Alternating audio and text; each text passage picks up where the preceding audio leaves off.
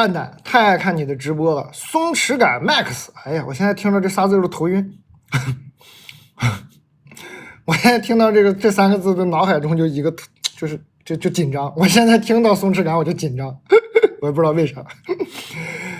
啊，感觉你不用死盯着屏幕，只用听声，还能玩手机，好开心啊！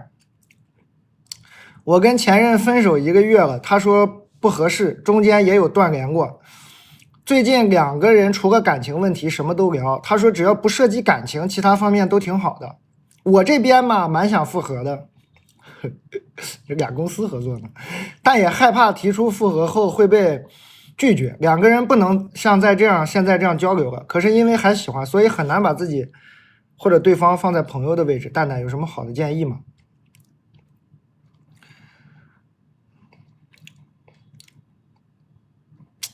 聊聊呗。不是啊，你说这个也很奇怪哈。他跟他前任分手1个月，最近2个人呢天天聊天，是除了感情问题什么都聊。然后呢，对方说只要不涉及感情，其他都挺好。如果我给你一个比较武断的、比较粗暴的结论啊，如果其他都挺好，然后你们一直聊，早晚会聊到感情也变好。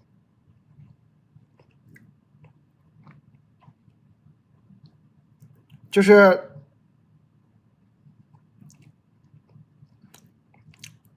虽然我建议你就算了，但我看你这个样呢，你也挺不舍得的。你要是实在不舍得呢，你就这么聊就好了。你聊着聊着，你俩肯定会聊到感情的，然后到时候你再被拒绝吧。感觉还是会被拒绝啊。我感觉你还是会被拒绝啊，只是现在会好一点，现在早一点。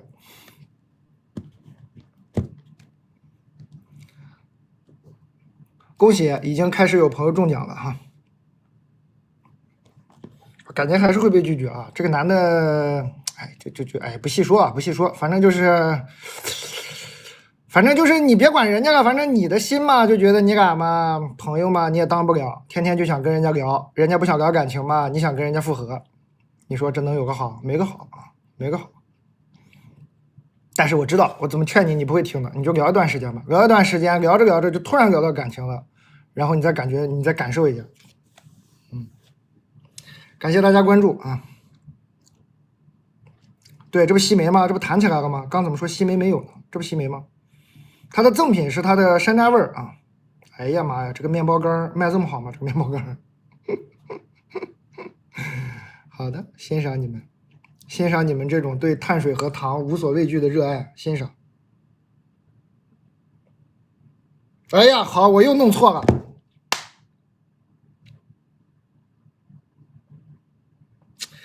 但是你们应该会原谅我的吧？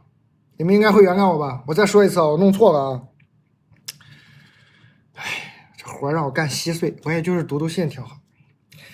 这个长相思的酒呢，买2瓶是送1套这个野餐用的杯子和瓶子啊，这个回去自己组装一下，里面这个组装好就是这样的。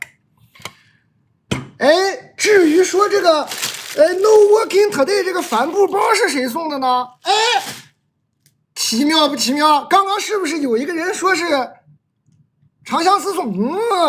哈哈，是一个悬念啊，就看你们能不能发现。结果你们好聪明，还是被你们发现了。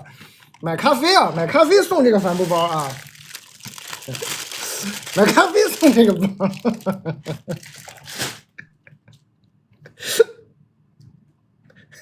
真头晕，买咖啡送这个包啊。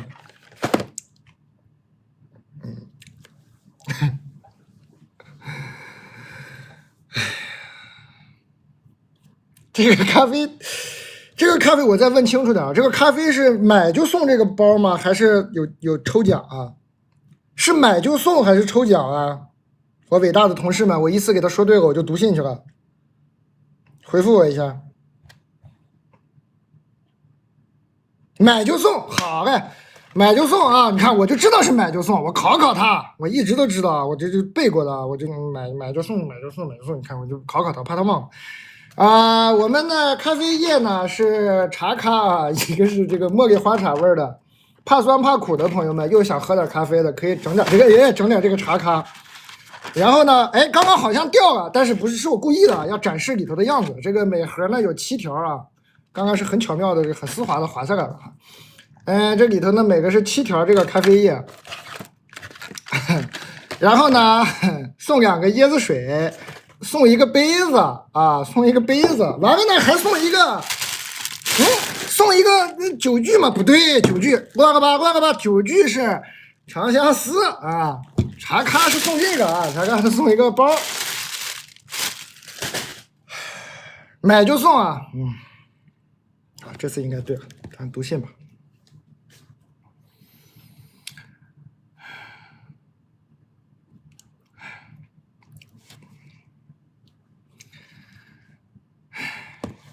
稀碎，松弛和松垮只有一步之遥，不推荐大家太松弛啊。我看经常有人在网上还教大家怎么有松弛感，别学那些啊，紧张点挺好的，别那么松弛啊。松弛跟松垮就是一步之遥，太垮了呀。好在茶咖不错啊，茶咖不错，大家可以不要被我影响，这个茶咖确实不错。上次买到的朋友喝了的朋友帮我说一下好不好喝。然后今天又多个赠品，一个包，一个杯，这个杯上面写的是 Bug is a happy accident。这个杯子就是给我准备，我刚刚那一套呢是表演啊，就是为了给大家展示说，如果发生了这个有 bug 了，说你在奖品工作的过程中有 bug 怎么办？没关系啊，是一个 happy accident， 没有关系，没关系，让它过去。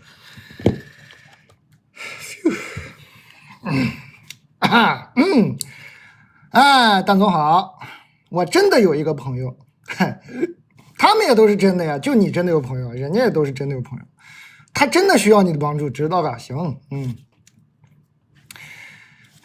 我都懒得，行，我就给你念吧。她有一个相恋了多年、很适合结婚的男朋友，同时呢，还有一个认识了多年的男闺蜜。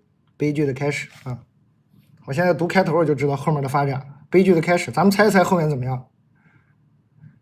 肯定是跟这个男闺蜜不清不楚了嘛，是不是？朋友们，你说这后面能怎么发展？肯定是，不然提这男闺蜜干嘛？说我有一个认识了多年的，我有一个相恋多年、适合结婚的男朋友，还有一个认识多年的男闺蜜，那肯定最后跟这个男闺蜜也相恋了。你说是不是？咱们读吧。我现在我都是头晕，我现在读开头我都不想往下念，我都猜个大概。这很难回答，真的很难回答，到最后都很难回答，特别。她和男朋友啊，她现在说的还是说那个她有一个朋友啊，她没有说她自己，她是真的有一个朋友。她和男朋友的感情趋于平淡，那肯定的呀，那最后不都趋于平淡吗？你看你开头我就知道你趋于平淡了呀。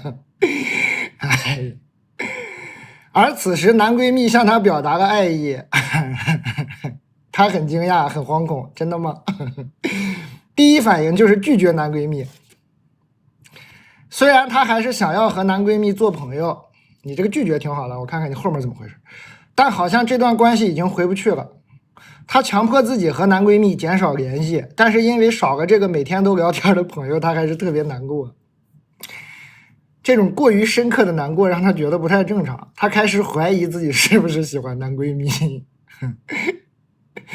其实原本她是想要和男闺蜜发展成长期稳定的朋友的关系的。我就第一次听这个形容啊，长期稳定的朋友的关系，我没听过这种形容啊。就和之前几年一样。但是男闺蜜表达了自己的喜欢，所以想要和她发展成恋人。她觉得她想要的和男闺蜜想要的完全对立，所以好像不能调和，结果只能是要么在一起，要么就断干净。但这2种结果她不能接受。此外，她也想过，如果真的能回到朋友关系，她也担心如果男生有个新的女朋友，他们的关系是否还能继续。她真的不想失去这个朋友，但现在的她真的不知道要怎么办，想知道蛋总和姐妹们的看法，谢谢。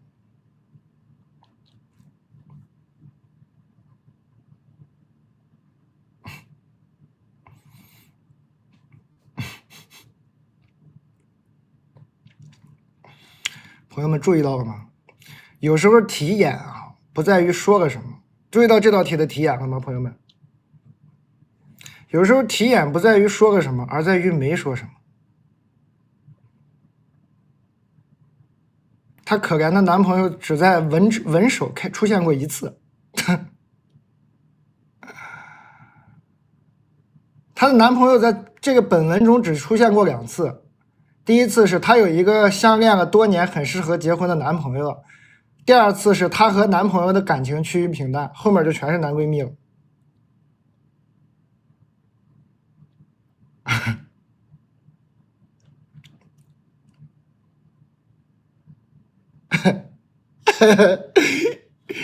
你跟我说你对这个男闺蜜一点感觉都没有，我信吗？你觉得？我就给你做一个这个叫词的这叫什么玩意儿？词频分析，我就纯单做一个词频分析，你这也不对劲儿啊！你这开头好像是在男闺蜜和男朋友之间纠结，最后其实你只是在纠结这个男闺蜜，你俩以后怎么相处？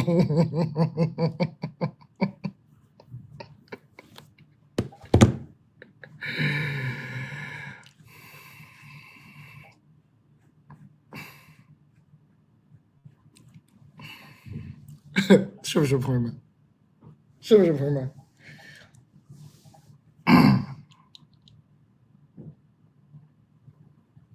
是不是？所以呢，给你的答案，第一个，先跟你这个男朋友分手，好吧？我感觉你心里已经跟他分手了，你没通知他，你忘了，你记得告诉他一声啊。你男朋友还不知道你已经跟他分手了，你记得通知他一声。然后咱们再看看你这个问题怎么给你解决啊。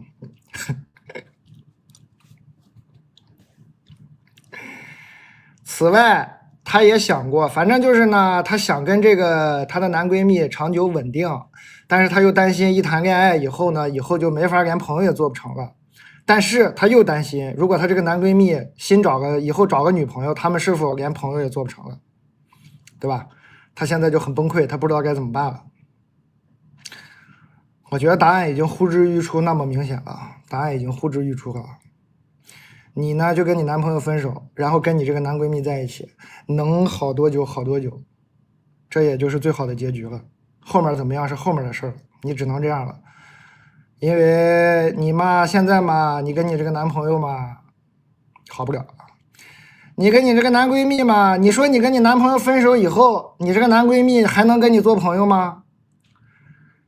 你这个男朋友目前存在，我感觉就是一个借口啊。目前存在就是一个感情上的借口啊！你把这个借口一分手，你把这个借口放过了，你放过了这个借口以后，你男闺蜜发现你借口没了，说怎么还不跟我在一起？你还不跟他在一起，你俩朋友也做不了了。我感觉你也挺喜欢他的。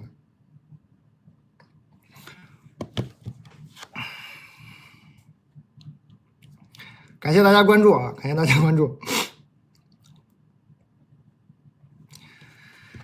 哎，他不是，他这些，你们得仔细听。说，你看他是不是没想过和男闺蜜在一起？你得仔细听他的这个读题啊。他觉得他想要的和男闺蜜想要的完全对立，所以好像不能调和，结果只能是要么在一起，要么就端干净。就这个选项并没有离开过他的脑海啊，姐妹儿。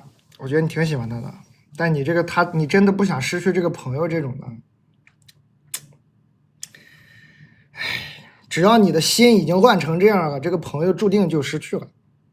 这个朋友已经失去了，只是看以后你俩变成什么样了，或者说你俩之前的那种友谊形式，从他对你告白那一天开始就变了。就以前你们俩的那种友谊，从他跟你说他喜欢你之后，就肯定变了。至于变了之后，你俩还能不能扛住，换一种新的相处方式，那也有可能是吧？那总是有可能的，但是是吧？像你以前喜欢你想要的以前那种，肯定是没有。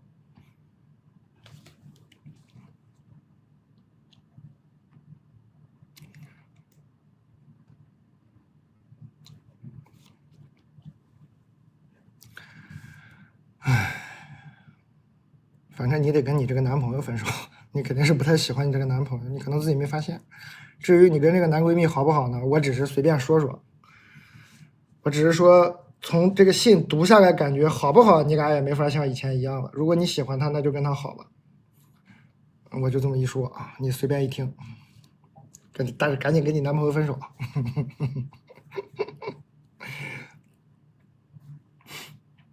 下一个，好，马上下一个，还有10分钟发券，感谢大家。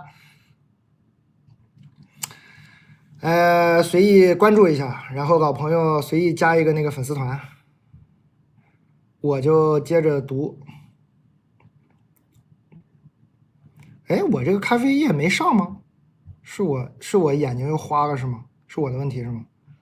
我这咖啡液呢？刚是叭叭半天，这个又送包又送啥的，咖啡液呢？咖啡液我没注意到，咖啡液呢？哎，算了。蛋总，我和我男朋友正是如胶似漆的热恋期啊，我们彼此三观很合，也都是生理性的喜欢对方。不过呢，00后年纪也比较小，未来一切都是变数。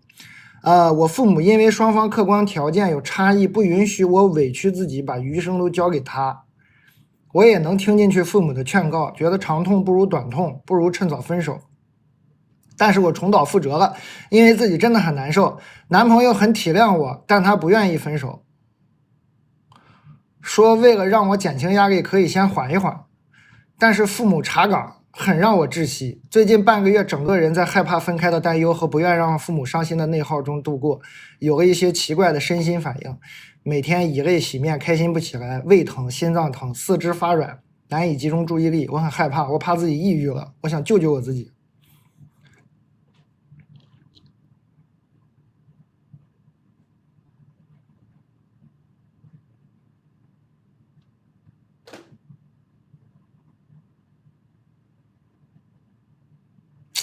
姐妹儿，但是父母查岗也很让我窒息，是不是还跟爹妈住一起呢？你可能第一步是试着先搬出去，不跟爹妈住哈。你先搬出去，不跟爹妈住一段时间，试试看你会不会好。咱先抛开这个男朋友不男朋友的事儿，我感觉你是应该还跟爸妈住呢吧？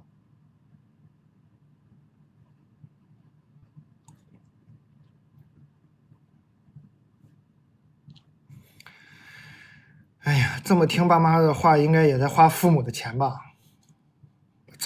我猜啊，猜错的话是最好。我猜你应该是经济上挺依赖你爸妈的。然后你爸妈就说，因为双方客观条件有差异，不允许我委屈自己，把自己余生交给他。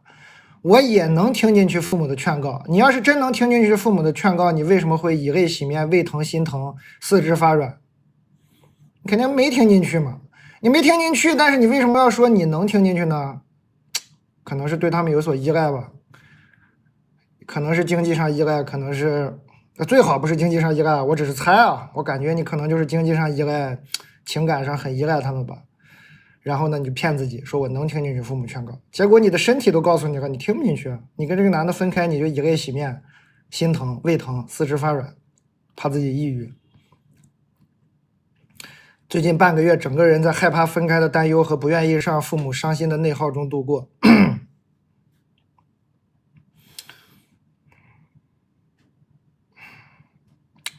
先搬出去住一段时间试试啊。然后呢，害怕分开的担忧，还不是说已经分开的痛苦，是害怕分开的担忧。完了呢，还加一个不愿让父母伤心。哎呀，伤心总是难免的啊！给你爸妈唱首歌啊。要知道，伤心总是难免的。爸爸妈妈，我出去租房住了，你又何必一往情深？我和我男朋友现在挺好的，我会好好上进，自己赚钱养活自己的。有些人你永远不必等，哒哒哒哒哒哒哒哒哒，然后你就走了，唱着快乐的歌，跟你这个男朋友在一起。但是不是说跟你这个男朋友在一起就一切都好了？但我的意思是说，你可能得先试着独立一点。无论是说对你这个男朋友的依赖也好，还是对你这个父母的依赖也好，它带来的结果只能是一泪洗面，胃疼心疼，四肢发软。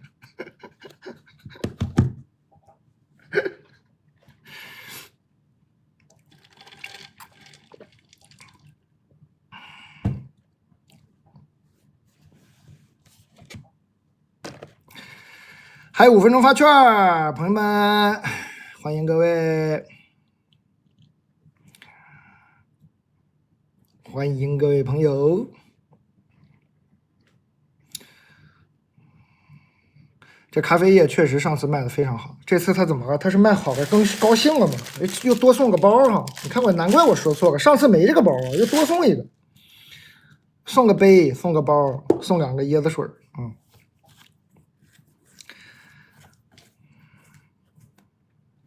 只送包，我又说错了吗？那是杯不送了是吗？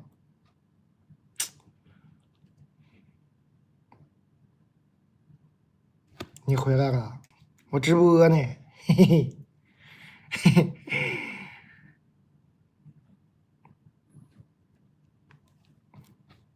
2个选择，你看我同事让我绕晕了，我同事这多年纵横于各大直播间，一直都很顺利。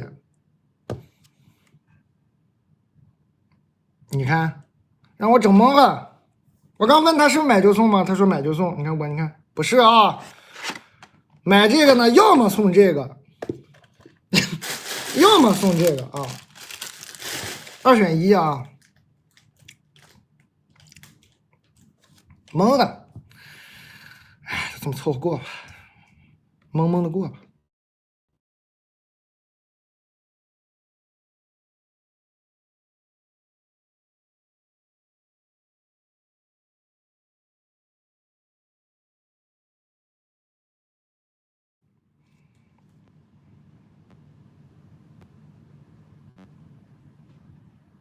卡丢了！我同事上技术手段了，我同事可能是嫌我太不专业了，上技术手段了，把我给卡出去了。刚才卡丢了，闪退了，直接是不是技术手段了？刚才是不是卡丢了？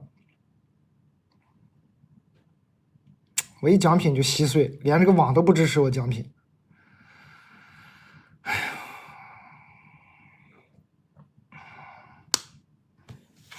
感谢各位帮衬吧，只能我接着读信吧。还有3分钟发券啊，让我这个还是让我们伟大的这个粉丝团的朋友们给奖品吧，我别讲。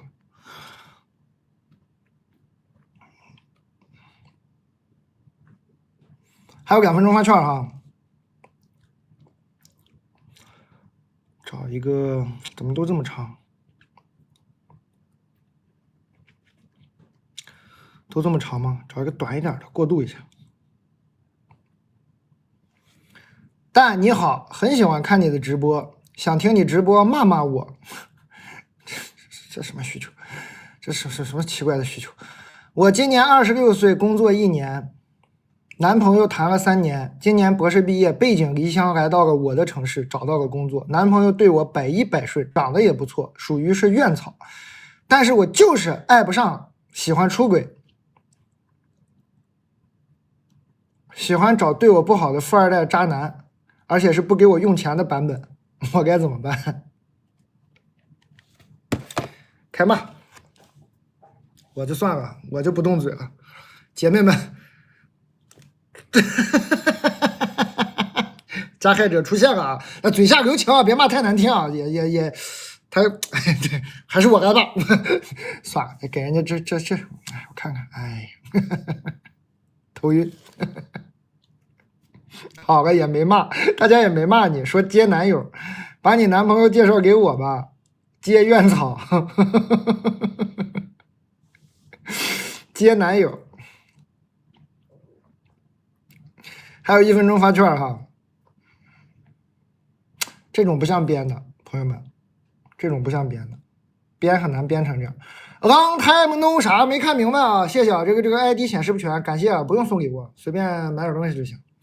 还有1分钟发券了，随便抢券，今天券比较多。这不像编的，编很难编成这样的，这不太好编，细节有点多。这么短的文字里有这么多的细节，而且还有这种悔恨的感情。如果是编的，一般不会编这种悔恨的感情。赶紧分手吧啊！把你这个百依百顺、长得不错、属于院草、博士毕业、背井离乡的帅哥男友，赶紧放生啊！赶紧放生，找一片那个水土丰美的地方，找一个水土发券了，朋友们，找一片水土丰美的地方。然后呢，我们今天还有一款酒没讲，七夕也快到了，七夕节之前赶紧跟人家分手吧。七夕节之前找到一个水草丰美的地方，一个河边，你说亲爱的，虽然你是院草，长得帅，博士毕业，对我百依百顺，但我现在必须跟你分手了，都是我的错。然后男朋友说，什么意思？你不爱我了吗？然后你就说爱，我还爱你。收下这一瓶酒，这手工做的啊，这个酒标都手工做的。说还爱你，但是我好像更爱渣男，对不起，都是我的错。回去慢慢喝吧，喝完了嘛，瓶子别扔，这都手工缝制了哈，很漂亮哈。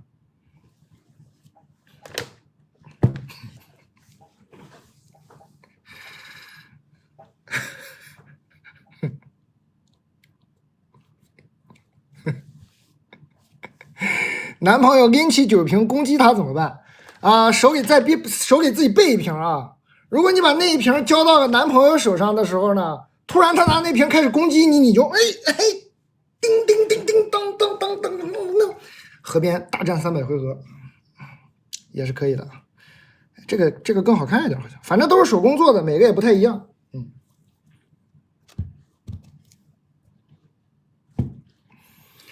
然后呢，你如果觉得你能做的比这个更好，大家可以看我们这个链接里去欢桃，或者就是上海我经常去那个欢桃或者知如嘛，他们本周6和下周6都有，你就报名，你报名嘛，价格是一样的，跟这个买这瓶酒价格是一样的，只不过你还可以加一个手工体验的课程，你可以去那儿跟那个有人教你啊，就是做这个的艺术家教你怎么做这个手工的酒标，自己做一个。可能七夕送礼物更有新意的感觉，或者你就说是你自己做的不得了嘛，也不用那么费劲啊，你直接买这个你就说我做的，他还能查咋的？他还能看我切片咋的？他还能查我直播回放咋的？没有这么没情调的人啊，都已经收到礼物了，他不至于啊，他很高兴，就剩乐了啊，他不至于回来刷我切片啊。我手里拿的这个呢，就是你女朋友或者你男朋友亲手做的啊，只不过他寄给我，让我在小卖部展示一下，好吧？别往心里去啊，都是他手工做的啊！大家可以七夕节的时候买来送给自己的另一半啊。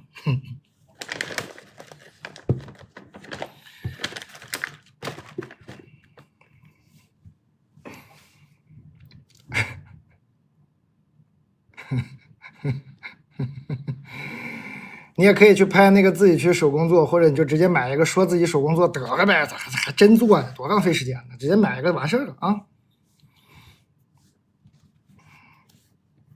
T 恤展示一下，能展示的都在这儿了，秀的啊 ，Not Working Club，Not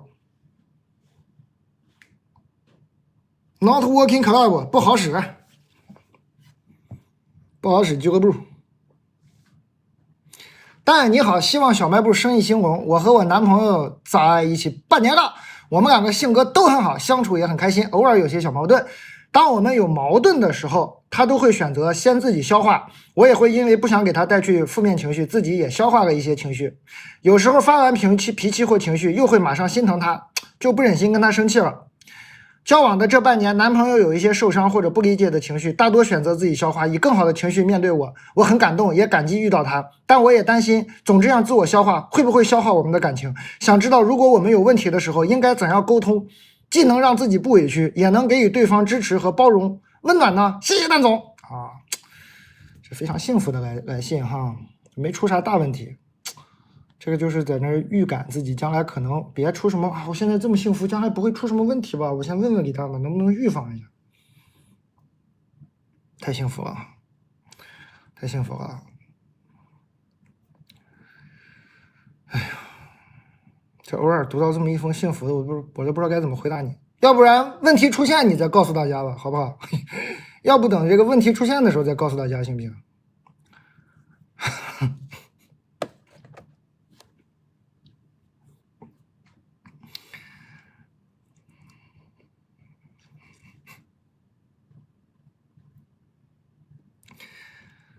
所有年轻人，年轻人，年轻人，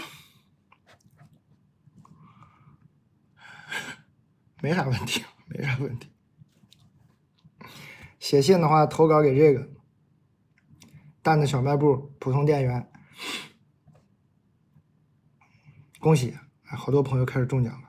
反正今天你们买这些东西，大部分，尤其是新品吧，大部分都会加赠啊。我觉得她就是担忧她男朋友老自己在那消化，会不会消耗？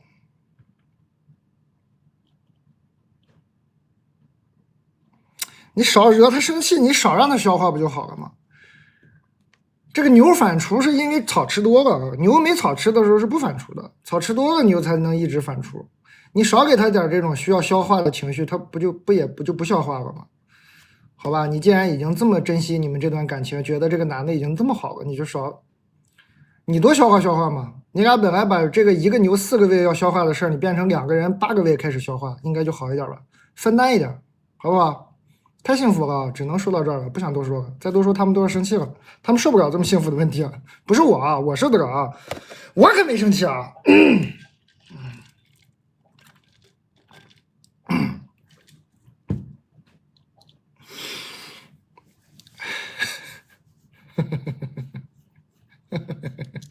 牛，草饲牛，就是你看草原上那些牛怎么一直在那嚼口香糖呢？不是嚼口香糖啊，牛在一直吃草，草饲牛就这样一边溜达一边吃。至于草饲牛是什么样的，大家可能无法亲眼所见了，可以买一盒草饲牛的一部分啊，这都是来自呼伦贝尔大草原纯草饲牛啊。买点这个草饲牛的一部分回去看看吧。有小朋友问你说：“哎，草饲牛长什么样呀？”你说啊，长这样，一部分长这样，切的很薄的时候，草饲牛就长这样，非常好吃啊。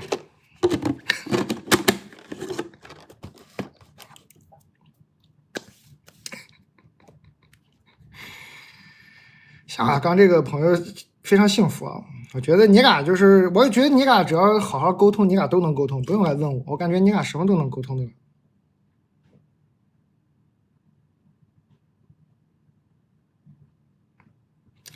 蛋总你好，去异地追星认识了一个男生，当时比较匆忙，没有订酒店。听完呢，就觉得听完演唱会吧，应该是啊，听完太晚了。这个男生他的家就在本地，他邀请我去他家，两室一厅啊，凑合一晚，我就拒绝了，感觉不太好。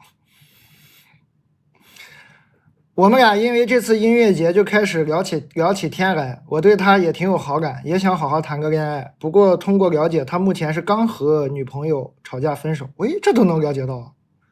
哎呦，在音乐节认识到的人，你都能查到他的底细啊！通过了解，他目前是刚和前女友谈了快3年的前女友吵架分手。哎呦，这怎么查到的？这个搜索技术可以啊。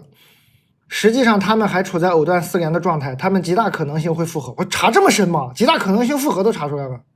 8月份的时候又有一场音乐节，你说我应该争取一下约他出来聊聊，还是放弃？白查了呀，查半天，你这侦查技术很好，情报拿在手里你不会分析呀？你侦查技术这么强，你这都能让你查到，你最后还这么个大结局。8月又有一场音乐节，你说我应该约他一下，还是放弃？你再请个分析师吧，侦查能力已经拉满了，分析能力太差了。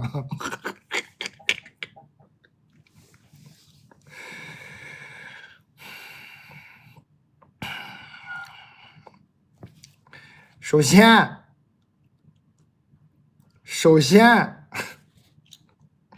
就算是约，也应该是等他约你，好吧？等他约你呢，对你来说比较好，就是你至少有一个层面上判断，你甚至可以主动跟他聊起来，说哦，那你跟你前女友怎么样啊什么的都可以，对不对？你等他约你，你就少那么多少那么多想法，你也不用那么多分析。他如果你俩真的有意思的话，他第一天见你就敢约你去他家住2室1厅，第2次见你怎么音乐节都不约你了？你还约他？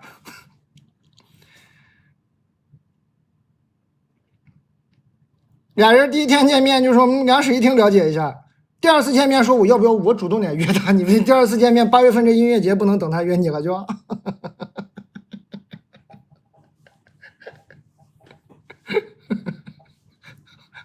是不是这么个道理嘛？怎么就成你主动约他了呢？肯定是等他约你啊，姐们儿。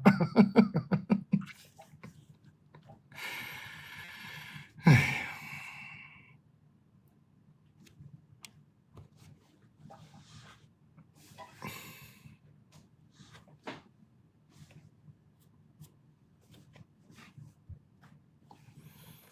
我觉得这男的还挺实诚的，这男的挺有些诡异中透着一股实诚，就等于是第一次听音乐节，认识一个姑娘，说晚上没地儿住，要不来我家住吧，我家2室1厅。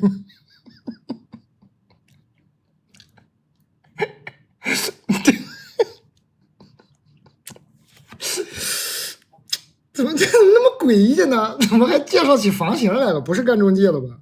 好奇怪啊！不会要求你去突然说租金可以给你，好奇怪啊！好奇怪啊！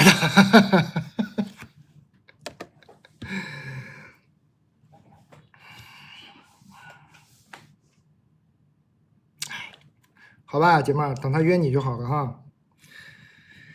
你实在是喜欢他，肯定是挺喜欢这个男生的，不然是一顿调查，给人家调查出来这个男生有前女友，谈了快3年，而且藕断丝连，很有可能性复合，这都调查出来了，他肯定是挺喜欢这个男的。你如果真的挺喜欢这个男的呢，哎呀，你最多就是跟他聊一聊，说8月份音乐节喜欢谁什么的，肯定是等他约你啊，不能你约他，等他约你嘛，就随机应变呗。到个音乐节现场。你这次记得把酒店订上啊，先，你先把酒店订了，你这回，完了呢，到了音乐节现场聊一聊嘛，喝点酒，说，哎，我听说你别说话啊，我看你面相，我会看面相啊，哥们儿别说话，哥们儿别说话，我看你面相，你有一个女朋友，谈过3年，别说话啊，藕断丝连，是不藕断丝连？现在断没断？说把酒喝了，干了，断没断？逼问他，是吧？感受一下。看看行不行？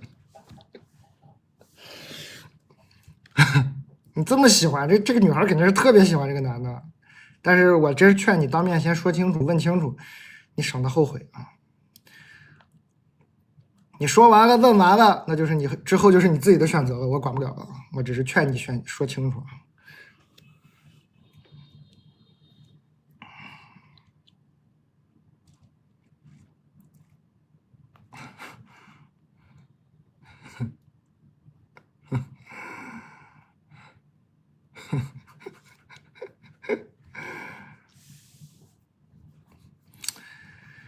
哎呀，你订个民宿，你这回去音乐节，你也订个2室1厅。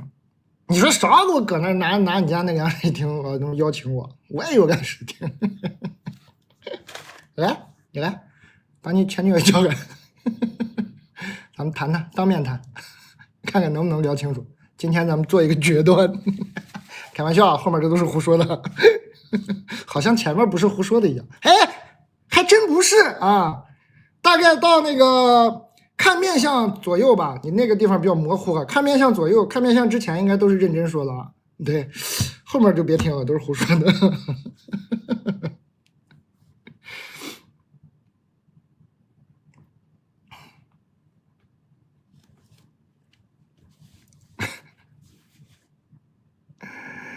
蛋总晚上好，我来投稿了。最近精神食粮就是你，很感谢你给我带来的快乐。我来分享一下我的故事。我最近在小红书认识了一个男生，因为我的小红书小号喜欢分享我的生活，所以呢，他来私信我。你们这个因果关系，你们的逻辑啊，我已经很久没有推荐过《事实》这本书了，你们这个逻辑怎么又乱了呢？这逻辑怎么又乱了呢？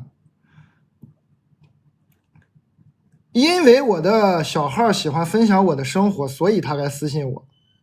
这什么逻辑？这什么因果关系？这什么因果关系？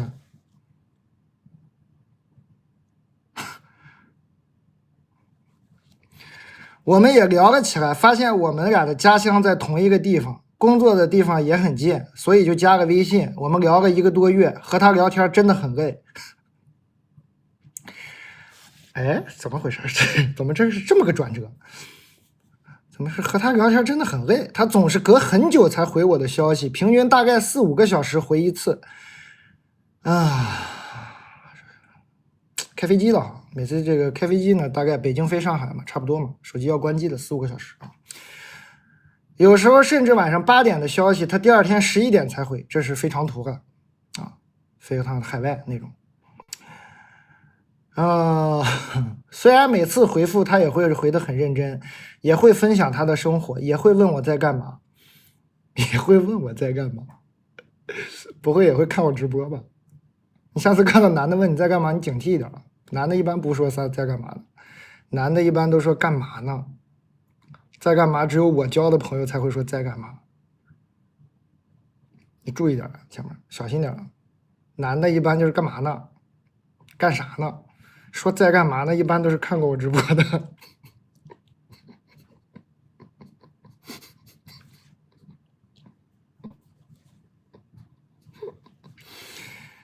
不会还是个自己人吧？不会都在粉丝群里吧？哎呀，我问为啥这么晚回复，他总是说没看手机。可是我觉得现代人哪有这么长时间不看手机的？穿越回来的，你就这么想吧，姐妹啊，穿越回来的，不适应，刚学会用手机。哎，他肯定是觉得没那么重要，所以搁置了，对吗？你问谁呢？对吗？对吗？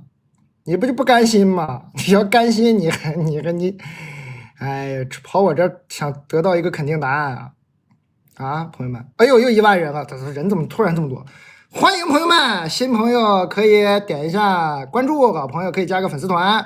新朋友呢，点开这个红色的购物袋，了解一下叫销冠的东西，里面都是我们卖的比较好的。老朋友点开这个叫新品的东西，啊，里面的这个今天我们这个咖啡液赠品比较多，赠品非常多，但是我讲不清楚，我就不讲了，你们自己去研究吧。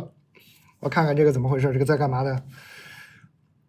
哎，这姐们跑我这想要肯定答案来了，他也总是说要来找我玩，可是现在也还没来。写这么长的信，不还是上头了吗？只是线上聊天，特别是和他这种人聊天，真的很难坚持下去呀。就是比如说呢，我分享一个有趣的故事，等他4、5个小时才回复，我的分享欲都没了，无法继续讲下去。请问蛋总和姐妹们，可以给我点建议吗？这个男生值不值得我继续跟他联系呢？我又应该怎么和他相处呢？谢谢大家，祝大家天天开心。蛋总小卖部生意兴隆。题眼是什么？题眼是什么？题眼是这个女生发小红书，这个男的主动加的她。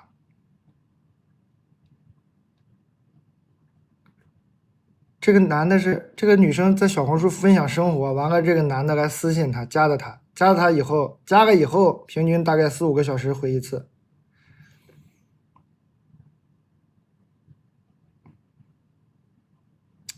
我就不往坏处推理了啊，咱们就不往坏处推理了。反正呢，这个行为很反常，别理他，神经病，你就当他神经病了，这是最好的结局，这是最好的结果。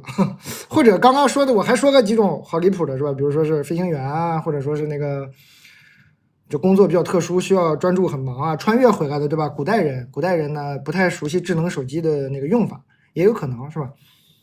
除了这几种离谱情况呢？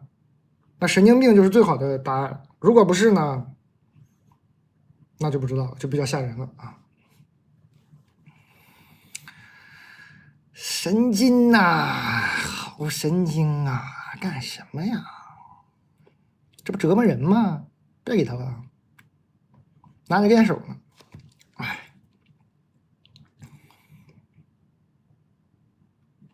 对吧？他俩要是别的渠道加微信，咱们还多分析分析。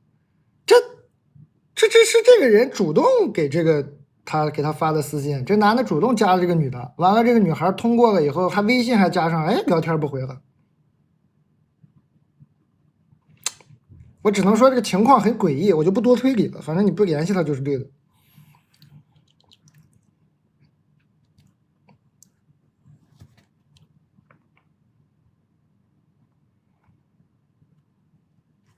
是吧？很诡异啊。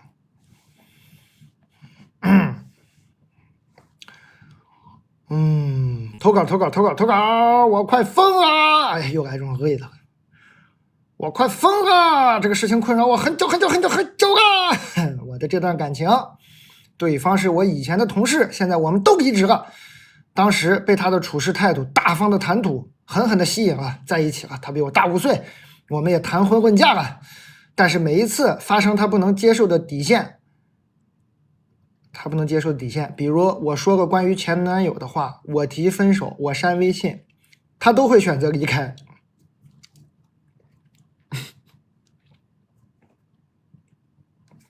好的，如果我再问一遍确定吗？他就会说给他一点消化这些问题的时间。发生了2次了，第一次分开我们正常聊天，也就又和好了。这一次他说要思考到月底。哎，真不错啊，确实这个处事态度是可以的，还要思考到月底，确实还可以啊。中途我们没聊天，我问过他想好没有，他说还没有到月底。我欣赏大哥这个处事态度，我很欣赏。你说删我微信是吧？你是不是删我微信？你让我思考思考啊！我思考到月底。中途我问他思考好了没有？没到月底。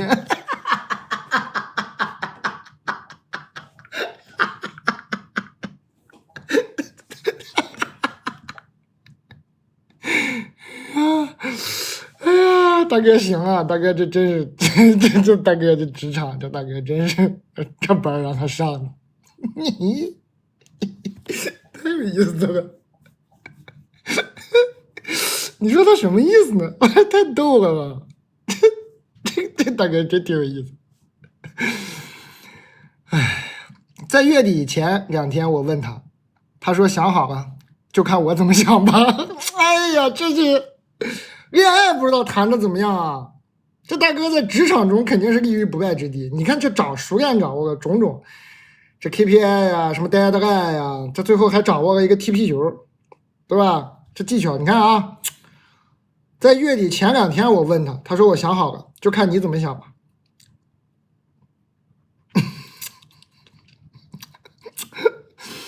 然后呢，就还是继续在一起了。然后我就说，那下次如果分手，我们就直接断干净吧。他说好。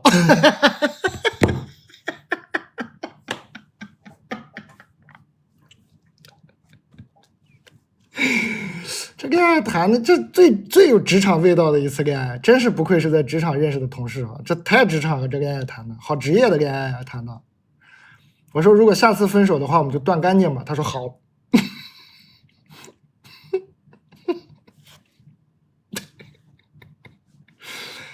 这处事态度确实可以啊，非常职场啊。然后呢，我们就一直没有联系了，我不知道该怎么做了。这种好不了断不了的关系，快把我逼疯了。没有断不了啊，姐妹儿，断了，断得了啊，是你没断啊，已经断了。这种好不了断不了的关系，快把我逼疯了，断了已经。有种我不找他，他就不找我的感觉，好像我犯了天杀的事一样，我该怎么办？你不至于说犯了天杀的事儿。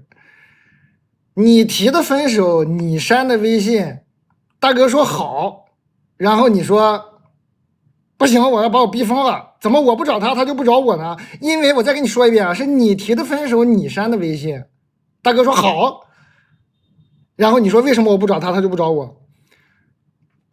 大哥说我对需求没有理解清楚吗？我这个 brief 没看明白吗？说姐妹你把 brief 再拿来看一遍啊，我看你这下的 brief 是什么？不好意思啊，那个部门的同事等一下，我看我对接没对接清楚。哎，我们这边那个需求再下一遍，我看这需求是什么？需求是说提个前男友啊，提前男友好，提个分手，对，需求是提分手，提前男友提分手，还有什么呢？把我微信也删了啊，3个需求啊。那我觉得我消化的很清晰啊，责任不在我们部门啊，找其他部门。我们这边就是应该分手啊，你告到总公司也是分手啊，不会给你的。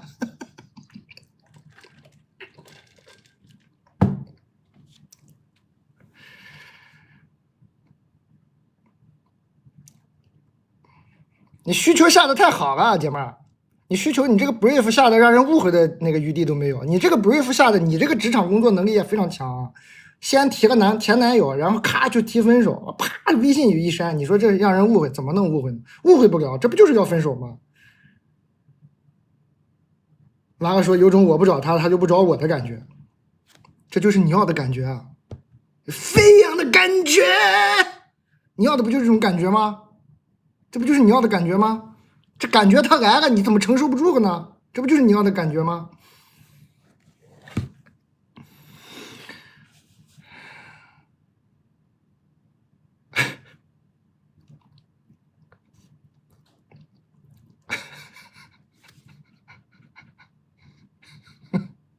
姐妹，还有4分钟发券。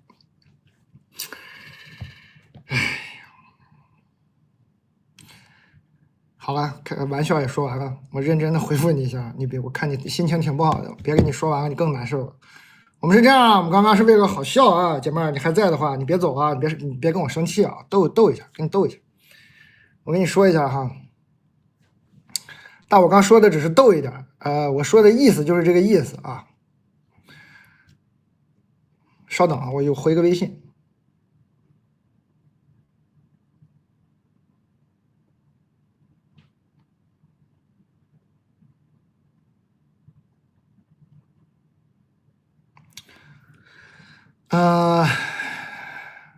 你如果真的还是挺珍惜这个大哥的，那你就主动加他回来，然后呢，把我刚刚的对你的这一番说的这些话，你消化一下，然后你跟大哥说对不起，大哥，兄弟，当年呢我就被你的处事态度和大方的谈吐吸引，我现在呢发现你的处事态度确实是跟我当初吸引我的那还是很欣赏。希望你也能保持大方的谈吐，再原谅我一回。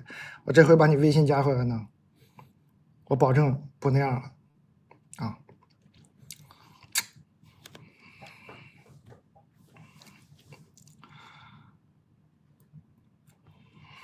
回谁的微信？哎呀，等我设置好了我就告诉你们。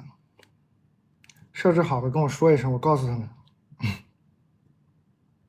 好了。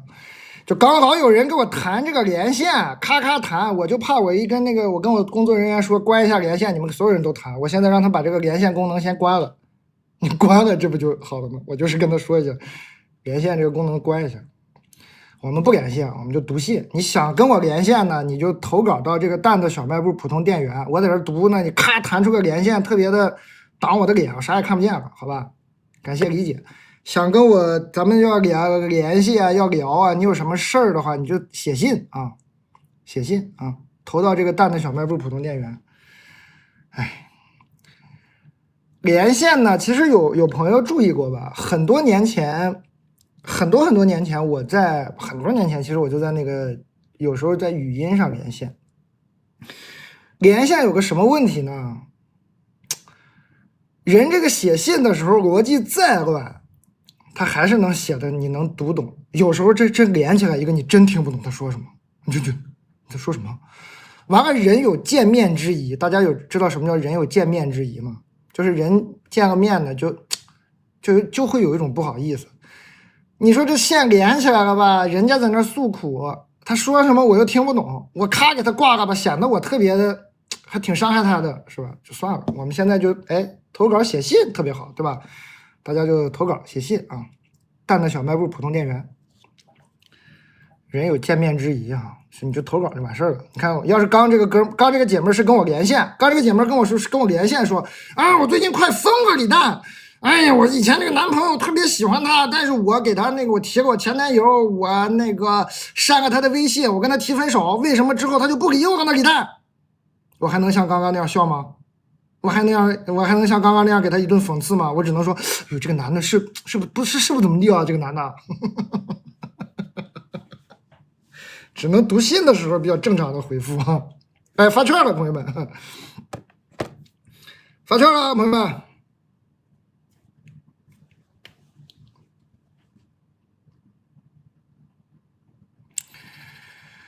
好的，这个面包干我这个面包干就讲了一回，多一句我都没提，已经快400件了啊，非常好吃。我今天有资格吃啊，我今天参加运动会了，昨天我练腿了，我可以吃点碳水啊，非常好吃。海盐焦糖味的，推荐海盐焦糖味这个贼好吃。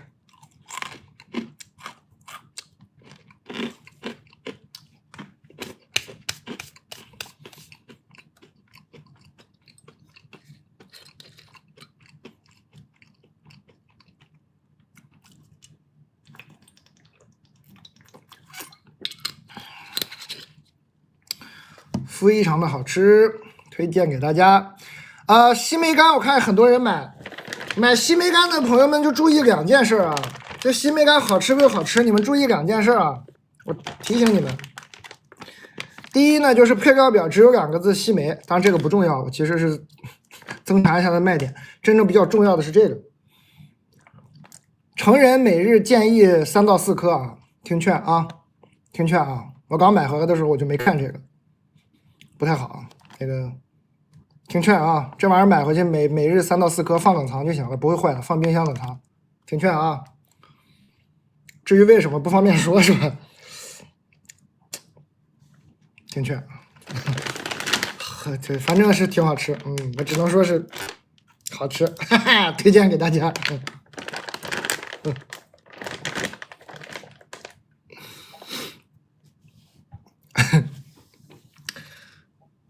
非常来劲，非常就是我不能说太多啊，不能好像我这个好像我同事警告过我，不能乱讲，反正你就听人家劝就行了。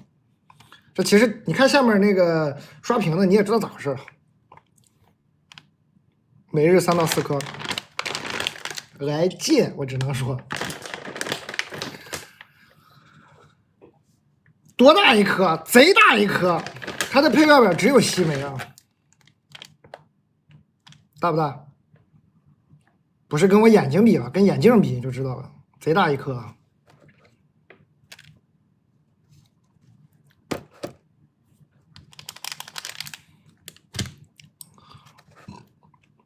没糊，直接吃。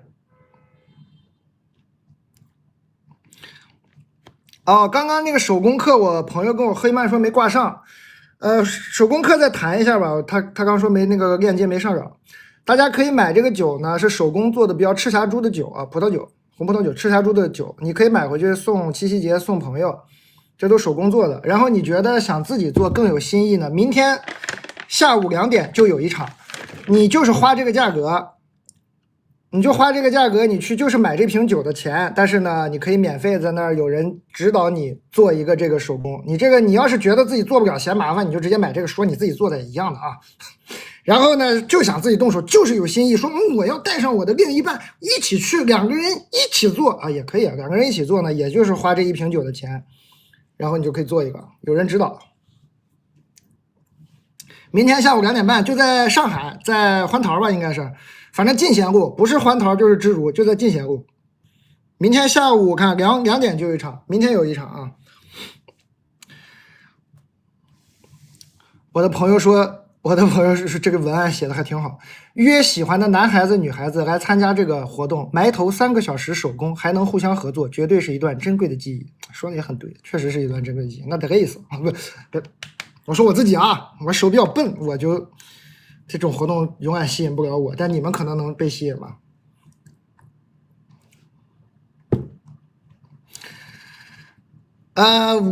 你就要不就听我的，你就直接买1瓶，说是你自己做的就完事儿了。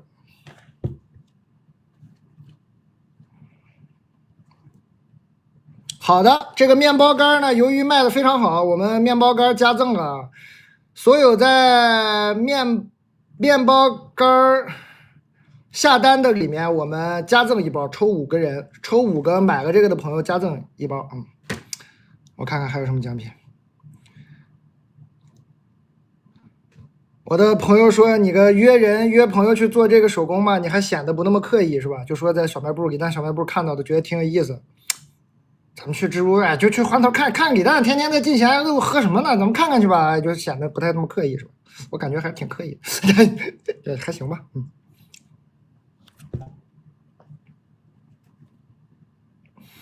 反正你就直接买这个酒也可以了。我接着读信啊，11000名朋友了，这又这么多人吗？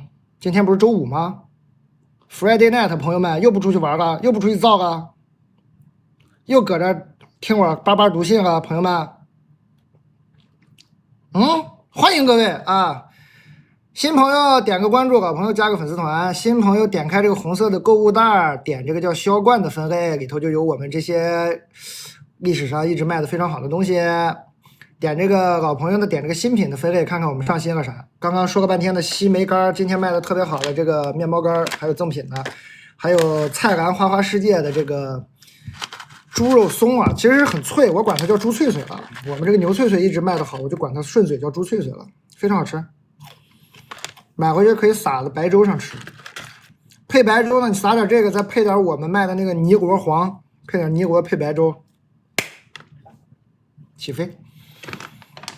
我不知道为什么蔡康老师现在这么健康，零防腐剂、零甜味剂、零色素、非油炸烤的哈，不像蔡康老师以往的风格，反正非常健康。感谢大家，我吃两口马上读信啊。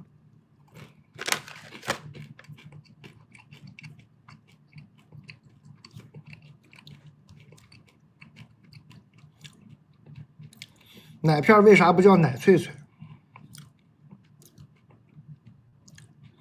阿蒙，奶片为什么不叫奶脆脆？马上把这个问题反映给哈尼牧场。这个真的很好吃，这奶片真的很好吃，这就经久不衰。一个牛脆脆，一个奶片，哐卖，哐卖。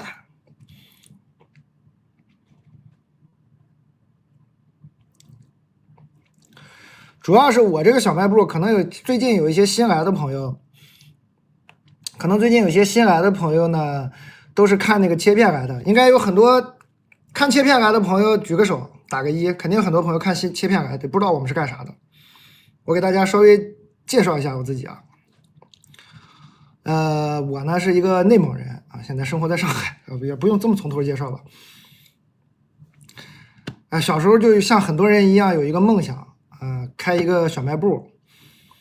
后来呢，在我们这个小红书呢，就开了这个小卖部。开了小卖部以后呢，其实就是想跟大家多聊聊天儿，然后卖的东西呢，就不想是一直奖品，一直说哇，这个321上链接很好的福利。我不是说人家那样多不好啊，我没那个意思，我是说我不擅长，因为那活我也干过。那会儿我干完之后呢，就干稀碎。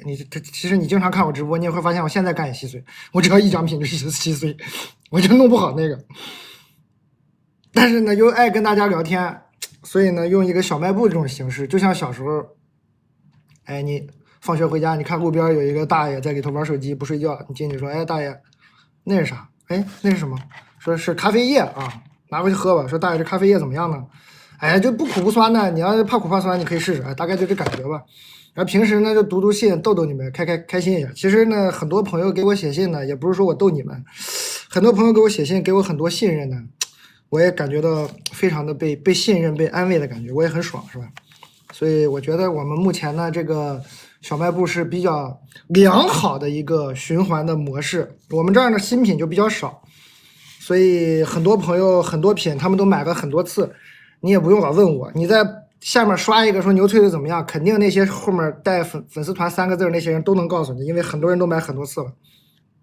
我这新品也比较少，我就像小卖部一样，主要是读信啊，开始读信了啊，给大家介绍一下，要不是解释，怎么口音出来了？给大家介绍一下。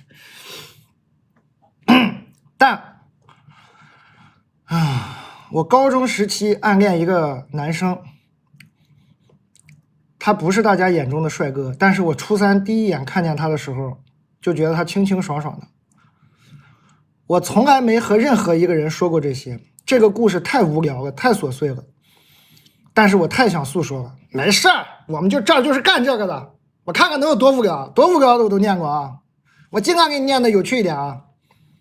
我自己都不知道，我原来这么喜欢他。这不好，不用破坏你的情绪，我还是认真一点。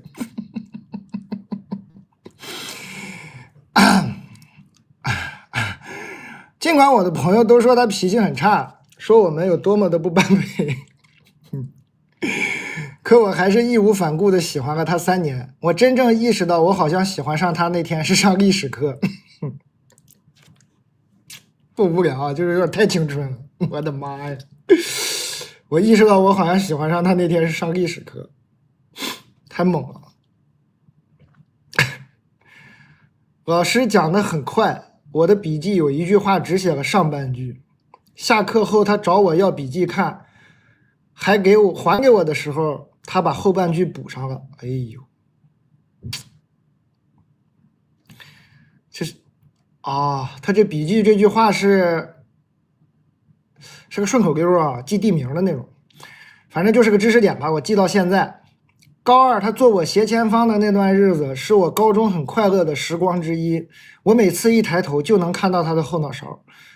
对，这是物理啊，这是物理啊，姐妹儿。他坐你前面呢，你每次一抬头，你肯定看到后脑勺啊。你一抬头看他脸，你得吓一跳啊。我看到他上课睡觉的时候，睫毛忽闪忽闪的。哎，你怎么还是看到正面的呢？啊，斜前方啊。物理啊，斜前方也能看到，那说明睫毛是很长啊。你看这个角度，斜前方能看到睫毛，这说明得足够长。如果睫毛只有我这个长度呢，从侧面看过来，那就没有忽闪忽闪的效果，只能看到我的眼皮啪嗒啪嗒的，是吧？你就是看前方那个男孩呢，睡觉的时候眼皮啪嗒啪嗒的，什么感觉清清爽爽，这就不对了。肯定是那个男孩睫毛很长，睡觉的时候呢，哎，他从那个斜后方看过来，是目光从这边射过来，说啊，那男孩睫毛忽闪忽闪的，对，是这种感觉啊。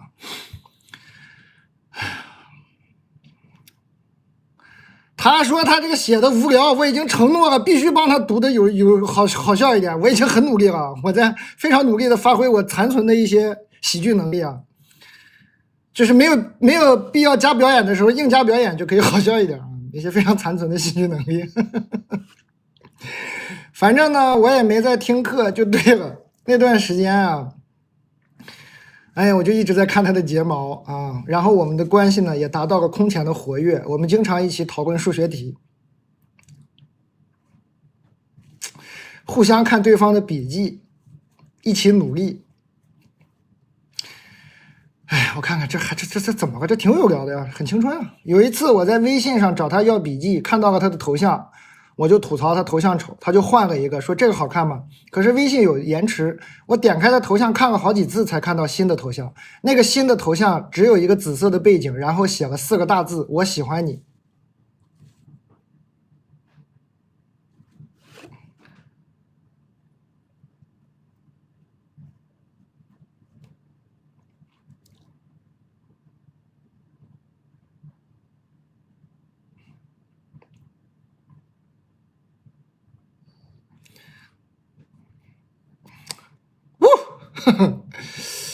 可是这个头像就存在了1分钟就被换掉了，我觉得也许是我想多了。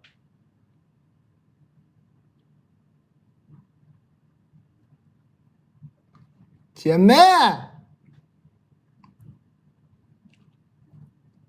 你想少了，姐妹，你还想多了，你想少了，你要气死我！他这个我喜欢你存在了足足1分钟啊，还存在了1分钟就被换的，足足1分钟啊！他可是个高中生啊！你想想他有多少哥们儿，你想想他冒着多大的风险，被他的父母、老师、被他的哥们儿看到我喜欢你这4个字，他为了你挺了1分钟他才换呢，多可怕呀！1分钟，你想想这1分钟，他脑子里得过多少画面？说这要让我哥们看着，这不得笑死我？这我妈看着我咋办呢？他就在这种心理状态下过了1分钟。你想多了，你想少了，姐妹儿，你想少了，气死我了！后来我们分班了，从每天能见到他变成了只有上体育课或者去厕所路上才能偶尔见到他。为了能多见到他一面，我都会跑到他班级的那一层去上厕所。哎呀，我每天上学最期待的事情就是见到他。高考前一天，我为了给他发高考加油，我给他们全班同学都发了一遍高考加油。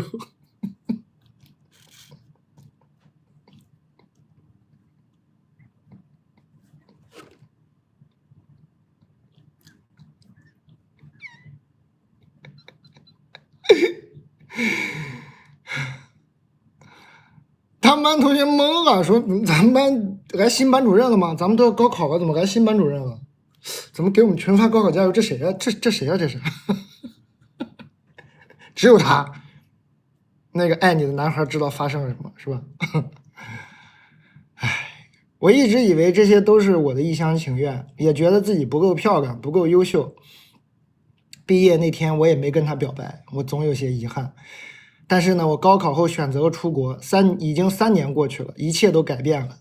我现在也分不清我是还喜欢他，还是只是因为遗憾而意难平。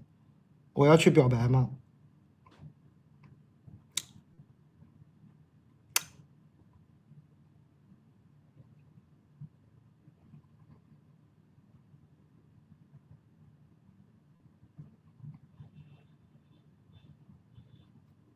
我头晕。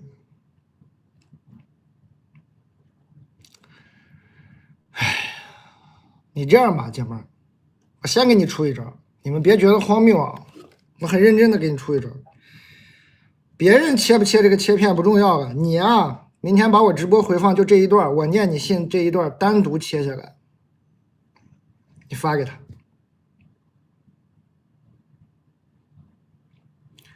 你就发给他就完事儿了，你一句话都不用说，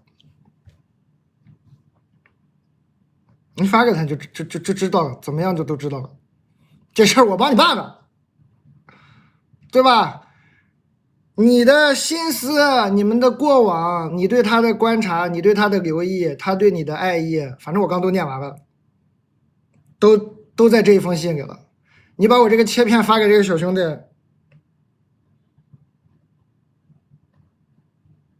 是吧？能成就成了，不能成也就哈哈一笑，说这秃头挺有意思，就完事儿了。能成不就成了吗？就这么点事儿。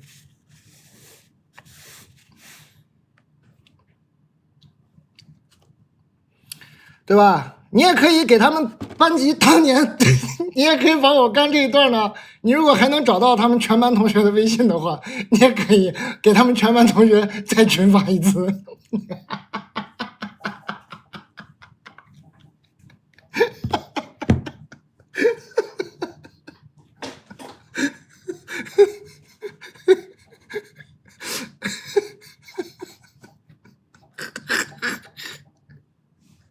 这就真正的青春偶像剧了。你要给他们全班同学再发一次，这就可以拍剧了。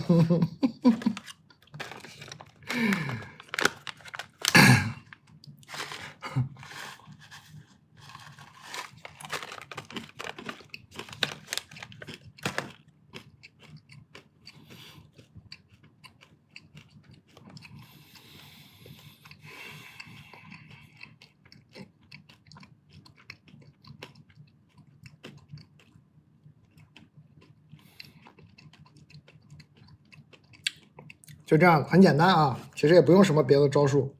你要想跟他聊两句就聊两句。你说，哎，我前2天上网看到这么个视频，挺有意思，你能坚持看完吗？你坚持看完的话，你跟我说一声，发给他就行了，也不用咋的了，就这么简单啊。你实在觉得我拿不出手呢，姐妹，如果你是给我写信，但是你又觉得李大我还是有点拿不出手，你就说好久没见，聊两句。然后呢，你自己去找一个紫色的底，上面写4个大字“我喜欢你”，把头像画了。画好之后，你就跟他说：“哎，你当年用没用过这个头像啊？到底？你说这么多年没见了，其实我就有一个问题想问你，你当年到底用没用过这个头像？”就完事儿了。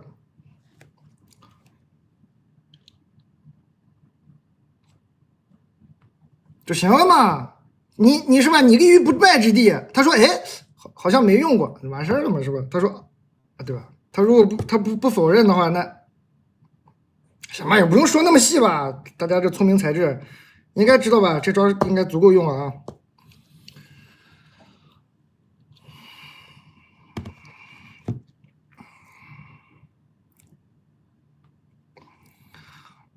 还得是你。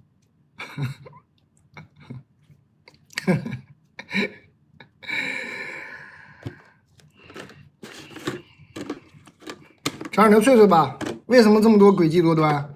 为什么总能出这些诡计多端的东西？牛翠翠吃多了，吃点牛翠翠吧。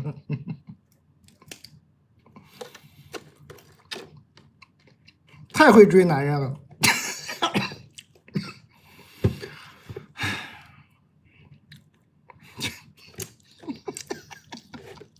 太会追男人了。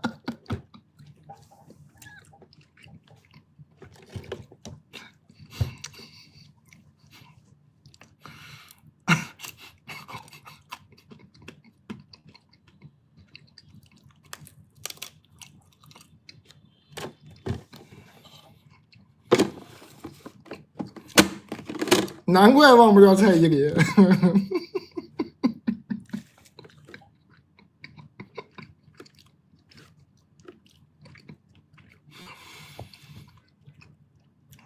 这姐们讲半天青春遗憾，她其实才大3，年轻大3，你这个时候不冲动，什么时候冲动？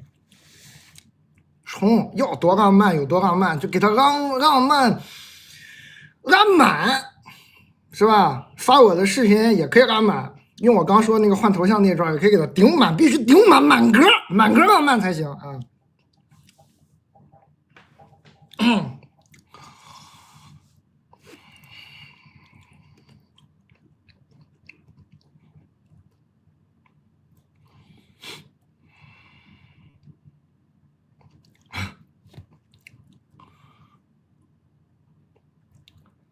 对吧？这个年纪不浪漫，你留着干啥？留着过年啊？过年不就大4了吗？蛋总啊，我今年29，我想听你讲我的故事。好，我讲你的故事，我是念你的故事，我讲不了你的故事，你的故事是你写给我的。我是一个对恋爱理性大于感性的人，之前我都是断崖分手别人，突然就感觉不喜欢了。我要享受单身生活。我前男友很符合我喜欢的外形特征，但是他 PUA 我，最后他 P 不住了，跟我分手了。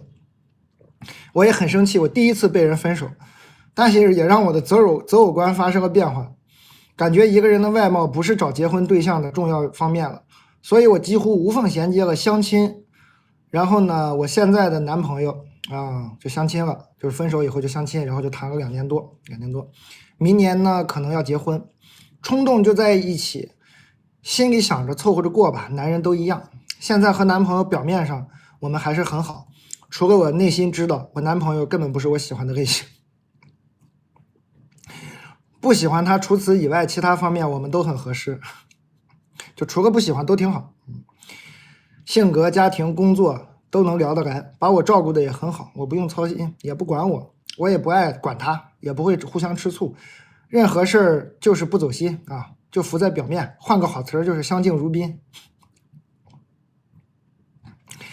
让我意想不到的事儿发生了，去年夏天我遇到了一个喜欢的人 S 他也喜欢我，不过他结婚了，但是我和 S 都没有要真正的在一起。现在呢，我真的特别喜欢 S， 说不出理由，就是喜欢。他又让我感觉到我真喜欢一个人是什么状态了，会开心，会吵架，会难过，会吃醋。说没有内耗也是不可能的，但是还是在可以接受的程度，不会影响到日常生活。我纠结的点在于应该顺其自然，与 S 和我男朋友维持现状，走到哪算哪，还是分手，重新找一个合二为一的人，找一个真正喜欢的再结婚。但是感觉好难啊。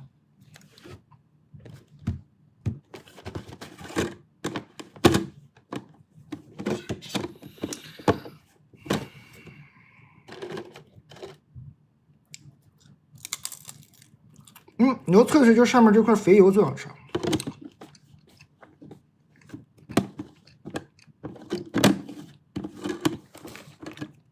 姐妹，你们经常有一些对自己奇怪的预设啊，姐妹，经常来信的人有一些特别奇怪的预设。我是一个对恋爱理性大于感性的人。你理性大于感性，你现在又感觉到了真喜欢一个人是什么样的状态，会开心，会吵架，会难过，会吃醋，然后他还结着婚。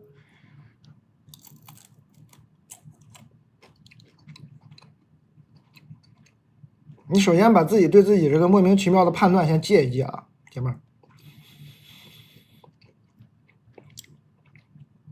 我读下来呢，我读下来我的感觉是，她被她前男友伤了一下，呢，就突然觉得就理性吧，她觉得自己理性，她其实是自己在催眠自己，没成功啊。她以前都是断崖式分手别人，她也没想过结婚啥的。她突然被她前男友一顿 PUA 完了之后呢，又很帅，最后这个前男友跟她分手了。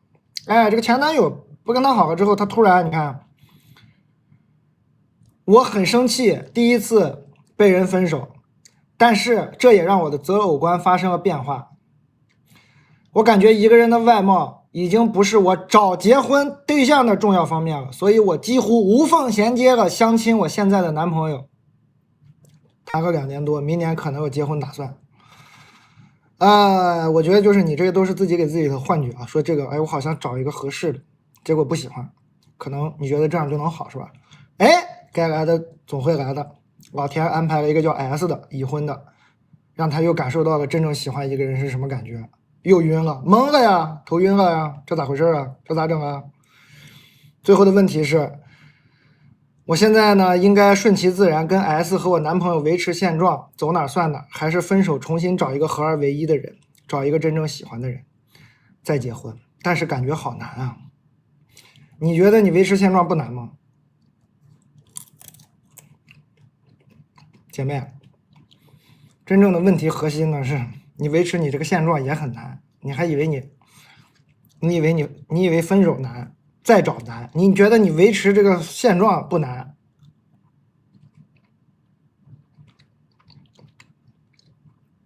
你这个现状你维持不住的啊！还有3分钟发券啊！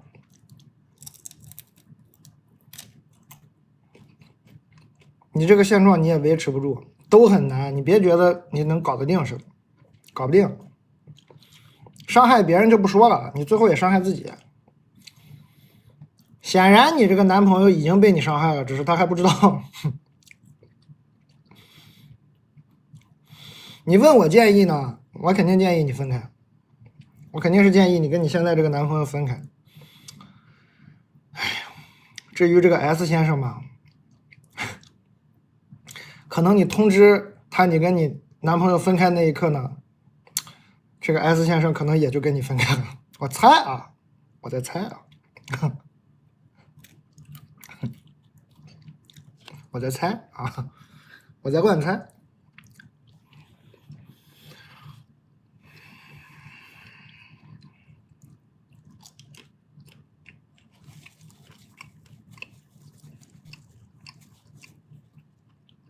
赶紧分吧啊，赶紧分吧。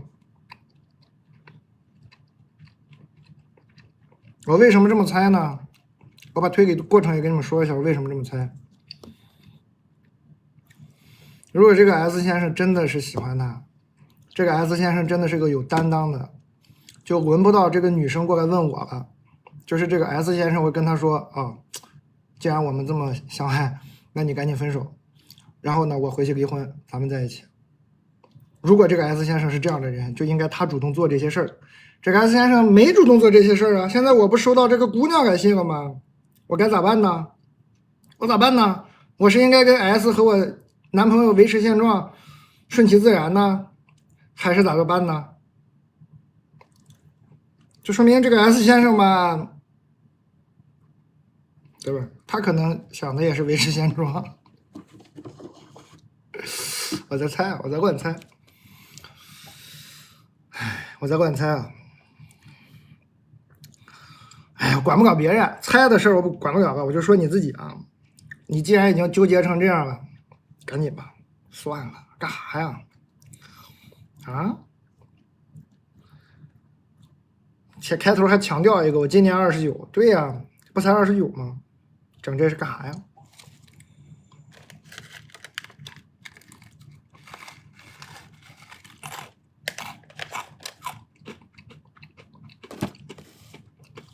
哎，发券了，朋友们，10点发券了，感谢各位1.3万人，新朋友可以点个关注，老朋友可以加个粉丝团，新朋友呢可以点开这个红色的购物袋，点开这个叫销冠的分类，你可以看一看。我刚吃的是这个牛脆脆，然后卖的很好的这个茶咖，茉莉花茶的呢，就是不酸不苦，你喜欢喝咖啡又怕酸怕苦，你可以整个这个，淡淡的回味，一股茉莉花的茶香，可以配椰子水。椰子水哪来的呢？他送的啊。茶咖有2个，一个这个，一个这个，路易士是吧？啊，路易波士茶。然后也会在下单的里抽奖送那个黑卡，好像抽5个人。他送一个杯子，你说这个杯子 bug is happy accident 不喜欢，那你也可以要一个 no working today 啊，也可以，就是俩赠品挑一个。咖啡液，送椰子水啊，他送椰子水。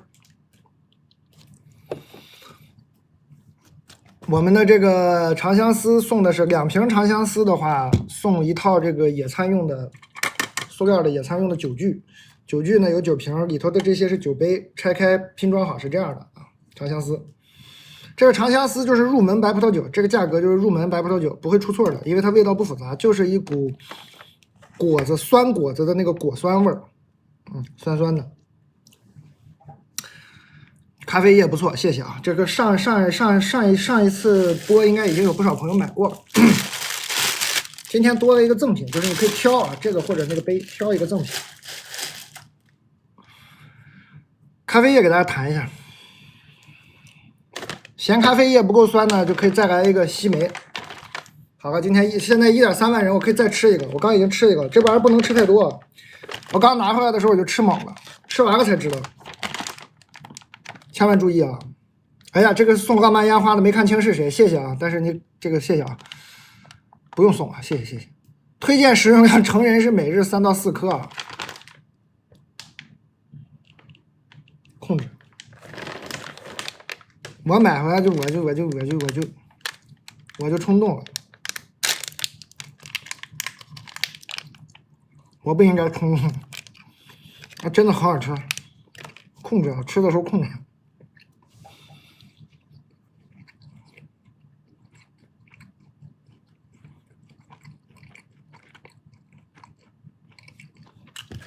不要看它怎么回事似的，不方便形容啊，反正很猛。还有啥新品？我们这个椰子冻干不是今天的，上次卖的就很好的椰子冻干还在啊。它的配料表只有3个字：椰子肉。这个西梅干，我刚吃那个西梅干的配料表只有2个字：西梅，然后没有籽的，只有2个字：西梅，没有籽的。我刚吃完了已经。冲！面包干是今天的新品，推荐的是这个海盐焦糖味的。我把这包开口我就吃完了，我不是我想吃，我确实是怕浪费，真不是说我多爱吃糖啊，多爱吃碳水，真没那意思，确实是开口了嘛，这个浪费也不太好。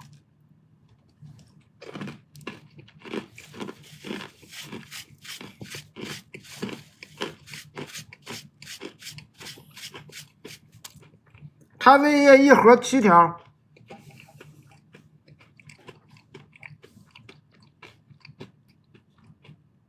太好吃了，而且这整把吃特别奢侈，贼过瘾。我如果不小心再打开一袋的话，是不是还得吃完呢？我会那么不小心吗？如果不小心就撕开一袋，是不是还得吃完呢？等会儿吧，我这还有猪脆脆没吃完呢。经常买牛脆脆的朋友可以来我们这儿整点猪脆脆啊，菜篮花花世界的猪脆脆，烤制的，一样是烤制的，不是油炸的。给你看一眼它长啥样。脆条直接吃也行，撒白粥上也行。撒白粥吃白粥可以配我们的泥国黄。有毅力的男人，谢谢有毅力的男人给我送的礼物。你这个 ID 谁给你取的？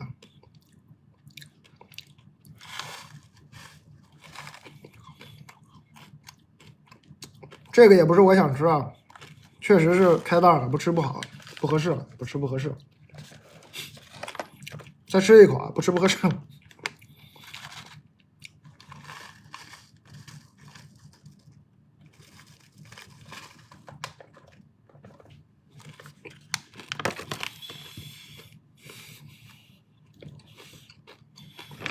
这个再不播我就吃完了，因为这寄到我家已经有一段时间了，就剩2包了，一顿炫，好好吃。但我有资格吃啊，我确实没吃晚饭，我而且今天参加运动会了，5分钟运动会也是运动会了，参加运动会了，我还没吃肠呢，对吧？这个肠大家上次买的朋友觉得怎么样？是不是挺好吃？黑椒味的、芝士味的都很好吃。这个回去呢，空气炸锅、微波炉都能整。好就好在它独立包装特别方便，吃一次吃1根也行，2根也行，不会开着袋又放回冰柜。我马上念信，我喝口水。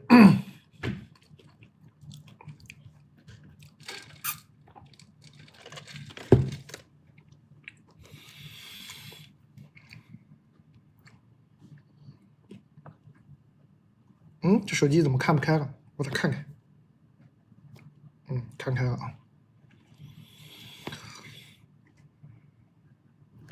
哦，有一个品我没讲明白，我马上最后一下，我同事提醒我，这个一大包西梅是差不多40多个，贼大，40多个。然后呢，比较重要的是，我们这个漫画书啊，就很可爱的这个，每一页没有负担的，不是连续的，就是每一页就是一个故事，这一页就一个故事，这一页就一个故事，一页一个故事。这个漫画书呢，我们会送，抽5个用户。就是买了的送那个帆布袋5个啊，送5个帆布袋，帆布袋长这样。哎呦，给看一眼，送5个帆布袋。哎呀呀呀，这什么？给你们随便看一页故事，你看我都没看，我就随便打开都能看懂。这是很简单、很童趣的。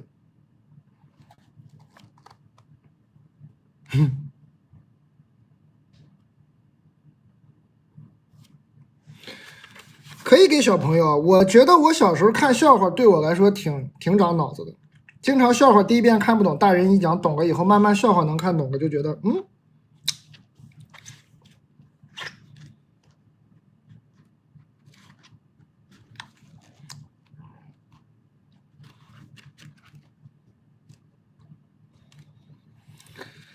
看一个，再看一页，这个我们就。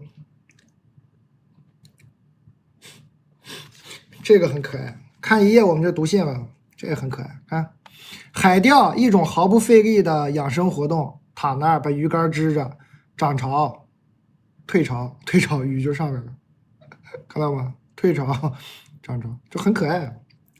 你看我念出来都没那么有意思，这玩意儿就得自己拿回去看，就很有意思。微微幽默，微微幽默，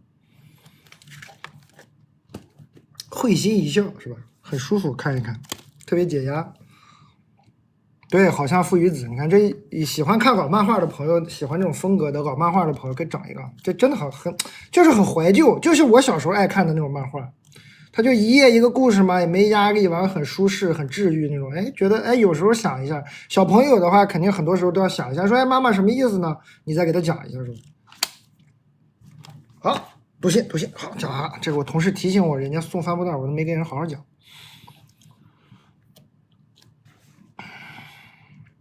我刚刚是不是信都回答完了？我可以读新的了吧？我应该回答完了吧？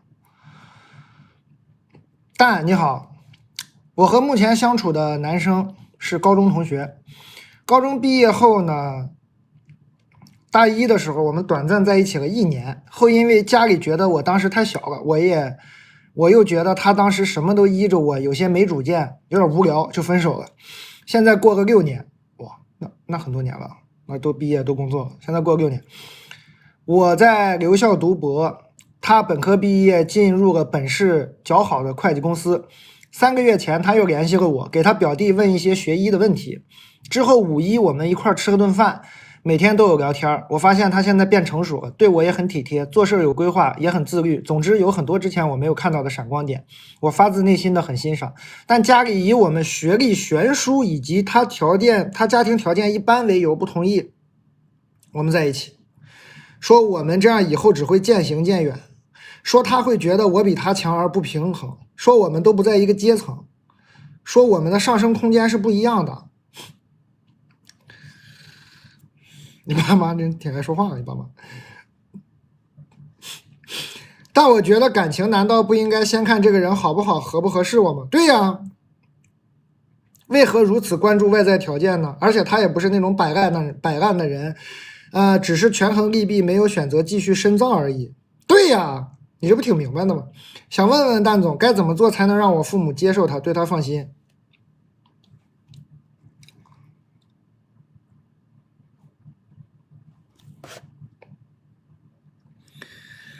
怎么才能让父母接受他，对他放心？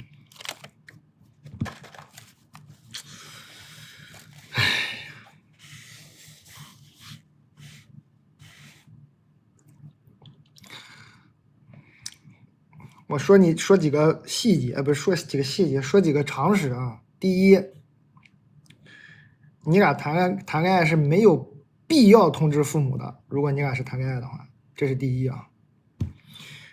第二，你俩见面之后，只是你单方面在跟我说对你很体贴，做事有规划，很自律，发现他很多闪光点，发自内心欣赏他。但是这个男的怎么想，你问了吗？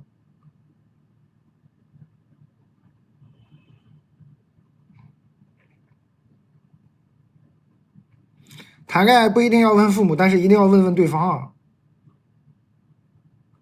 谈恋爱没有必要跟爸妈说，但是你得先跟他说，说哎哥们儿，咱俩是谈恋爱了吗？你怎么知道人家这个男孩咋想的？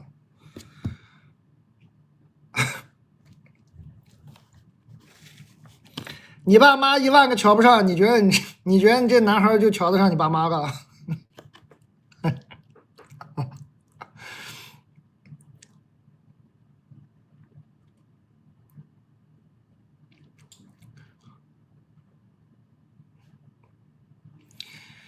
你放心啊，你如果跟你这个前男友吧，现在的暧昧对象这个男孩聊天聊得多，话里话外啊，他肯定能感觉到你对你爸妈的言听计从。你有这份压力，你俩聊得多，他肯定100%能感觉到你爸妈那种压力。你俩就算在一起，你可能也得要，你可能要得看看这个男孩愿不愿意面对这种压力。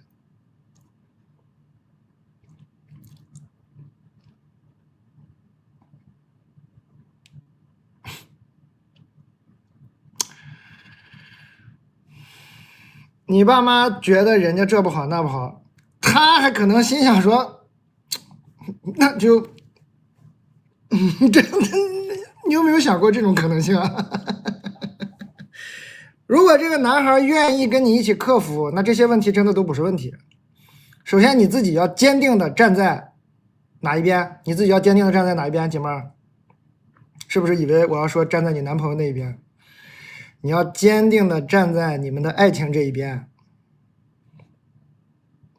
好吧？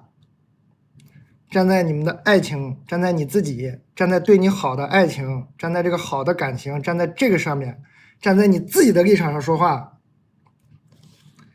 站在你们的爱情上说话。你不是说站在他那边，也不是说站在你父母那一边，你现在很显然是比较偏向你父母的。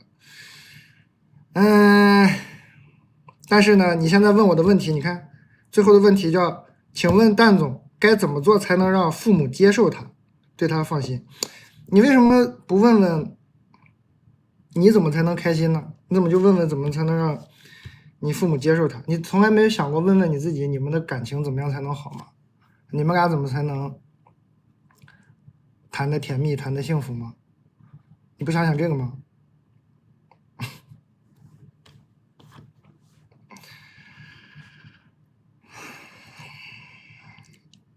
你你跟你这男朋友如果真的感情好，你俩能在一起，把你俩日子过好了，接不接受，爱接受不接受，最后总会接受的，是吧？你咔咔天天这么想，你俩日子也过不好，你俩日子过不好，哎，你爸妈又出现了，说你看，早就跟你们说了吧，是不是过不好？很不幸，让他们给言中了。为什么这么不幸让他们言中了？因为你一直在考虑他们俩的想法，导致你们这个爱情谈的也不好。你跟你男朋友在一起，本来好好谈恋爱的，你心里想的是，是吧？俩人咔坐那，一人拿盒牛脆脆，咱也不知道为啥，一人拿个盒牛脆脆。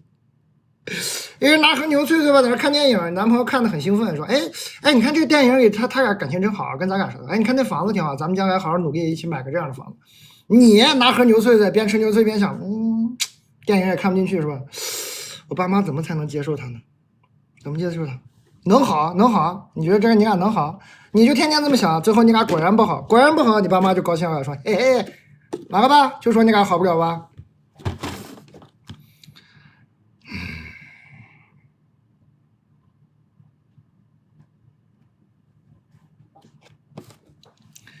欢迎各位朋友啊！欢迎各位朋友，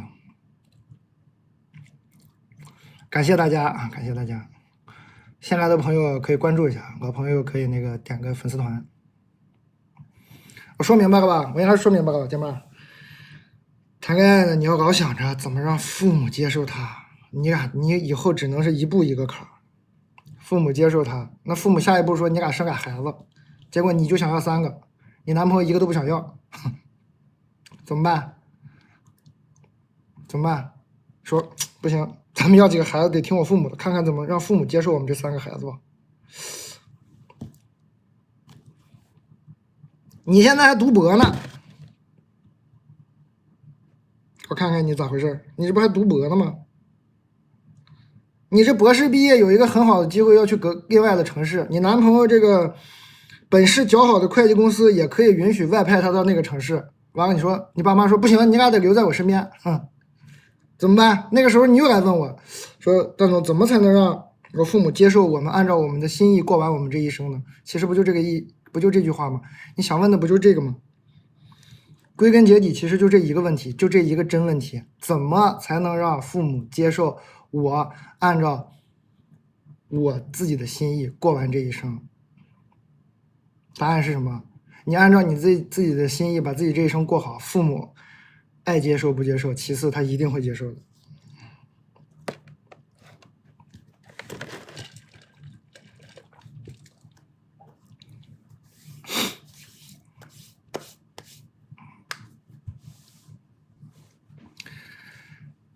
哎呀，你们要没电了，给你们充个电。你们没电啊？你们没电也不告诉我一声。你们这没电的时候没感觉到虚弱吗？怎么都不通知我呢？还得我自己发现。充上了啊，别害怕啊，已经充上了。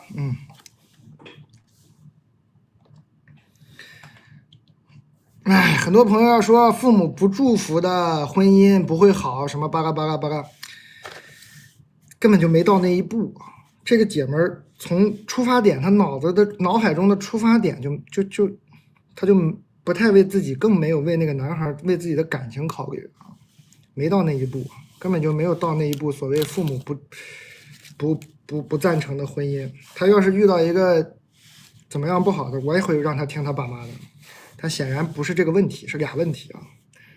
没听懂可以再看一遍回放，我就不啰嗦，我感觉我已经说的很啰嗦，应该听懂了吧？我应该说明白了，说明白了。我读下一封了，我肯定说明白了。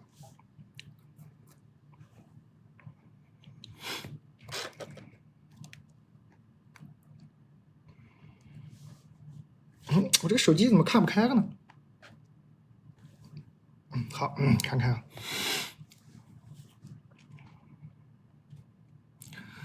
好吧，姐妹儿，我刚说的可能蛮重，我跟你说个轻松版本。我最后跟那个投稿的这位姐妹单独唠一下，大家可能嫌烦就跳过这一段，我就单独几句话。你呀，先跟这个男孩达成战略同盟啊！你说哥们儿，咱俩这个恋爱谈不谈？好好谈一下啊，谈一下，咱俩看看咱俩行不行？谈完说，哎，咱俩还行。咱俩再想想，咱俩这还行的恋爱怎么面对我们的父母？咱俩想想，你聪明啊，你这个社会经验多，我还读博呢，你这工作一段时间，你帮我想想。你俩就有商有量的爱。我的意思呢，我刚说话比较理性，但是真谈起恋爱，你别用我刚那一套。我刚刚说呢是为了让你快速听懂，但是你俩真谈上恋爱呢，还是就这种正常人说话就好了，就是有商有量的日子就过了，没那么复杂。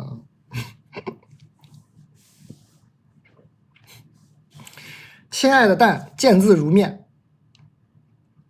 咱俩没见过呀，咱俩没见过，咱俩咋见字如面呢？见字如面是见过啊，见过才见字如面啊。看看啊，见字如面怎么回事？把你头像放大一下，看看能不能见字如面啊。动物头像啊，动物头像，小兔子啊，你好。见字如面。今天我想分享一个悲伤的故事。对不起啊，不应该开你玩笑，我应该先看个开头，我再开你玩笑，好后悔，好后悔。希望不要太悲伤吧，好害怕，一会儿真的很悲伤，我该怎么办？我该怎么面对这个故事？这个嘴太欠了，哎呀，希望不要太悲伤啊，不要太悲伤，不要太悲伤。我跟我的男朋友相识于本科阶段的一次支教活动，还好啊，男朋友这个开头应该不会太悲伤。那时的他阳光温暖帅气，执行力强，我觉得他活成了我想要的样子，我们坠入爱河。那时的我们常常向往以后共同生活，他也总说一毕业就要跟我结婚，可惜不是所有美好的开端都能一直持续下去，大部分美好的开端都持续不下去。读研期间我们异地，他在天津啊，我在天津，他在北京。这3年来，他经历了很多痛苦，学业、就业的压力，亲人的离世，而后他患上了抑郁症，需要吃药维持。完了，好像有点悲伤了。哎呀，别！我作为他的女朋友真的很不称职。哎，你也别这么想啊。我们1年呢也见不了几次。我对他的病情也不够关心，你别吓我啊！你别吓我，这个哥们儿，最后你别吓唬我啊！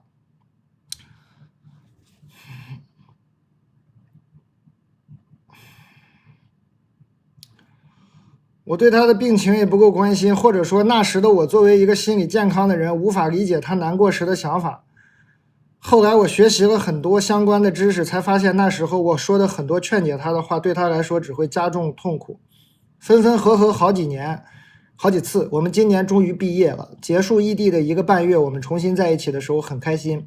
但是上周我父母施压，说希望他能拿出一个对我们未来的规划。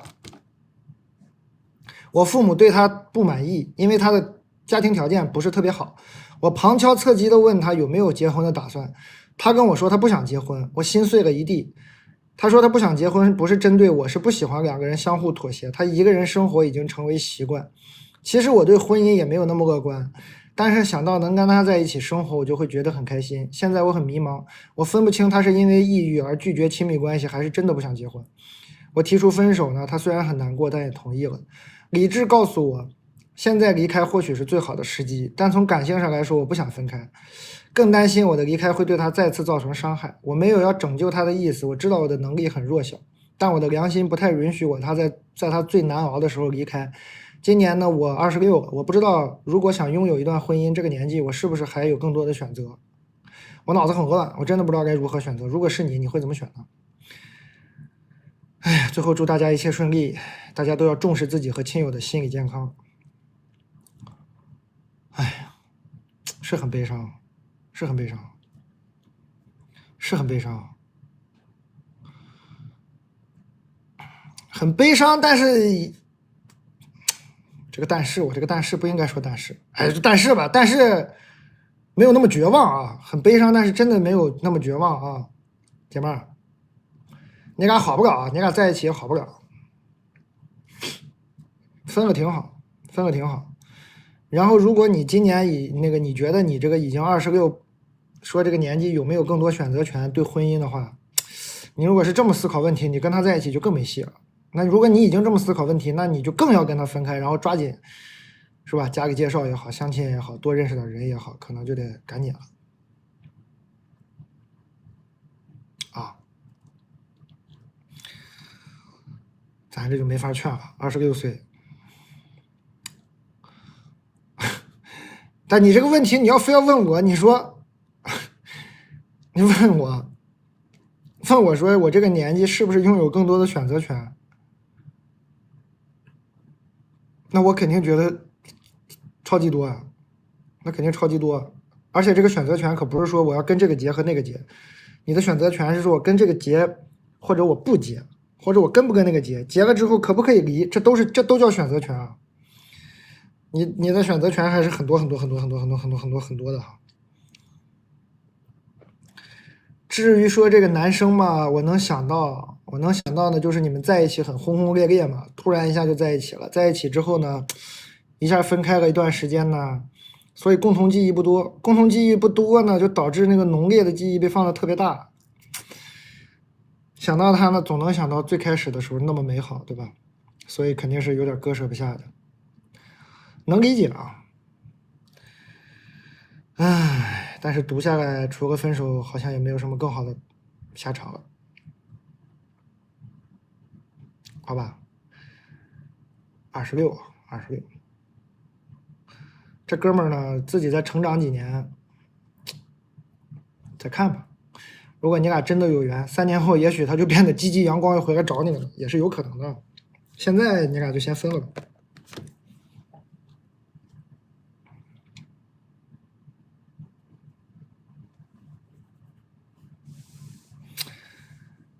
哦，欢迎各位朋友，还有4分钟发券儿。奶脆脆很好吃，怎么已经叫奶脆脆了？奶脆片儿啊，烤奶片儿，对，烤奶片儿啊。先分了吧。哎呀，这是有点悲伤，但是你相信我啊，你回头再看的时候，你会意识到分手是最好的结局的。回头再看的时候，现在你肯定看不出来，现在你觉得分手太难受了，你回头再看，你会想到的是挺开心的。咱们读一些这个离谱职场，调节一下吧，这个悲伤的故事。蛋总你好，今天上班的时候放了好几个屁，你看，这一开头，你看这开头一看就轻松了，对吧？哎，上班的时候放好几个屁啊！我以为是要拉肚子了，到厕所才发现啊，已经出事了是吧？已经出事了。然后在厕所躲了1个多小时，朋友给我拿来了新的裤子。事情已经发生了，但我还是忍不住想，去厕所的路上到底有没有人看到？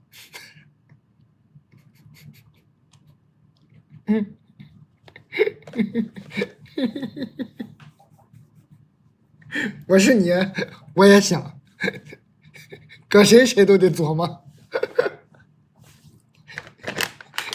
这个你就别买了啊，朋友，这好像是个哥们儿，这好像是个男孩，哥们儿啊，这你就别吃了啊，这你不能吃啊，这我们普通的是成人是每日3、4颗，你1颗都别吃啊，这个你就别吃了。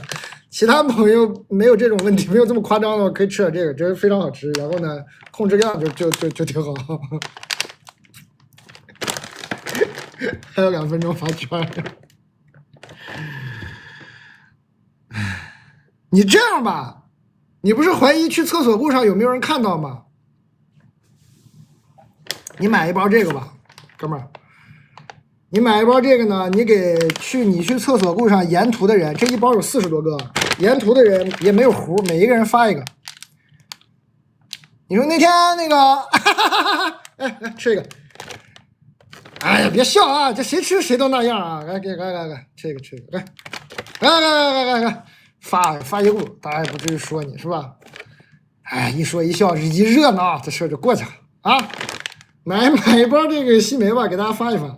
你这给大家发这个太有说服力了，每个人都是，这。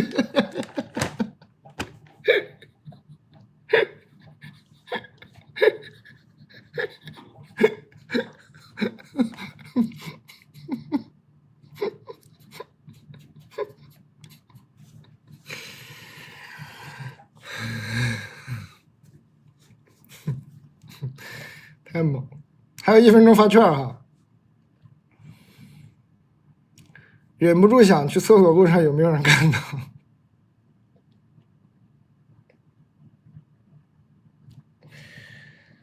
别想了，别想了，事情已经这样了，没办法，没事儿。你要想这个事情的积极方面，朋友，以后你在这个公司再也不会社死了。已经死过的人怎么再死呢？你已经是一个死过一次的人了，没有人再能伤害你了。以后你在这公司你就横着走，谁敢惹你啊？多吓人呢！谁敢惹你啊？谁敢惹你啊？你大声说话，你咳嗽他们都害怕。这公司谁敢惹你？你以后你就横行霸道，你就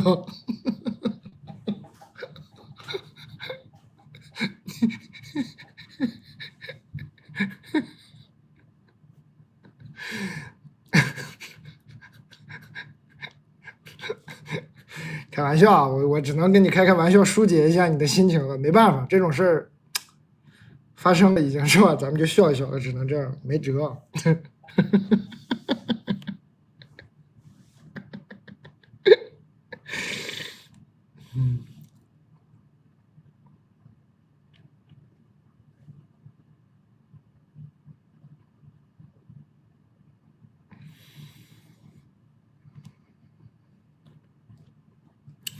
欢迎各位，刚刚抢到券的朋友呢，可以整点这个西梅啊。这个西梅呢，第一重要的是这个配料表就杆子西梅，没有糊啊，就杆子西梅。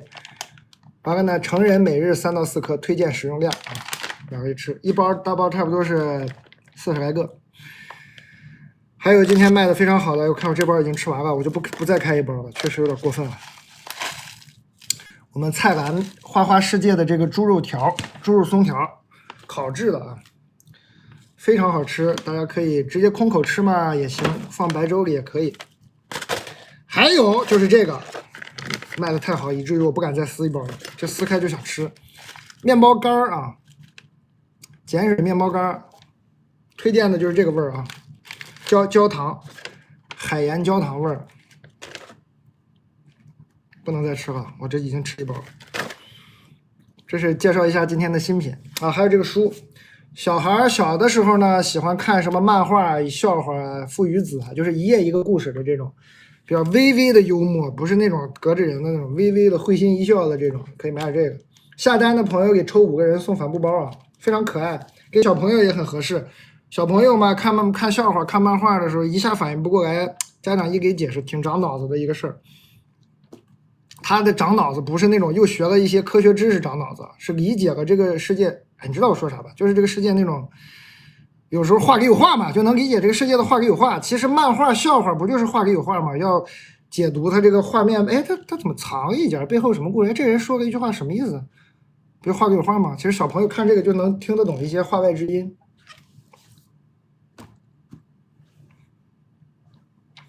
适合多大看？肯定得认字儿啊，它里头有字儿，得认字儿啊，要认字儿。内容嘛都是清清爽爽的，你就是反正那，但是他不认字儿，他肯定也看不了，你就看吧。他这个你看这一页字儿也不少呢，判断一下啊。大学生可以看，28岁的宝宝可以看吗？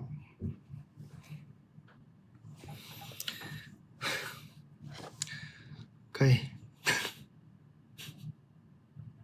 好呗，西梅干，西梅干的客户刚肯定在看直播。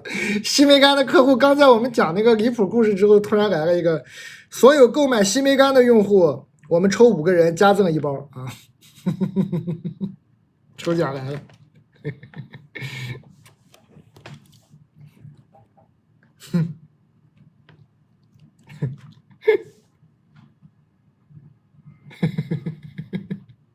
抬头，欢迎大家，欢迎大家啊！我身上穿的是这个，这是刺绣的 ，Not Working Club， 上海话我们就瓦特了。其实你就说不好使，不好使也行，不好使 Club 也可以啊。我的妈，这碱水面包干要卖1000份了，今天肯定是1000份出去了。咖啡液也很猛啊，咖啡液又400份了。咖啡液呢，就是很方便，一盒里是7条。这个怕苦怕酸的就买个咖啡液，然后呢，在2个赠品里挑一个啊，他肯定都送两个椰子水，其余的这个赠品你挑一个。一个是 No Working， 这个 No Working 和 Not Working 不一样啊。英语小课堂啊 ，no working 是说不上班啊 ，no working today 今儿不上班啊 ，not working club 是说不好使啊，这不太一样啊。虽然其实都能通用，但是口语习惯吧不太一样。no working 和 not working 啊不太一样，这俩是赠品，这咖啡液送的赠品。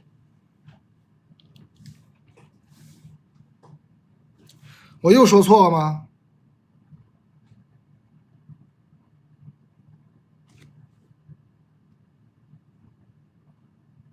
我又说错了，我又错了，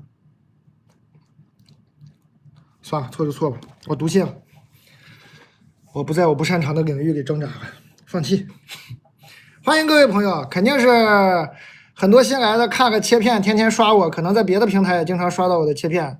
今天来看直播，欢迎你们。我们这是个小卖部，大家可能很多人觉得很奇怪，说李诞干啥呢？天天读信，怎么成情感博主了？干啥呢他？我呢是实现儿时的梦想，开一个小卖部。开一个小卖部导致了一个很客观现实的问题，就是没啥新品，经常也不咋上新，就是几个卖的特别好，经久不衰，咔咔卖的就是好的东西。然后呢，我在这跟大家闲聊天，就读信，好玩啊，气氛好玩。新来的朋友不知道买什么的，就去问那些名字后面有一个粉丝团3个字的人，他们就这牛脆脆，很多人都买7、8罐了，所以你就问他吧，哪个口味怎么样，烤奶片好不好吃，他们都知道，你就问他们就行了。应该可以回到念一些感情问题了，刚这一个西梅干整的可以念感情问题了。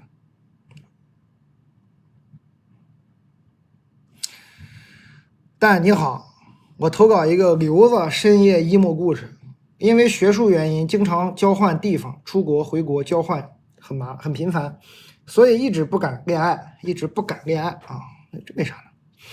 觉得自己没办法稳定的和另一半相处，学术的机会很多时候很随机，说来就来，而且一来呢就是长周期更换地点。说实话，我自己也有时候为这样奔波的生活感到疲劳，但是呢，好的机会又实在是无数的努力和机遇促成的，我没办法放弃。无数次为了理想放弃爱情之后，我已经无限的趋于麻木，对爱情提不起兴趣，因为觉得再心动都不会在一起。我已经知道你咋回事了。或者说，如果我哪次真的为了爱情放弃了学术机会，会让我觉得自己从前坚持是一个笑话。但是每一次放弃爱情的时刻，都让我感到心痛，让我觉得有缘无分，像是我无法挣脱的宿命。是我在这件事情上太轴了吗？希望蛋蛋给一些思路。没想到啊，这是一个职场混爱情问题啊，是为了事业放弃爱情什么的。朋友，人无法放弃自己未曾拥有的东西。你要放弃一个东西，你得拥有过才叫放弃。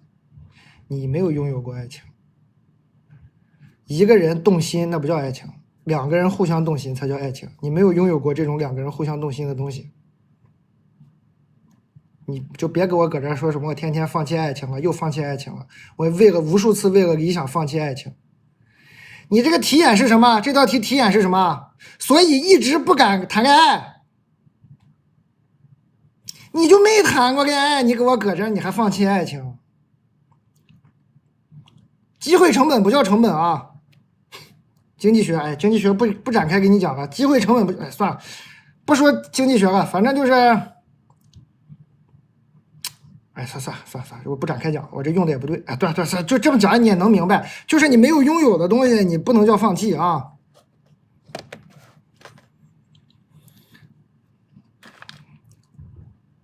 没有拥有过的东西，不能叫放弃啊。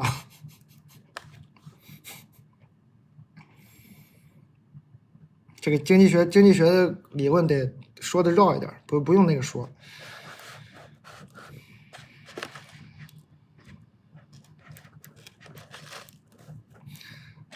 就我们，比如说做投资哈，我们比如说做投资的时候，我买了，我还不能提具体名字。比如说我买了一只牛脆脆股票，然后呢，我又买了一只猪脆脆股票，不是，我就没买猪脆脆股票。最后呢，猪脆脆股票大涨，我没买，我买的这个猪脆脆股票大涨，我这是叫亏钱吗？这不能叫亏钱啊，因为你没买，你没买啊。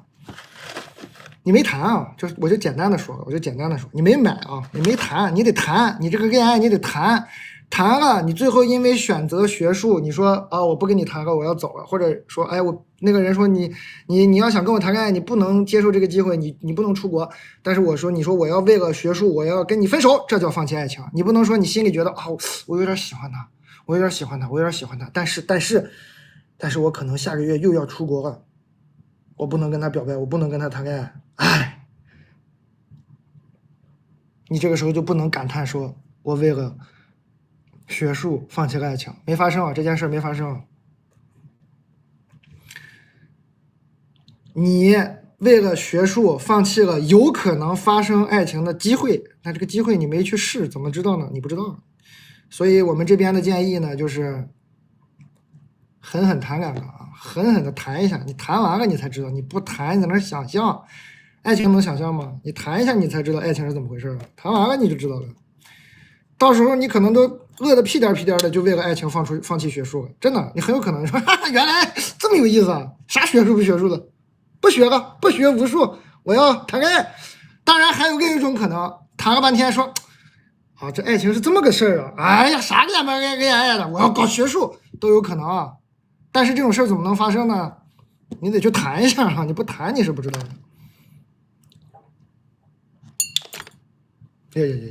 我把你们碰歪了，不好意思。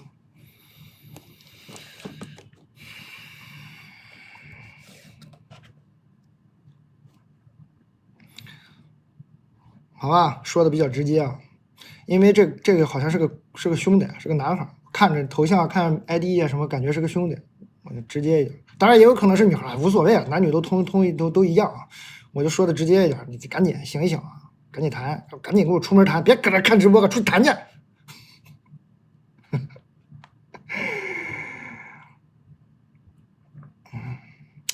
蛋总你好，我必须坦白，我一直都是看切片，我不知道你开个小卖部。截至被你选中，我都没有在小卖部消费过。如果有幸被选，也请给我些建议，可以买点啥？你写这么长吗？我读读看吧，我看我那个对症下药，我看看你这个病情适合买点啥。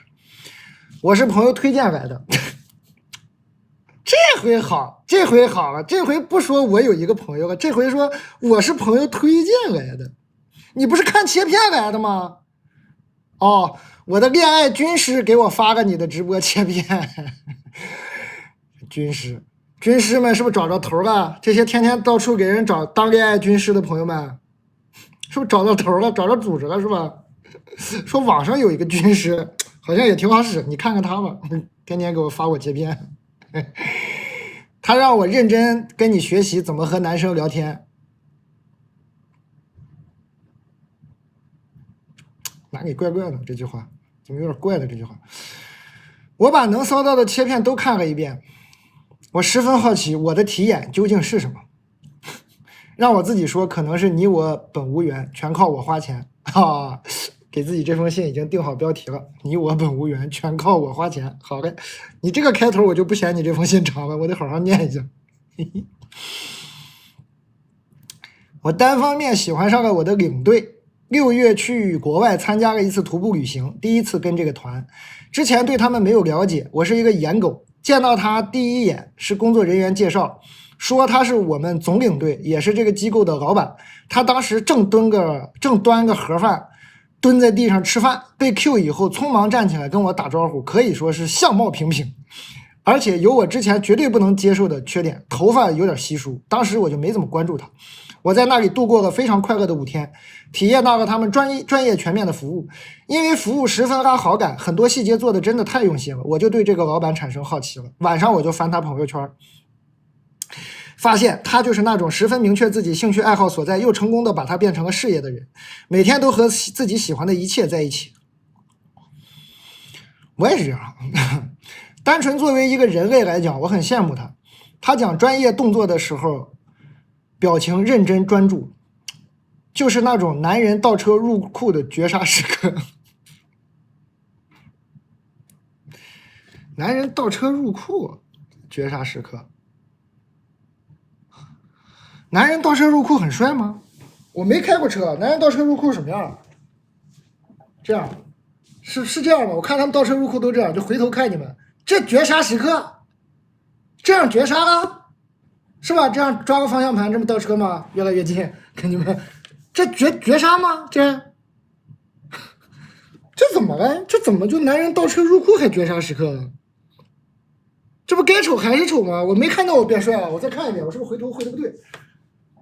我拿个方向盘，没有方向盘的错，没有事吗？我拿个方向盘，看我这小蓝方向盘，倒车入库，变帅了吗？这不该丑还是丑吗？这怎么就绝杀了？方向盘是牛脆脆啊，大家可以购买一下。我不同意啊，男人倒车入库绝杀时刻，我不同意啊。你已经对他心动了，你才会看到这种绝杀时刻。你看看他们，所有人都不让我倒车入库。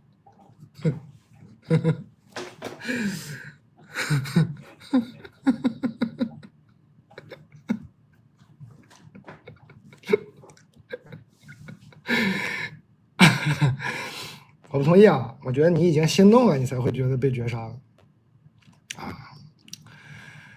哎呀，看看啊，哪去了？哎，这找不着了啊！也是在做自己喜欢的事时闪闪发光的时刻，可以说我被他的内在吸引了。总之，我忽然喜欢上了这个人。和他相比，我的工作就乏善可陈，朝九晚五，一成不变，收入一般，还算稳定。我30岁了，除了校园恋。没谈过正经恋爱，现实生活里没有让我上头的心动男士，已经准备好，没有喜欢的人就一个人玩一辈子，不要将就。在一起那几天，我们都在户外活动，队员们都捂得严严实实的，根本看不到脸。他可能连我长什么样都没有印象，出于自卑，我没有跟他聊天。我觉得我不能给他带来什么，他自己本身已经过得很好。这怎么已经把这已经给自己想绝望了？这还啥没开始，已经想到结尾了。他把喜欢变成了事业，他靠爱好谋生，我没什么能给予他。你没什么能给予他，你不是他客户吗？你没什么能给予他，你不就已经是他重要的客人了吗？你这事实证明你已经有可以给予他的了啊。他每次活动都能接触到很多单身独立的女生，和他有一样的兴趣爱好。你不也跟他有一样兴趣爱好吗？因为我们这活动收费有门槛，每个人的经济状况呢也都还行，人均海归研究生，上海女生尤其多，会聊天会撒娇，我是女生我都喜欢。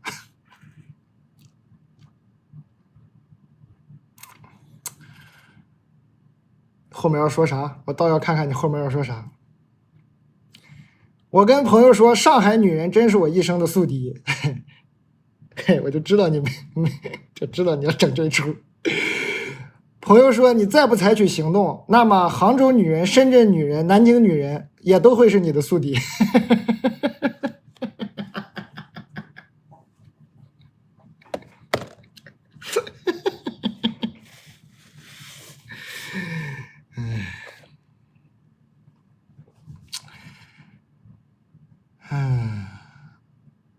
啊，这是他军师劝他说，也许聊天聊多一点，你就下头了，或者多聊一点，你就能进行下一步了。问题是呢，我跟他根本就没有什么沟通的基础，物理距离也很远，他又是个内蒙人。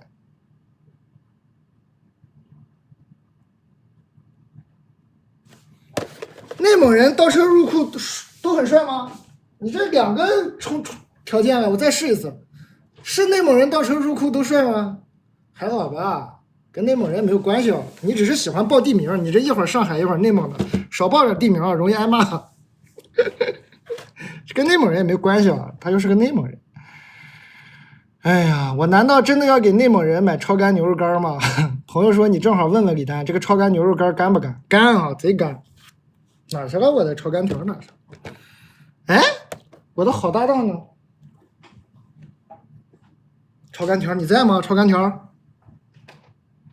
快吃完了已经，干啊，干得很，但是很好吃啊，非常好吃。事已至此了，你既然给了我这个植入的气口，必须叼上一根了。我看看最后怎么个走向。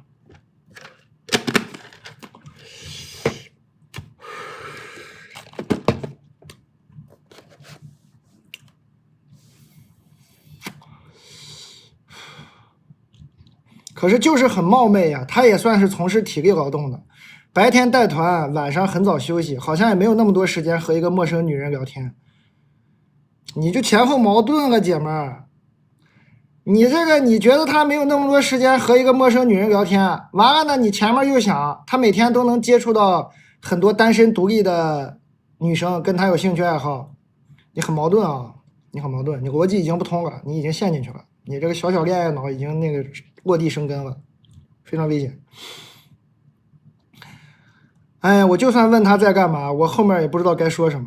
我切片你是真没少看，你这个军师是真把我切片都发给你了。目前我能想到的解决办法是尽快再去一次，能空出来最近的时间是11，再见面的时候多主动了解了解他吧。11没进展的话就元旦，你们这徒步活动不分四季的吗？这从5·1，你上次是啥时候？6月徒步，11走，是元旦，这么爱溜达吗？这真是体力劳动了，这哥们身体真行啊。总之，我要一次又一次报名参加他们的活动，花钱制造接触的机会。蛋总，我还能有别的办法吗？还是要像朋友说的那样先聊天，以及我真的不知道我能带给他什么。我能带给他什么呢？到底真的是牛肉干吗？你怎么整的像是给我写软文似的？你给内蒙人就别送牛肉干，真是有点讨厌了，这故意气我是咋的？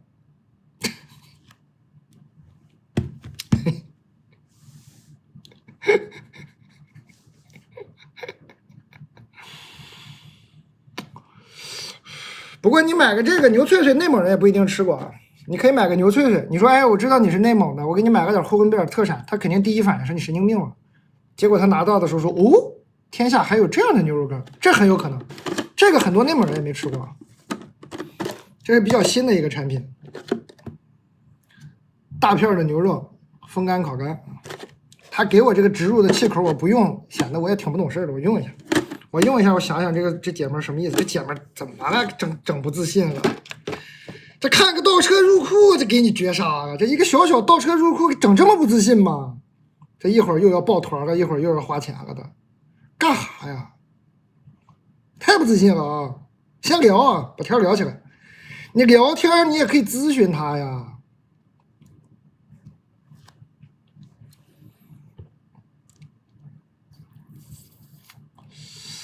小倒车入库，我就有点难理解了。真有那么帅吗？我怎么没见过帅的？我刚倒2次也没见帅。你是这样啊？我告诉你聊啥？我教你一下，姐妹儿，他是很专业，领队，到处给你们组织徒步旅行是吧？这哥们儿不就是爱好这个吗？爱好事业融合在一起了吗？人又很专业，服务又很体贴，是不是？你现在去查他们公司都覆盖这个地球上哪些地方，查完之后你再查这个地球上还有其他哪些地方值得徒步，把其他这些地方充分的了解背下来，也不用背，你跟他远程聊天你也不用背，现查资料都行，好好了解一下，然后就一个一个问他。冰岛走过吗？随便就这么一个一个问。冰岛走过吗？哎，咱们下次如果去冰岛的话有什么要注意的吗？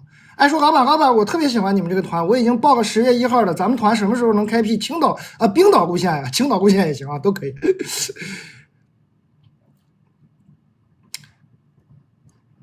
好吧，给他事业上的刺激，但是与此同时，你不跟他聊的也是共同的兴趣爱好吗？然后这种人嘛，你给他事业上的刺激，他肯定特别愿意去查，他觉得，哎呦，我的努力，我的发光被看到了，我倒车入库，那张帅脸我被注意到了，我赶紧查冰岛怎么徒步，肯定冲了呀，越查越上头。他其实只是对事业上头，对爱情上，不是对他的爱好上头，渐渐的对你也就上头了。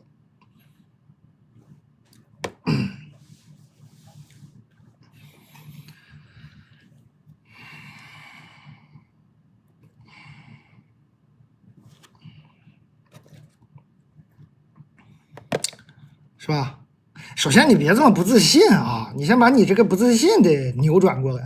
你这样老是替他着想，老想着他是不是在忙，他是不是跟别人在聊天，我是不是没啥优势，你老这么想，你肯定就没啥优势。你看他聊的时候都是那种特别的，就是你得比他厉害，感觉你跟他一聊，你就说，哎，我10年前在冰岛徒步的时候，有一回我上山鞋丢了，一瘸一拐下来的，怎么回事？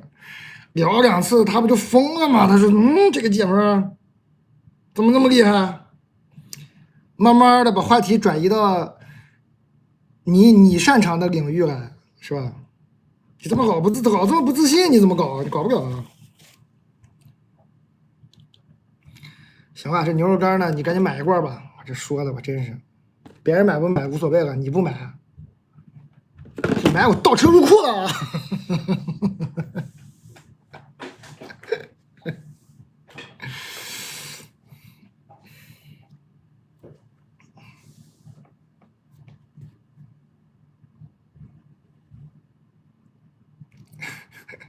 你看这个碱水面包干讲不讲的，我们也都干到马上1000件了。这碱水面包干，这是小包，大包装是这样的啊。还有4分钟发券啊，1.4万人，欢迎大家。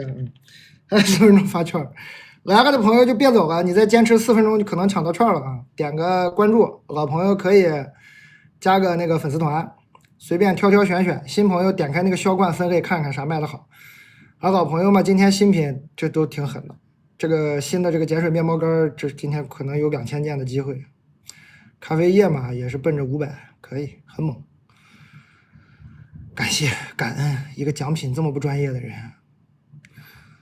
哎呀，有时候真不知道自己是怎么做到的。感谢大家，非常感恩。我真不是在说那个客气话，是真的很感谢你们。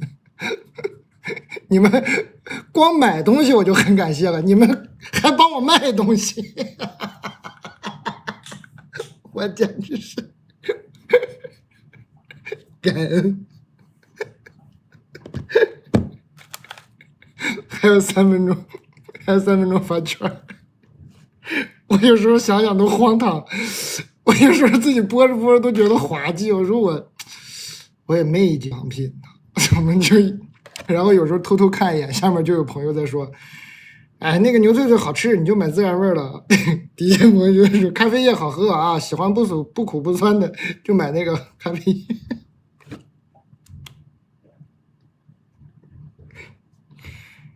感谢，真的很感谢。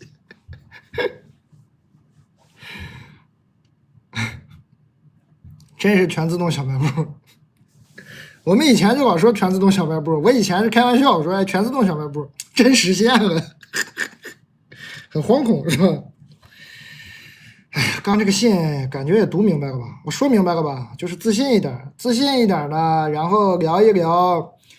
他先在他的话题里找话题，然后在你们共同的话题里找交集，找完交集呢，再聊一聊你擅长的话题，然后在他擅长的领域里聊一些可以给他有点挑战性的话题，是吧？具体到你这个情况呢，就是让他开发点更难的线路，然后这很容易不就聊到一块儿去了吗？说你要开发了，我肯定去。说你这个团几个人起报呀？说人太多是不是也不好管理啊？要不第一个团你就先带我吧。哎呀，我就帮你踩点了，啥钱不钱的，咱俩各负担机票酒店就完事儿了，这不很容易就聊着聊着不就，是吧？我咋觉得挺容易的呢？你主要是现在太不自信了。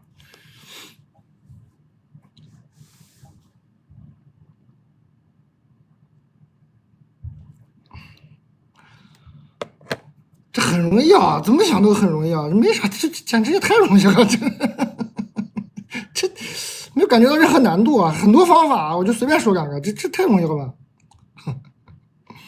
还给他买东西，你好好聊，他都得请你去，他都得感谢你说，哎呦，你不跟我说，我都没想到这个世界上还有这么适合徒步的路线。哎，那个你来的机票就我报了吧，你也不用报团的，很容易的嘛，是吧？看看他大不大方，也能测一下，是吧？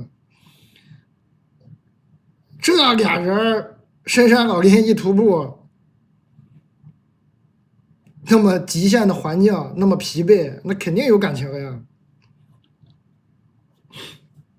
啊，至于能不能谈，我不能保证啊。我只是说你俩肯定是能聊天啊，什么这很容易的，不用说非得抱他们的团，主动开发一些哈。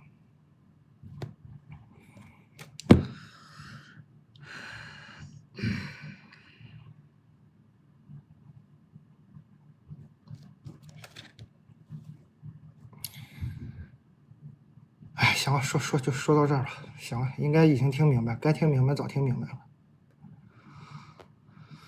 哎，虽然你这个爱好我实在是不理解，为啥要花钱去户外走路啊？你这个爱好我真不懂啊。咱们跳开你这个信，我多讨论几句，为啥要花钱去野外走路走5天，还走得非常快乐，还走出个爱情的火花？我不懂你啊，姐妹儿。我说实话，我其实不懂你，我只是给你出点馊主意。感谢大家关注，11点了，发券了哈，发券了啊，朋友们。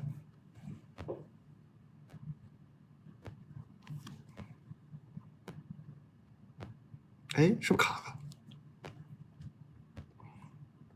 卡了吗？啊，没卡，我卡了，我自己卡了啊。人太多了，可能突然一下发券，这个屏幕有点卡。好，椰子冻干也来抽奖了，大家抢这个买了椰子冻干的朋友，我们抽10个人加赠1包啊，这个也有抽奖。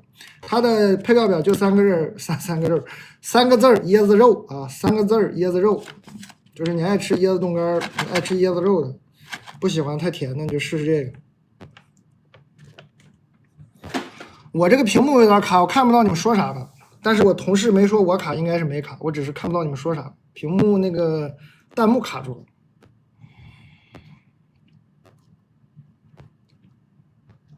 我问一下，我没卡吧？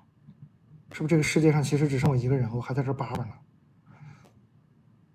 好吓人，我看不到弹幕动，我就好害怕，特别没有安全感，感觉只有我自己。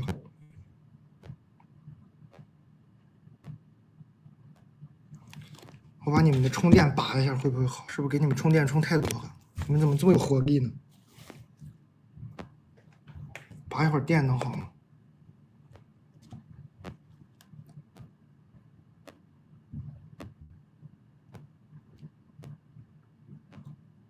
我先跟阿蒙聊会儿。阿蒙刚刚趁乱给我发微信说，人家是倒车入库，你是坐的轮椅。我这椅子不是你送的吗？阿蒙。哎，其实该说不说我，哎，算了，说多了怕又有人误会。我其实，在街上我经常很羡慕那个有一些电动轮椅，我感觉做的特别好。但对，你看，就很显然有一些伦理问题，我也不好意思。他真的我感觉做的很好。感谢大家哦，我看到弹幕动了，哇，终于动了。刚可能是充电充太猛给卡住了。现在没有电流声了吧？我把那个插电充电的拔掉了，好多了吧？好了吧？刚刚卡住了，确实。好嘞，感谢大家啊！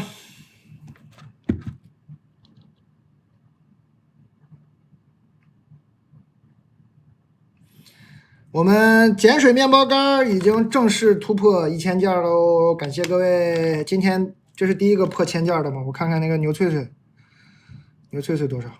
好的，牛脆脆早就在无声无息中破1200件了，没注意。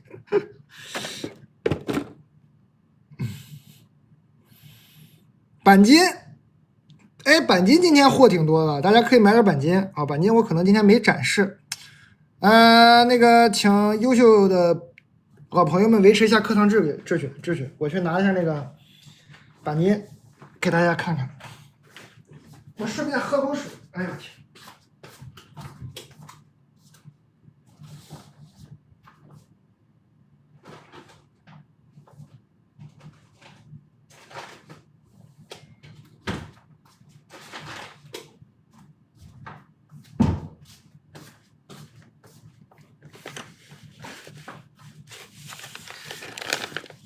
包装呢是一如既往的淳朴，但是你可以，这是辣的，我给你看一个这个不辣的，可能更清晰，就没那么多辣椒啥的，非常厚啊，非常过瘾，吃起来。牛板筋好吃，对，之前应该已经有朋友买到了，贼来劲啊，贼来劲，非常的来劲。板筋这玩意儿呢，保证塞牙，只是看你吃第几个的时候塞。我上次吃了5个没塞，但也不说它不塞啊，板筋嘛肯定塞。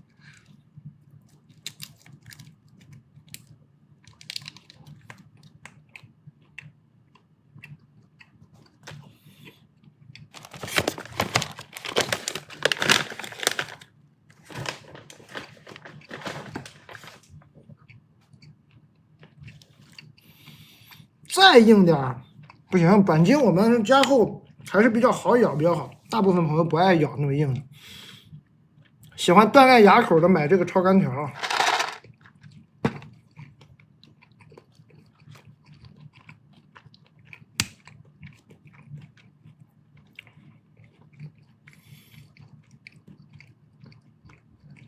这板筋特别好吃，一般的吃一个是停不下来的。我再吃一个，接着读信了啊！感谢各位。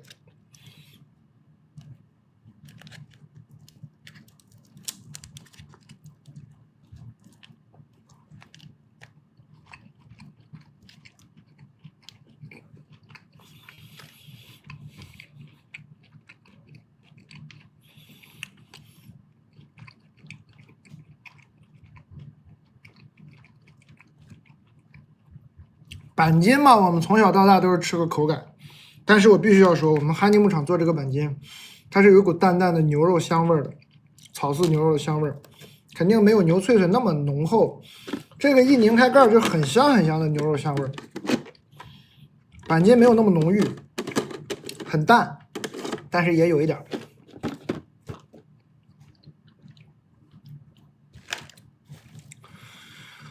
哦，今天我们还上了那个，我都没讲，我是有杭盖乐队的票的吧？这个杭盖20周年的演唱会，我帮他们卖这个上海的票，有不同分区，大家可以了解一下。喜欢喜欢吃肉的，喜欢内蒙的，喜欢听杭盖乐队的话，大家可以了解一下我们这个杭盖乐队的上海演出票，20周年的演出。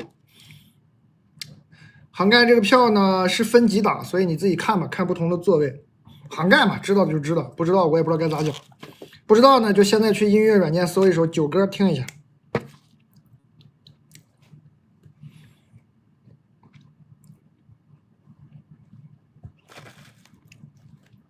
读信。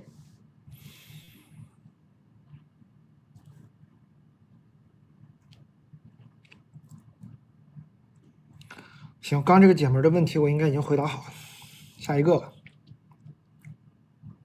蛋总好，巴拉巴拉巴拉巴拉，先夸个胃痛，我就不念了。我有一个问题一直困扰我，虽然你不是媳妇儿，也没有婆婆，但我就想听你的意见。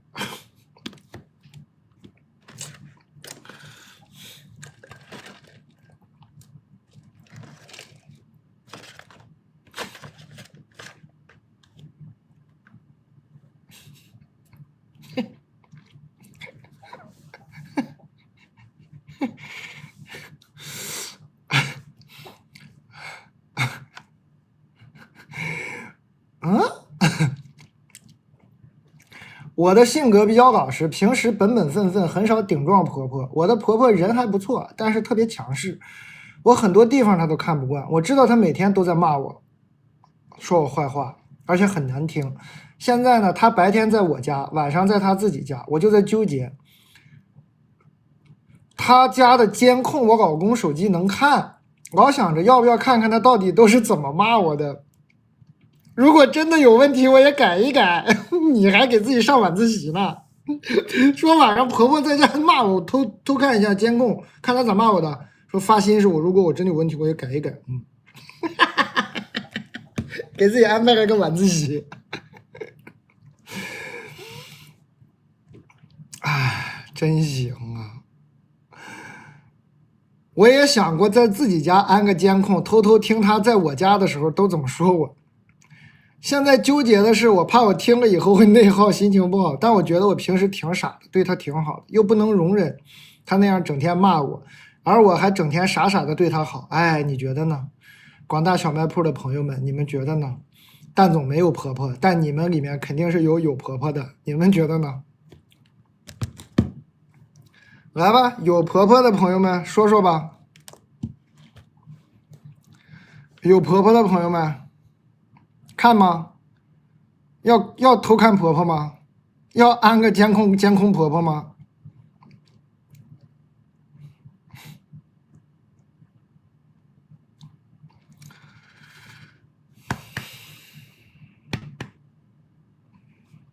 非常好啊，非常好。大部分人都说不看啊，对，非常好。大家天天在我们小卖部泡着，还是有原因的。不要看吧，这看了除个闹心有什么用？可能还违法。你对不对？不光闹心，还有可能违法呢。你看他干啥？然后我觉得最重要的这道题的题眼是这样的：我不是媳妇儿，我也没有婆婆，但是呢，我比较擅长抓住题眼。你这道题的题眼就是，我知道他每天都在骂我，说我坏话，怎么知道的？谁传的话？谁告诉的你？谁说的？找谁？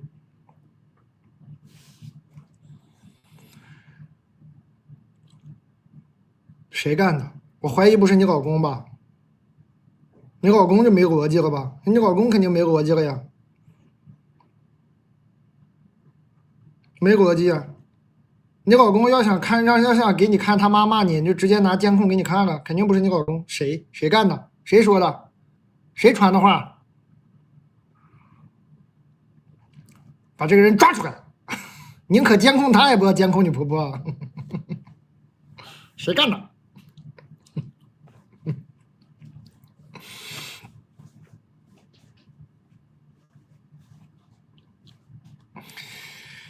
如果有一个具体人，就抓这个人；没有具体的人，说我直觉，我猜的啊！我现在就要监控一下，验证一下。不要那么相信直觉啊！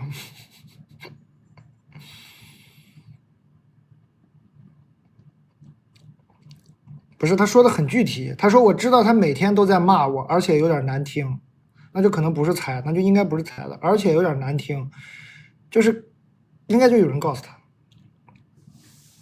是谁呢？这个神秘的人，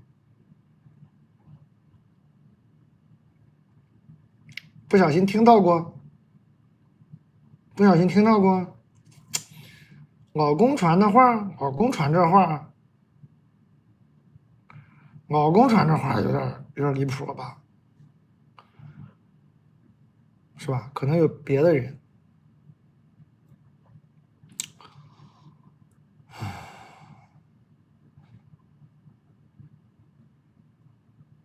我再分析分析，我看看这个信里的信息，我能不能猜出来是谁？他白天在我家，晚上在他自己家。他白天在你家干啥？是不是带孩子？带孩子是不是孩子说的？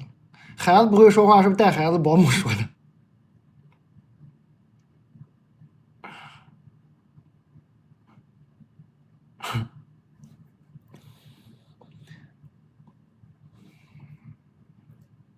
是不是？安监控的说的，是不是安监控的说的？为了提高这个那个监控 app 的打开率，跟你说的。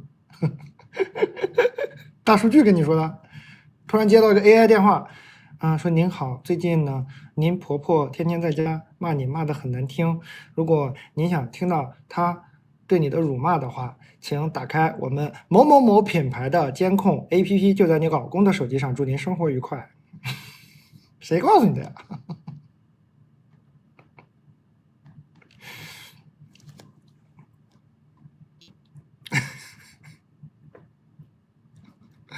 好好奇啊！我真的很好奇是谁说的呀？好好奇啊！大数据这可以写个小说啊，写个小品也行。大数据调试就是为了提高这个打开率，办会员哎，办会员是吧？还可以免广告，说想要第一时间知道婆婆是怎么骂你的吗？请办理我们的婆婆辱骂会员特权通知。当婆婆开始骂你的时候，我们将第一时间通过 AI 识别，在你的手机上弹出它辱骂你的画面。办我们的 SSVIP，我们的视频还可以在云端保持1个月，每1个月的每一天都可以回看婆婆是怎么骂的。祝您生活愉快。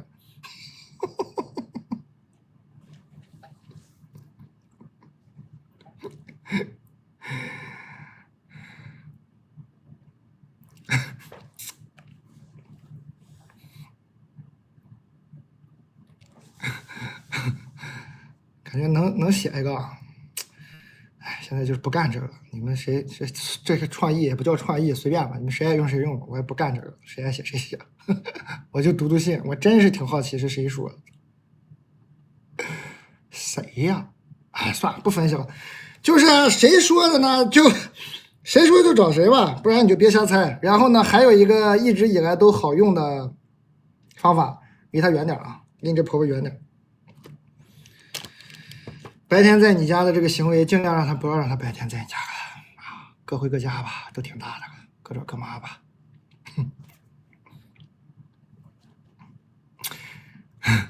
连续包月可以开通回骂功能，对，你看这个本子还是挺好写的，对，挺好写的。回你们有创作欲的朋友可以自己写，挺有意思，感觉能挺有意思。就是家里一个 AI 监控，然后挑拨一家人的这么个故事。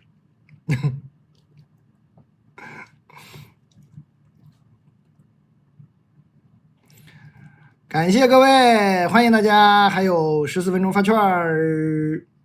哇，这个碱水干，这个碱水面包干卖的太好了呀！大家喜欢我们这个咖啡液的朋友，可以帮我说一下这咖啡液好不好喝？已经买过了，今天也卖了很多，感谢各位。一盒7条，2盒2个口味，都是不苦不酸的咖啡液，然后送2瓶椰子水，送一个杯子。Bug is a happy accident。说不喜欢这个英文太绕口了，那也可以换一个帆布包。No working today 啊，英文比较简单，按需挑选，随意购买。肉肠好不好吃？好吃。这个肉肠呢，就是独立包装，非常方便，你饭量小，一次吃1根，有微波炉、空气炸锅都能整。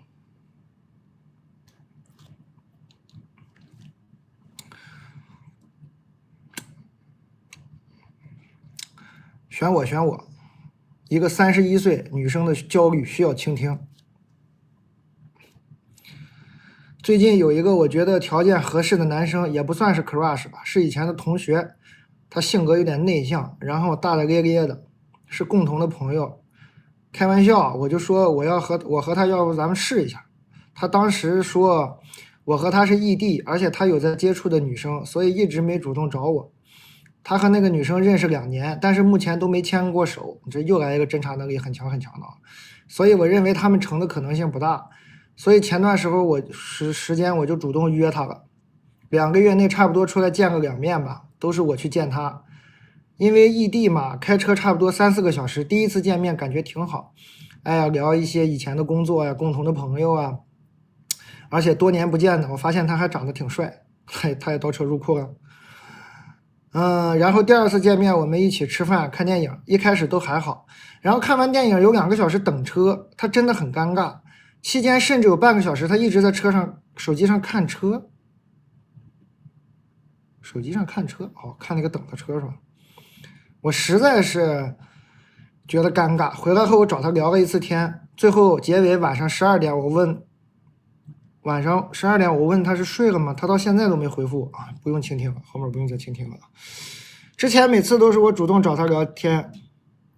我今年31了呀，相亲无数啊，稍微有点焦虑呀。以前我不可能喜欢这种话少的男生，经历多了呢，我觉得这种男孩子也挺好，理工直男话不多，人踏实。如果不是因为年纪大了被催婚，我应该不会这么着急约他。感觉他是我目前接触到的算是不错的男生，但是感觉他对我一般，我对他有点不甘心。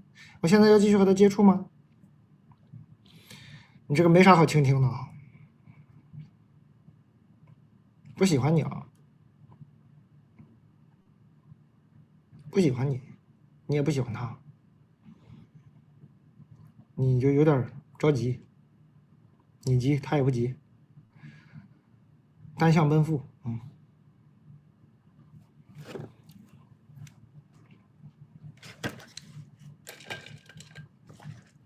不对，你也不喜欢他呀，那都不叫单向奔赴，无人奔赴啊，无人奔赴的恋情，只是你觉得应该奔赴，也不是你觉得该奔赴，你爸你妈觉得该奔赴，是吧？你爸你妈催婚嘛，觉得你该奔赴一下吧，你就开始瞎跑，完了呢，你也不喜欢，他也不喜欢，俩人在那瞎跑，无人奔赴的爱情啊，无人奔赴的爱情别谈了啊。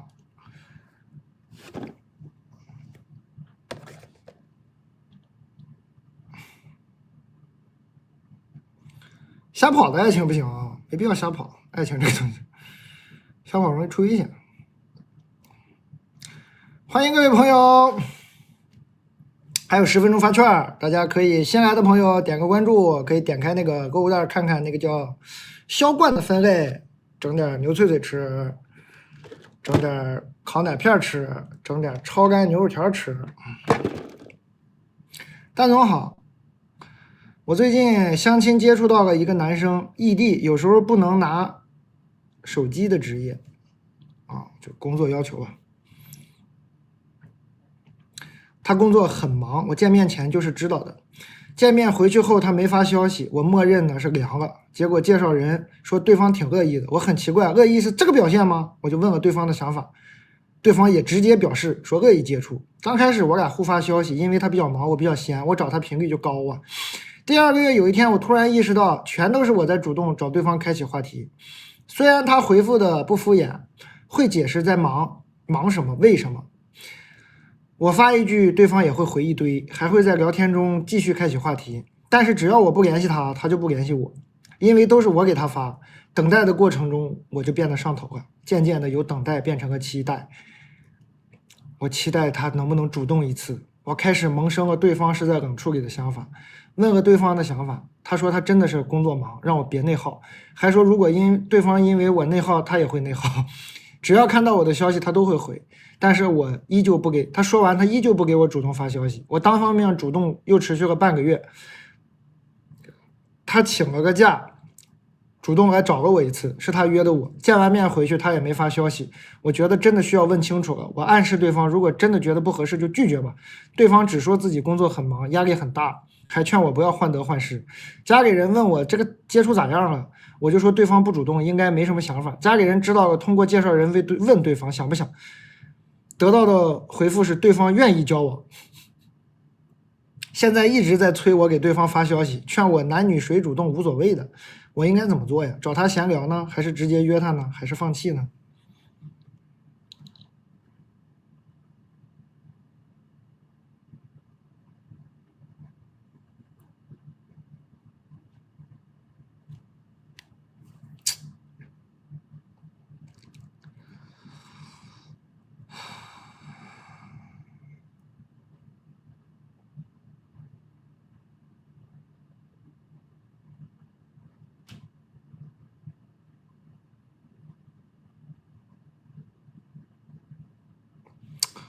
我觉得哈，我读的过程中呢，我倾向于相信这个男的是真的忙，但是啊，他有2次很妙的行为，我再给你们读一次啊，这太妙了啊！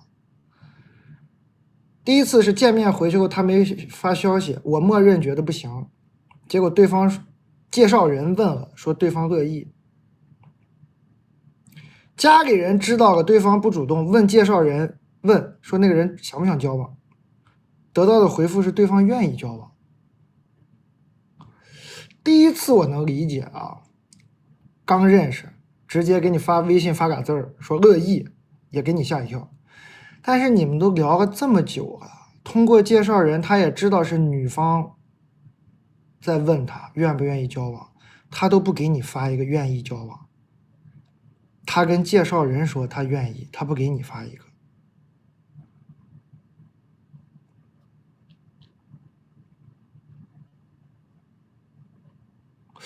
这个行为逻辑有点怪啊，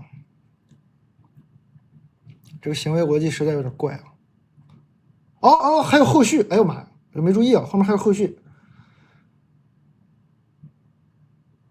哎，这是后面这什么啊？谢谢蛋，我再补充一下，这件事发生在我家给人问介绍人之前啊，就刚刚是家给人问对方愿不愿意交往，发生在那之前，还有一件事，就是都是我主动，真的没意思，我就直接问他了，让他说清楚他的想法。我一直给他发消息，会不会给他造成困扰？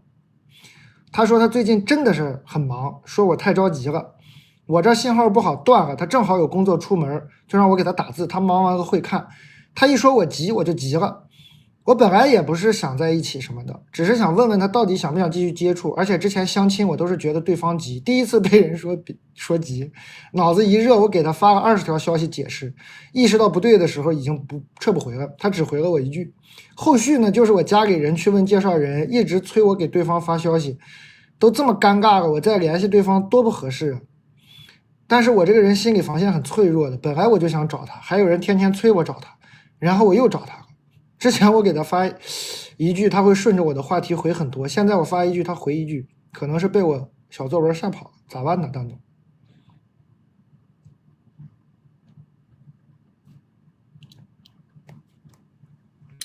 我不知道咋办哈，我读完我就一个感受，就是累。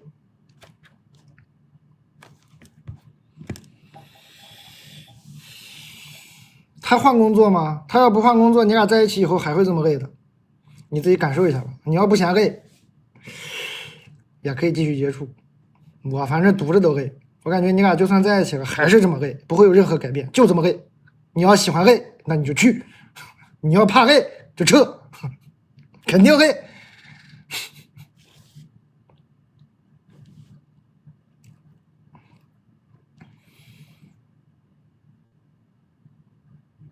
太累了，太累了。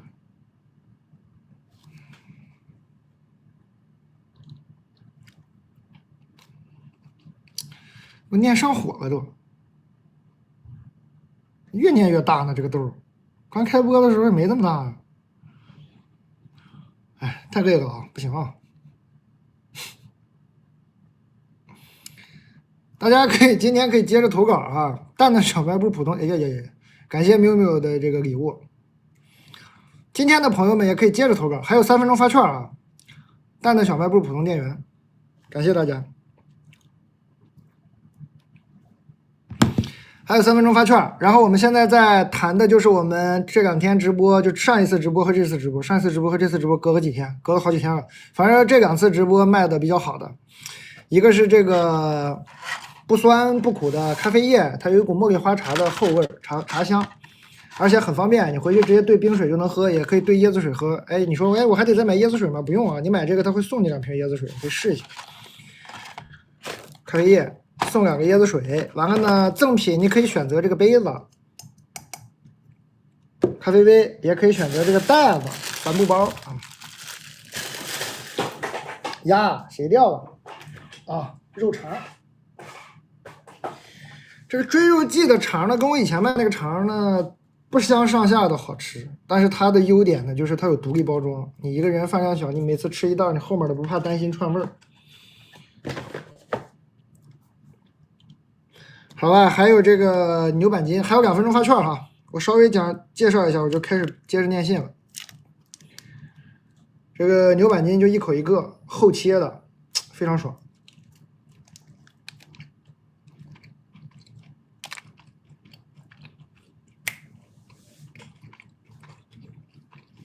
那个肠微波炉也行，空气炸锅也行。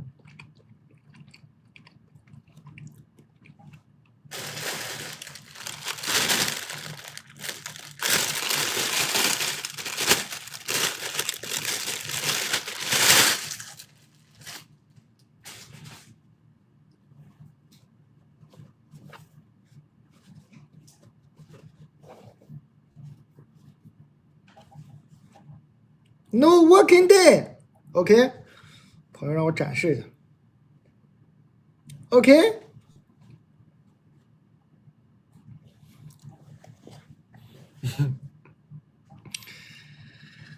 还有1分钟发券，牛脆脆啊！今天货量充足，推荐第一次买的朋友呢，你就买孜然味儿。当然，我其实是被他们劝住了，他们老说孜然味儿好吃。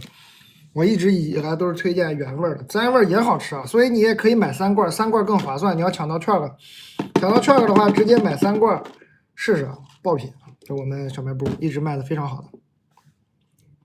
还有1分钟发券，马上发券，发完券我们就准备接着念。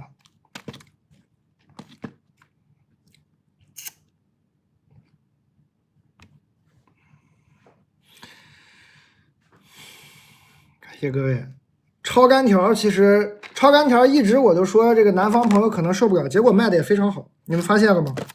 结果很多南方朋友反馈说也没有那么硬啊，也很好吃。这个是我已经被我吃了好多了。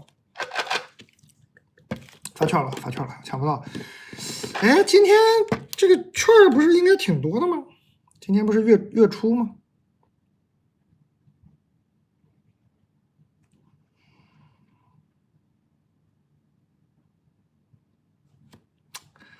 秒没，哎呀。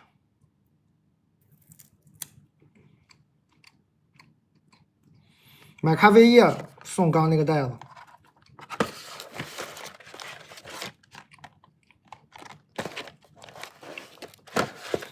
还有再发一波吗？我伟大的同事，要不再发一波吧？这会儿人多，可能是因为人太多了哈。以前其实挺好抢的，老朋友们帮我证明，当时我们直播就4、5千人的时候，是不是挺好抢的？现在这个1.4万人确实不太好抢。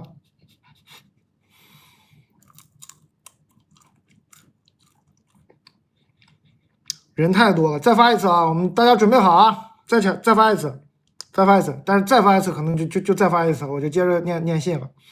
人太多了，券也有限，我们再发一次。感谢大家关注，你那个抢券吧也得关注我，不然也没法用。然后老朋友可以加一下粉丝团，就点这个头像就行。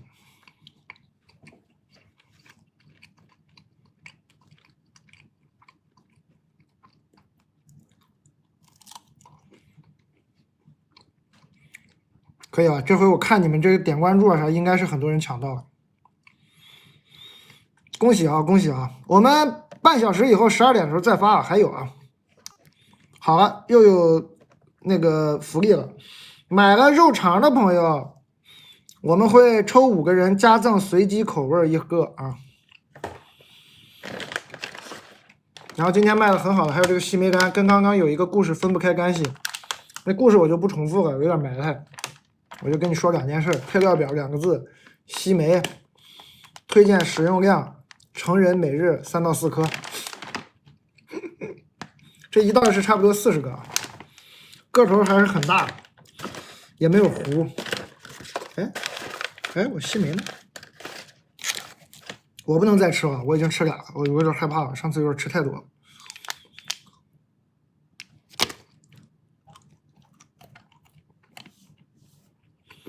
我马上读信，马上读信。刚刚不又加发了一批券吗？就给大家讲讲买啥。还可以买烤奶片啊，烤奶片的样品阿蒙还没给我寄了，我又吃光了。那烤奶片每次我们讲不讲都卖个1、2天。第一次来的朋友不知道买啥的，牛脆脆、烤奶片、番茄，你买这几个吧，应该就是我们这儿最受欢迎的。感谢蔚蓝的朋友送出这个礼物啊，不用刷礼物，朋友，买点烤奶片就行了。你这独角兽能买多少奶片啊？咋那么不过日子呢？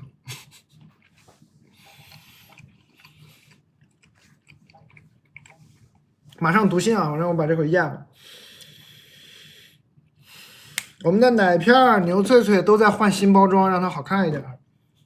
然后我跟 Fit8合作的这个零糖爆米花包装征集设计比赛也快开始了。你要关注这个蛋的小卖部普通店员的话，会发这个。能做设计的、学美术的朋友们，喜欢做设计的。我们这个一直卖的很好，但我一直觉得这个包装太丑。我们马上在这个蛋的小卖部普通店员上发一个设计比赛，如果你中奖了，我们到时候会选几个，1等奖大概会有个5000多的现金奖励，然后送这个1年365袋这个零糖爆米花，然后我们再选一些，好像再选俩，我记得不是特清楚，但大概还是再选俩特别奖，也是送1年365天这个365包这个券哈。你如果中奖的话，就是1等奖有钱彩蛋的，有钱有吃的啊，反正你选中了也就有吃的，这个非常好吃。甜感是跟蔗糖一样的，甜度是蔗糖的1半，用的也不是代糖，用的是一种益生元，就是比较健康。油呢用的是椰子油。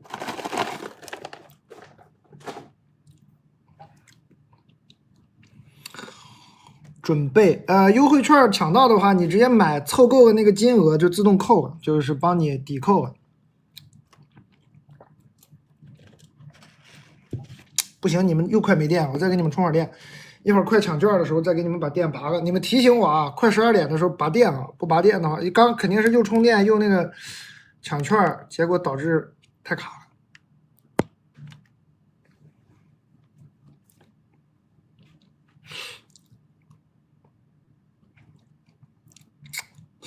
我这屋是不是空调开那啥了？我去调一下空调。伟大的朋友们，帮我卖一下这个吧，超干条，花式夸一下这个。我觉得有点热，手机都烫。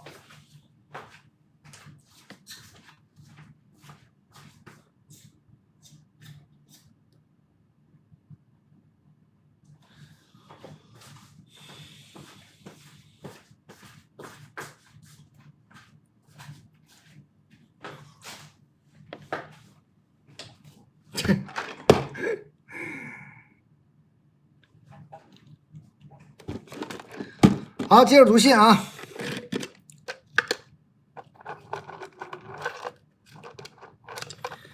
这盒老演员都快被我吃光了。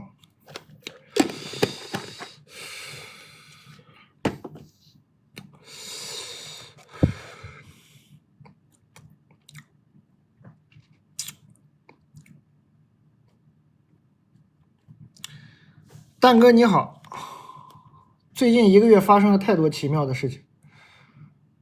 谈了3年的男朋友被我发现劈腿，因为他还想利用我的资源赚钱，一直还联系，但是我只想报复他，让他吐钱。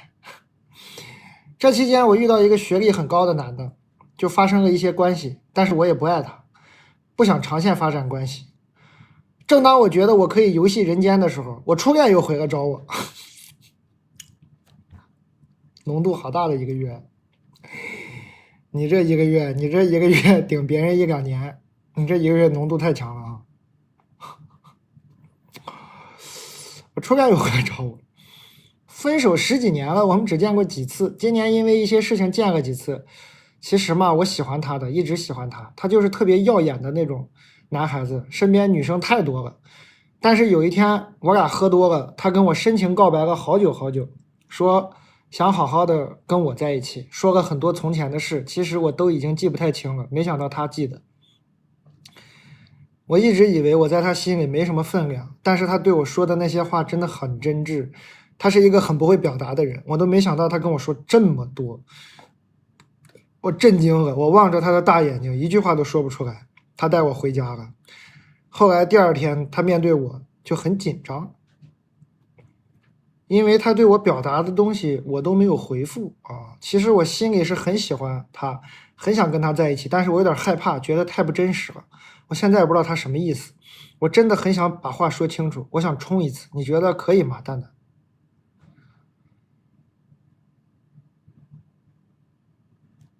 禁止以这个疑问的形式炫耀啊！有问题你就问，想炫耀就直接炫耀，没有必要在这假装问问题炫耀啊！直接炫耀是没问题的，我们扛得住，我们欢迎大家过得幸福的朋友来跟我们分享美好的事情。你这显然很美好呀，你不就是你也不用跟他说啥呀，你不就接受就行了吗？我们扛得住啊！你以后你们这种就是，哎呀，发生好事了，不知道该咋整了，太好了，就想跟人分享这种快乐，你就直接说，蛋，小卖部的朋友们，我来分享快乐了，我们扛得住啊！别那么瞧不起我们，我们扛得住快乐，我们每天分享痛苦也很难受的。我这个去那个健身复健的时候，人那个我那个教练捏我这儿都说有点那个粘连了，有点堵。你来点那个快乐的没问题啊，我们可以听点快乐的，嘎嘎给我捏，贼疼。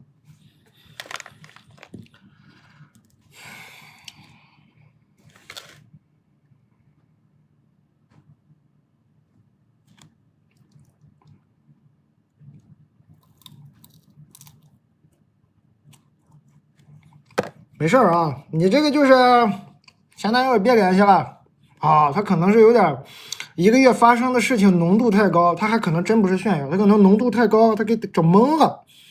怎么可能一个那么坏的前男友刚分手，然后又发生了一个插曲，这突然又来了一个初恋男友真情告白，这都是真的吗？想的有点多啊，是真的啊，赶紧接受就行了。然后跟那俩把关系那个联系断掉就好了。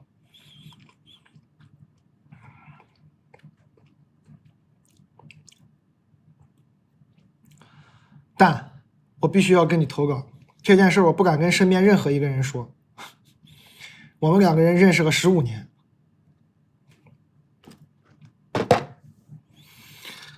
我这根牛肉干得点上了。这一般认识15年没有好事。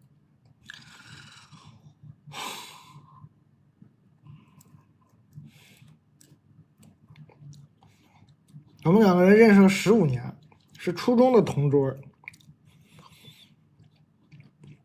那时候还小，互相就有那个意思吧，但是不承认。然后我们因为一件很小的事闹崩了，后来断断续续联系了6年，直到18年上大3的时候兜了一圈，正式在一起。初中认识，大3在一起的。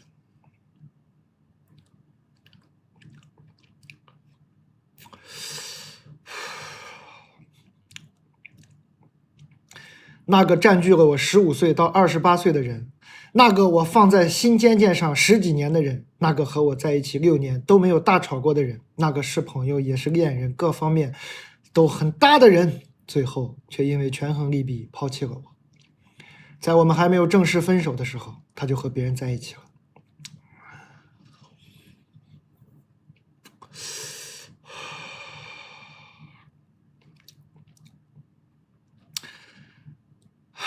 他跟现在在一起的那个有钱的女的相识，还是源于我给他买了高铁票，让他来见我的路上，这个女生也知道他有女朋友，所以不存在他被骗的情况。最早他和我提这个女生在高铁上加他微信的事儿，怕我介意。高铁上认识的，高铁票还是他买的。完了又说这个女的有钱，肯定是买的高铁票，买的商务座啥的，听着都闹心。哎呀，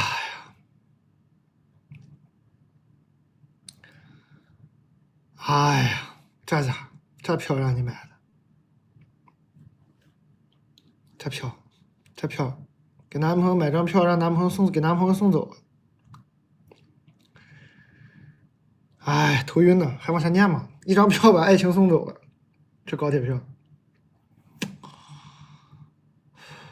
他最早和我提这个女生在高铁上2个人加微信的事情，怕我介意，还亲口跟我说过，这个女生跟我们也不是一个阶层的，而且她太胖了。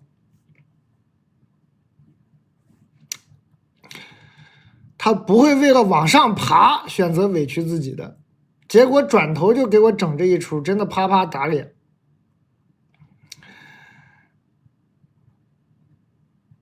然后现在他的微信运动封面还是我的照片，还问我可不可以把情侣空间永远留着。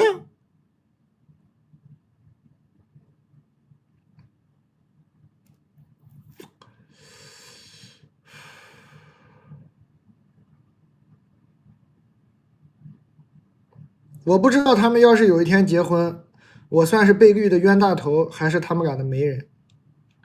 冤媒人啊，都算啊，非常冤的一个媒人。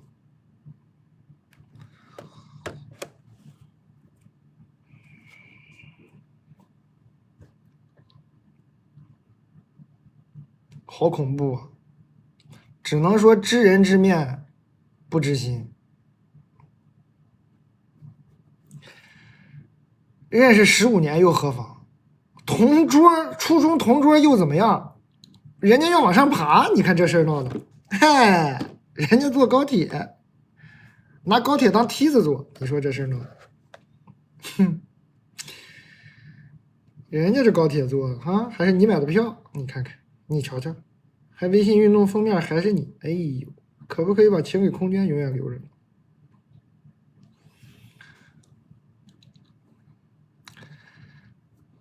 没法整啊，你这个男朋友的问题啊，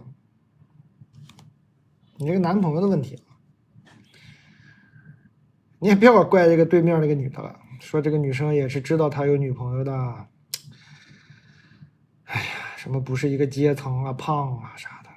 完了，这个男的自己就把实话说出来了，以否定的方式说。这个男的说：“我不会为了往上爬选择委屈自己的。”看把他委屈的，哈哈，委屈，哎呀，这词儿用的，委屈风评被害了，委屈，哈哈。他亲口跟我说，这个女生和我们不是一个阶层的，而且她太胖了，她不会为了往上爬而选择委屈自己的，哈哈哈，哈哈，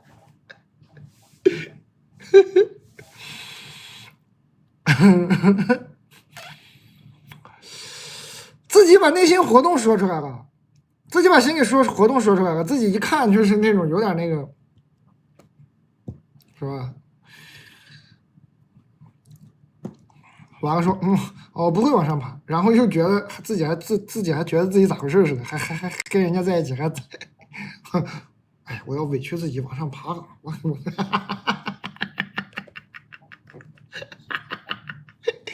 赶紧跑啊！赶紧把你那个什么破玩意儿微信运动封面，微信运动还有封面吗？没用过这玩意儿啊！我确实没用过微信运动啊，不知道微信运动有封面，赶紧换了啊！换成我啊，给你截个图。哎，怎么截？这个往右滑，哎，往哪个方向滑可以清屏啊？只有我啊。怎么才能表达我的这个运动呢？我也在运动，这个是微信运动。怎么才能换成我呢？哎，算了，换成我对你的生活也没有任何帮助，别换成我了，就给他换掉就行了，别换成我了。突然想起来，换成我也是给你惹麻烦，别换成我。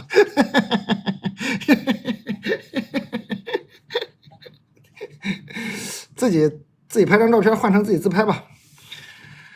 完了呢，什么情侣空间，赶紧啊！哎呀，我的天，头晕，晕死了。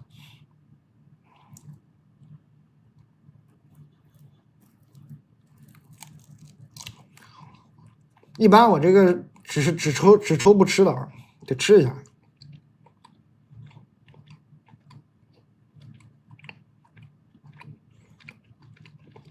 头晕。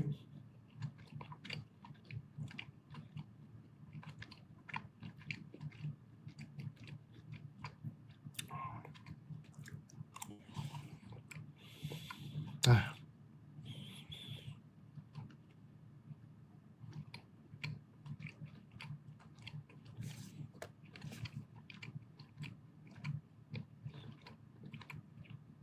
无言以对，分了是好事啊，姐妹儿，也算是比较早的认清吧。再给你整几年，他再决定往上爬的是头更晕了，挺好。现在就要决定往上爬了，行吧？让他爬吧，你好好走你的，让他爬他的，各有各的道啊。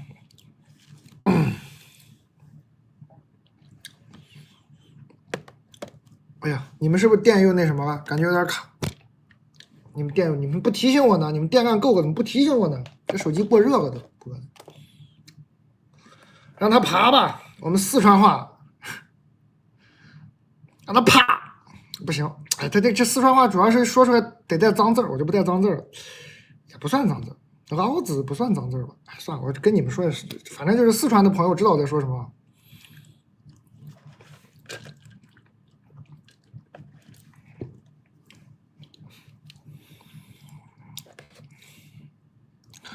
让他爬啊，让他爬。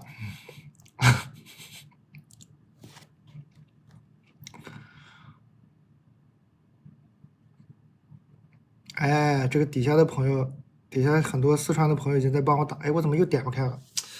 这个手机今天是有点，我这个手机得装一个水冷系统，过热了。怎么才能让它冷一点呢？李诞为什么不卖酒？伟大的同事把我们卖的酒弹一会儿。这个放这能不能凉一凉？给它凉一凉。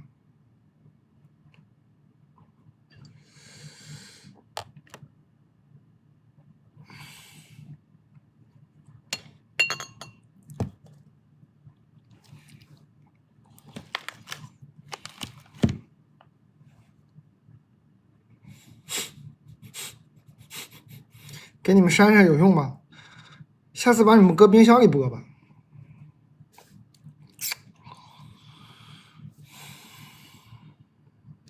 这真得准备几个冰袋，下次挂在这个手机后头。过热了，真是过热了。冰一下，拿这个白花枝冰一下。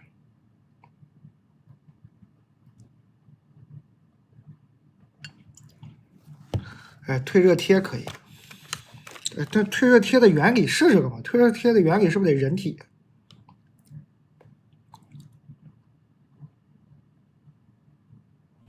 真有点热了，我现在都点不开我的这个购物袋了。哦，有朋友说酒精棉能有用吗？我这有个擦眼镜的这种能有用吗？我是得擦一下，这弄上水了。管它有用没用，我得擦一下，擦一下看看能不能。很奇怪啊，你们看不到，其实我在擦我自己的脸的感觉，特别怪。散热器，哎，咱也不趁呢，这也不知道有没有客户赞助个散热器啥的，哎，不知道啊，不敢跟人要啊，这多不好意思。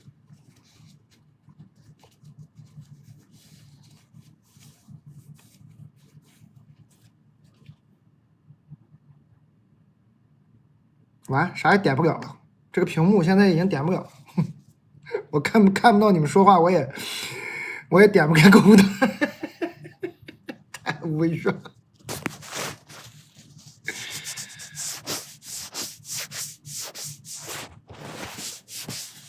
我现在就看着消息在不停的增长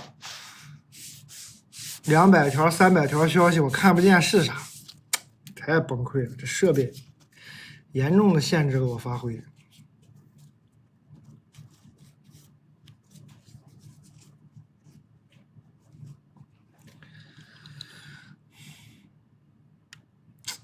完了！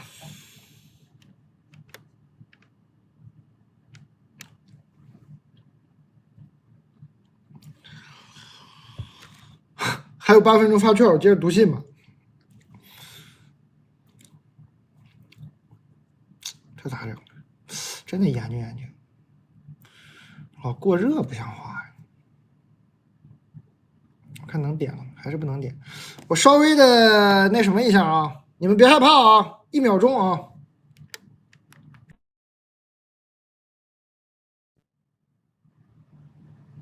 没好使。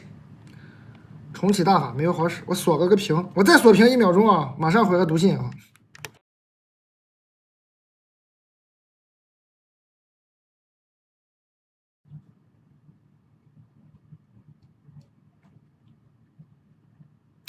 不好使。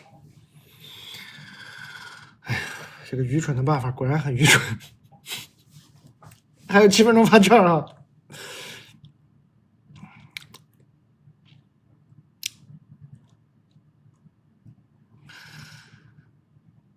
老师您好啊，不用叫老师。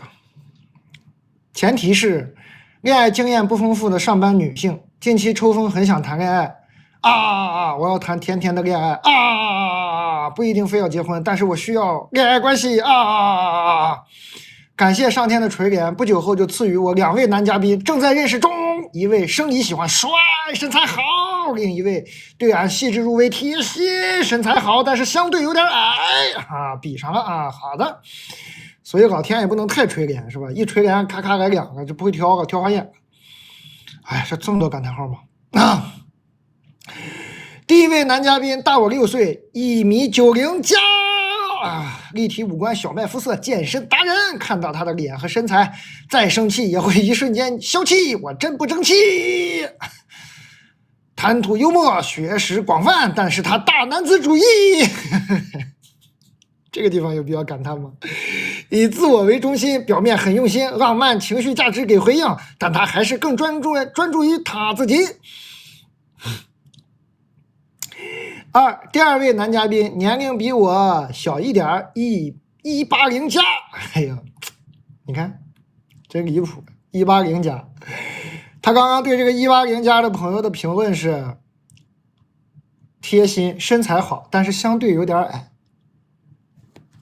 这不人比人得死，货比货得扔吗？这180加都相对有点矮了，这不就是让你碰上个190加的吗？细心体贴，健身达人啊呀，健身达人啊，行嘞，咱们都健身，学我，学人精，两个学人精，我不健身也没见那么多人健身。他对我事事有回应，到处陪我耍，生活上帮助很多，能感受到他以我的需求和心情为先，但是我自己没有心动的感觉，我好愧疚啊！对不起，没有，这不用对不起啊，这个不用对不起啊，没有心动的感觉就是没有心动的感觉，好愧疚啊！两位都是非常优秀的男嘉宾，再次感谢上天的垂怜。特意给上天来了一个感谢，好的，替你转达了啊。上天呢也经常看我直播了，好吧，替你转达了。内心虽然也知道各有不适合的点，所以大概和两位男嘉宾都成不了呜呜呜呜呜，发了一串呜啊。但真的好想谈甜甜的恋爱啊，有点不甘心放弃呀。但总啊，我该怎么办呢？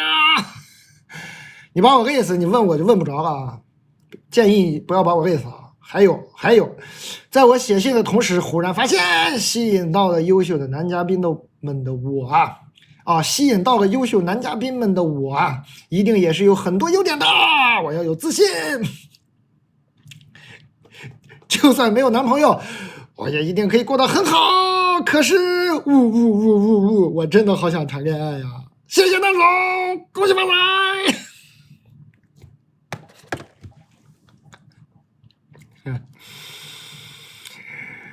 还有3分钟发券了，头晕。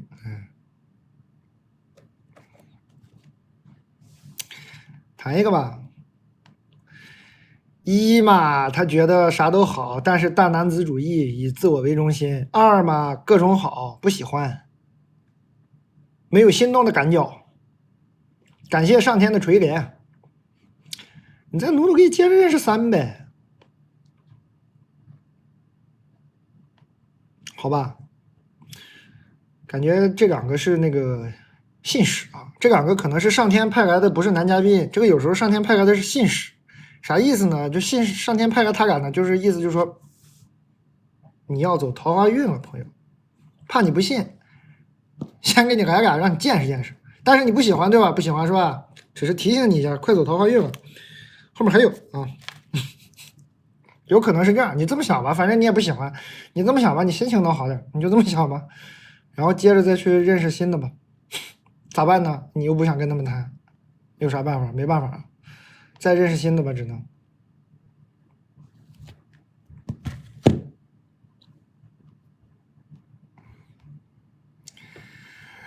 我点不开我的购物袋，我好无语呀！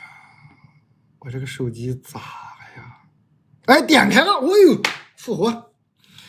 哎呀，好嘞，哎呀，舒服了，跟你们的聊天也同频了，好嘞，欢迎各位，感谢各位啊！还有2分钟发券了，朋友们。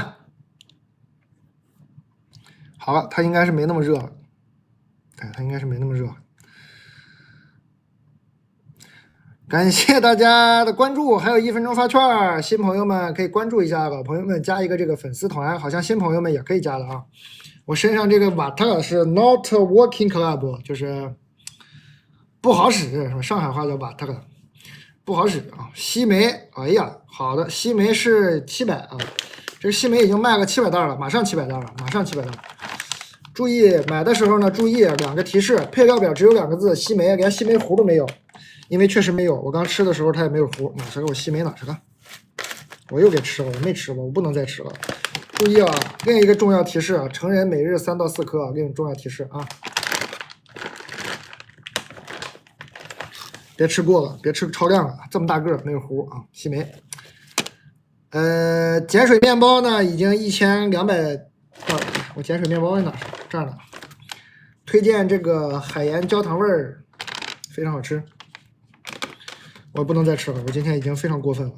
还有我们的新品呢，猪脆脆，其实人家不叫这个名啊，人家这个菜篮花花世界发券了，12点发券了，爆爆香脆猪肉松条，我觉得太啰嗦了。菜篮花花世界的这个就是猪脆脆吧，咱们因为牛脆脆卖的特别好，你就当猪脆脆。买回去呢是拌在粥里吃也行，直接吃也行。我刚是直接吃的，零防腐、零甜味、零色素，这些是新品。新朋友可以买点老产品，牛脆脆。这个牛脆脆就是我们的经典产品，当之无愧的销冠。大片的牛肉，就这个牛油最香，有股浓浓的牛油香。你们很多人常年吃牛肉，但是可能已经忘记牛肉的香味了，因为这个你们都很久没吃草饲牛肉了。纯草饲，一口料不吃的草原溜的牛，来自呼伦贝尔，切成薄片，风干烤干。今天不能再吃了，我刚已经吃很多这个牛肉干了。这个牛肉干是我个人最爱，这个是不会出错啊。我们也在研发减盐版本，给宠物吃的，无盐版本给猫吃的。因为很多家朋友说这个猫很爱吃，还有很多说小朋友爱吃，我们就弄点减盐版、无盐版。我今天一直在吃的是这个超干条，长的条你买回去条比较长，但长条已经被我优先吃完了，我更爱吃这个。喜欢吃甜食的买那个奶脆片，奶脆片呢就是你小时候偷吃奶粉的那个快感，非常好吃，邦邦硬，超级好吃。我特别爱吃这个咖啡液，怕酸怕苦，不用那么大劲儿的，就这咖啡液查咖就行了。不怕酸不怕苦，喜欢自己琢磨了，买那咖啡豆，我们咖啡豆很多啊。谈一下那个 Slaptown 的咖啡豆，我们有咖啡豆啊。哎，我咖啡豆哪去了？没在手边。买那个咖啡豆自己回去磨，或者你要求它磨成粉给你发就可以了。就是想劲儿大点的，不怕酸，不怕苦的。哎，这一款，我好久没喝这款好像也不是偏酸的，它是偏苦的啊。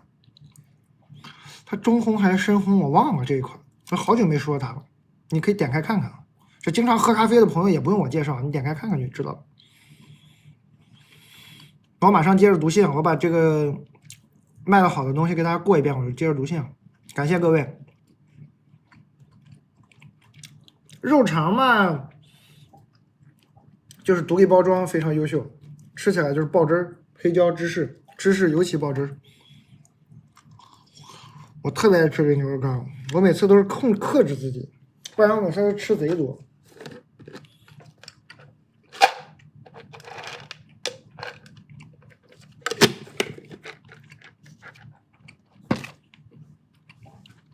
感谢大家，我给大家稍微讲一讲，把这个券用了，我就接着读信，好吧？谢谢各位。我们在发券左右的时候稍微讲品，感谢大家理解，毕竟是个小卖部。还有小时候喜欢看那种父与子啊那种漫画的，就这种一页一个故事的漫画的，你可以了解一下这个漫画，随便翻开一页你看一下，都是那种微微一笑、淡淡一笑的那种漫画，很舒服，也适合给小朋友们了解一下这个话里有话是什么意思，看看幽默的东西。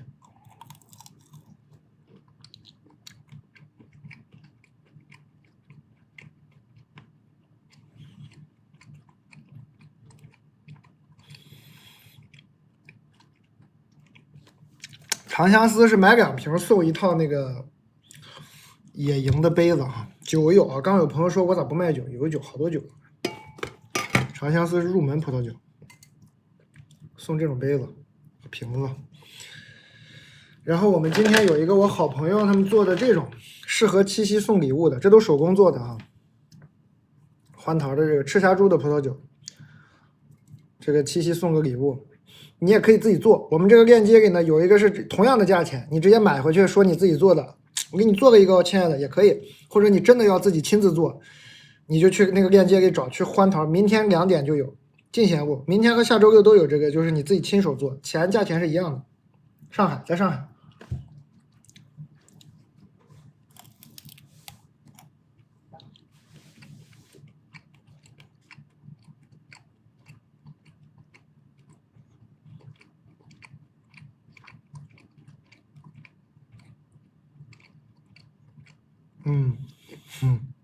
牛脆脆可以，牛脆脆很发挥正常，马上2000罐了。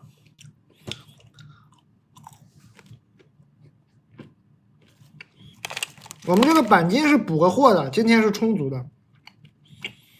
之前买过板筋的朋友可以帮我说一说这板筋好不好吃？非常香啊！关键它也是来自霍根贝尔的草饲牛，它有一股淡淡的牛的香味儿。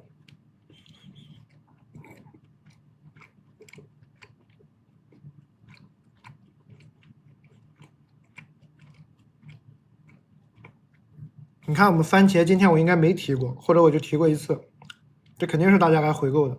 我们番茄说没说的，卖个150多件，一箱啊，那是150多箱，是很多番茄。但番茄呢，果壳兜他们家的那个桃子，我知道你们很多人喜欢，但是果壳兜说他们那个桃子种植那过季节了就没了，不好意思啊，只能明年咱们接着卖那个桃子。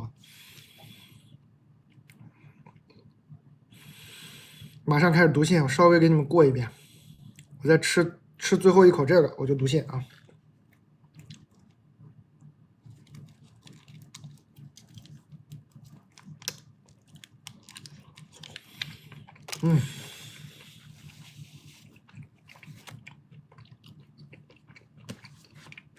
这很适合啊！你要小时候喜欢这种风格，父与子啊，漫画那种，就一页一个故事的这种淡淡的幽默的这种，你喜欢就适合，挺治愈的。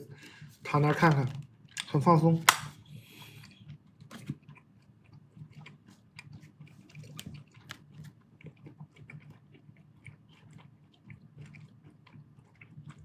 我工作不喝酒啊，工作不喝酒。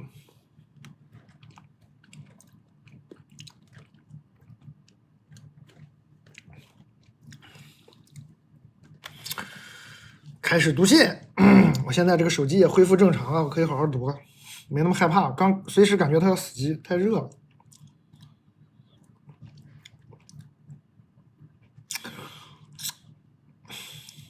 但你好，我刚毕业，工作属于半创业阶段，不是非常稳定。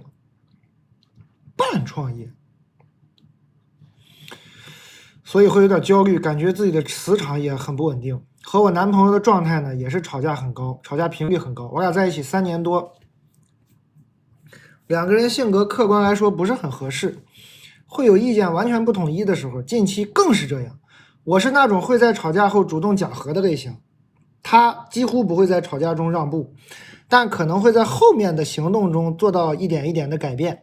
我的问题是，不知道是不是因为我的环境有变化，可能过段时间我们的关系会好一点，还是说只是因为我们感情大了，也不晓得这种双方性格的问题该不该继续。如果蛋总看到的话，感谢你的耐心解答。你这个确实需要点耐心啊。啥呀？其实两个人的性格客观来说不是很合适。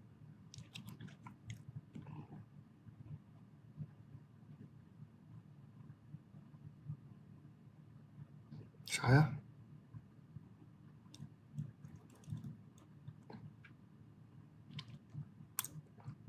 不就是想分手吗？是不是想分手？想得到我的支持？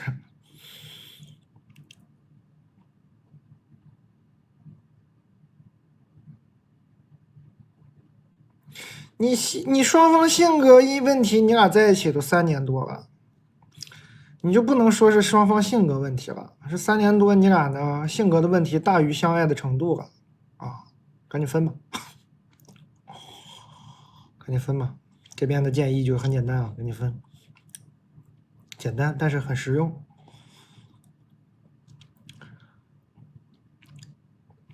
啥牛肉干最好吃？都好吃。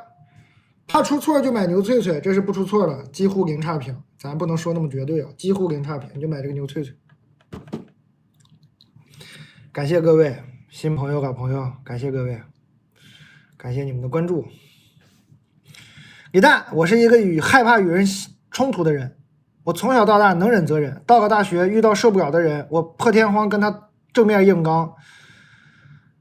是我第一次和别人发生正面冲突，然后紧接着有个第2次、第3次、第4次。你是不是就是喜欢和人发生冲突？以前没发现呢。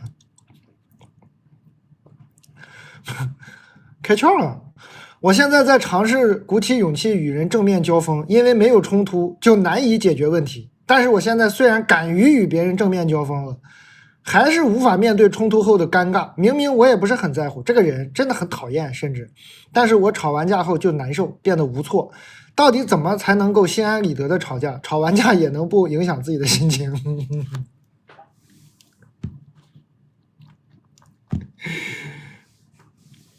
找到自己的爱好啊，这朋友啊，哎，这朋友以为自己不爱冲突，冲突完了之后说，冲突，我很适应，我可以冲突，我现在就是解决不了，我这个冲突完了自己心里不爽啊，是吧？处理不了这个自己心里这个不爽。先把这个吵架、冲突、吵架，咱们分析几个词啊，冲突、吵架、沟通、交流、摊牌、谈判。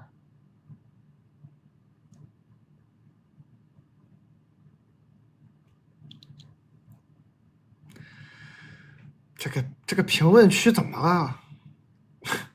蛋总，我要看脸颊比心。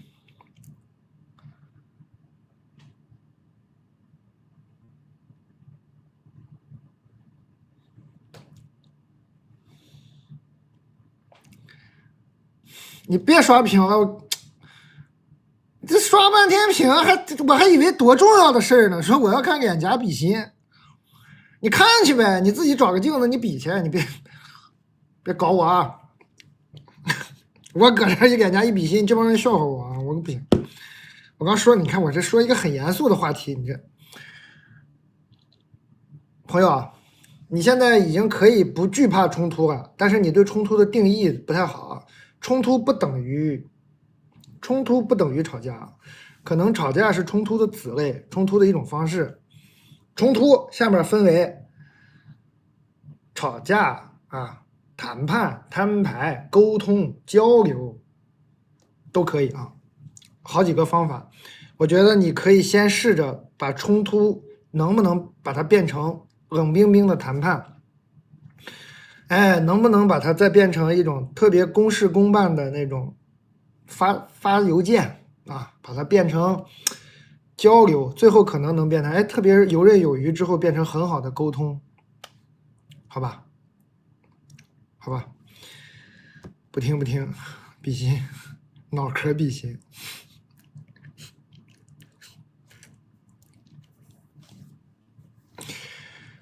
脑壳比心，你听听你们自己说的是中文吗？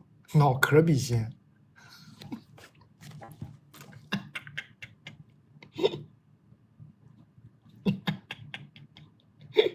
哦，又有赠品了，朋友们。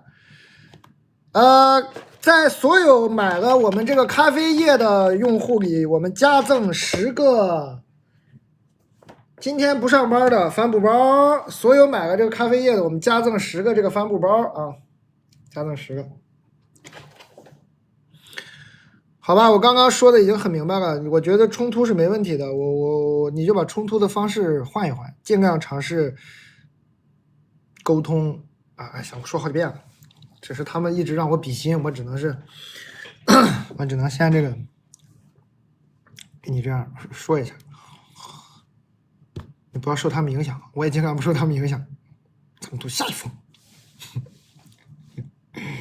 蛋总好，我总是因为自己最亲近的朋友难受，他和我很讨厌的人玩的特别好，并且我们之间总是我主动，我们之间也有不少矛盾，甚至我说可不可以对我认真一点，他却说他并没有要求我付出那么多。哎，但是每当我想和他结束这段关系时，和他度过的点滴却让我不舍，我应该怎么对待这段关系呢？这还是友情吗？姐们儿，你俩对友情的理解不一样啊，搞不了。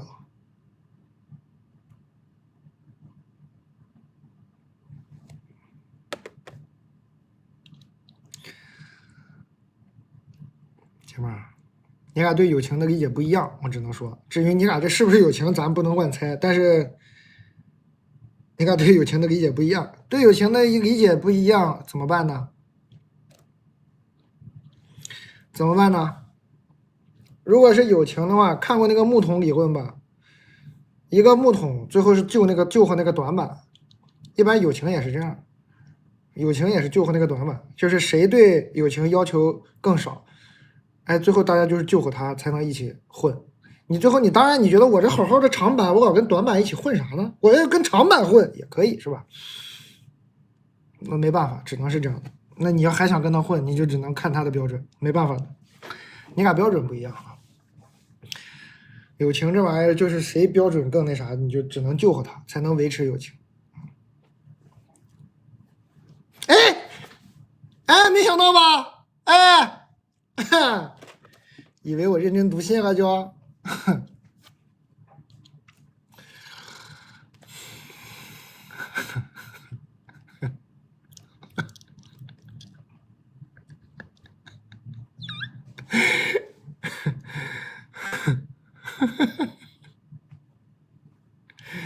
咋比？我不知道，其实是拿这个手在脸上嘟起一块心吗？那是有点太恶心了吧？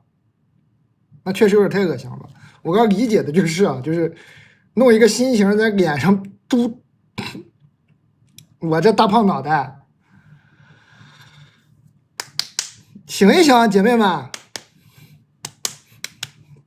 这大胖脑袋，12点16分还想吐一口，想吃夜宵了是怎么的？别整这恶心的，我刚逗你们笑一下好了，不要整这个还认真比啊，真的会吐的啊！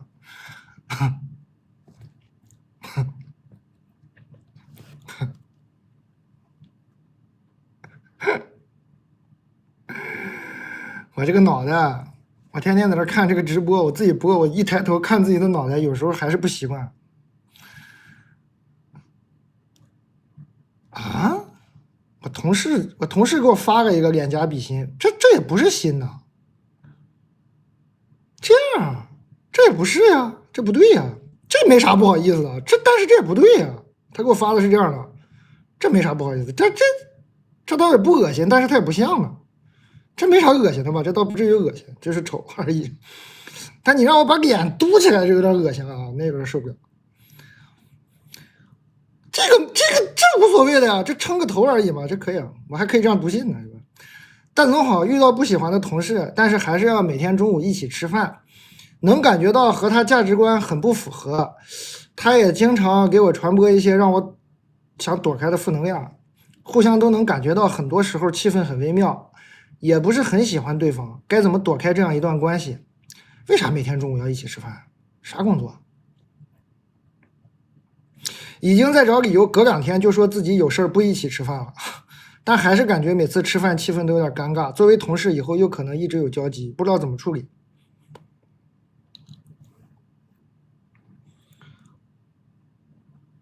别比了，我后悔了。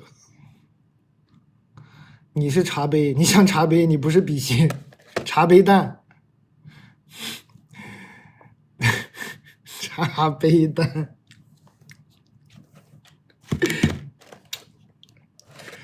买我们这个茶咖啊，茶咖的话可以送这个茶杯啊。Bug is a happy accident。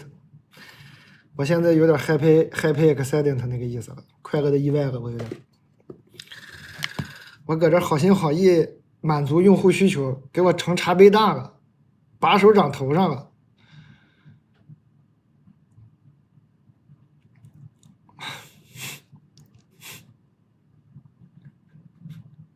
咖啡一袋几盒？1盒7袋，我差点让你给我绕进去。咖啡一袋几盒？太坏了啊！咖啡一袋几盒？就欺负我业务不熟练。咖啡一袋几盒？咖啡1盒7袋啊！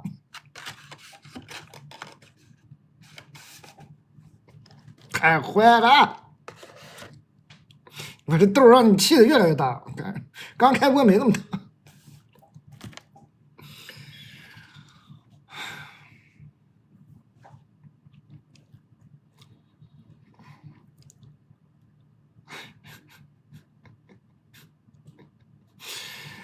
真的越来越大了，真的不开播的时候，你们看回放吧，越来越大。这个信是不能多读，进步还不能多读，以后这种荒谬的要求绝对不能满足啊！好像长这个痘是因为什么？我看过一个科普，是什么？因为尼安德特人的基因还是啥玩意儿？说不是上火啊！我还特意看过一次，说长这个就是什么尼安德特人还是啥？就大家自己查吧。我还以为我吃什么玩意儿，说但是好像是因为一个什么东西的那个东西。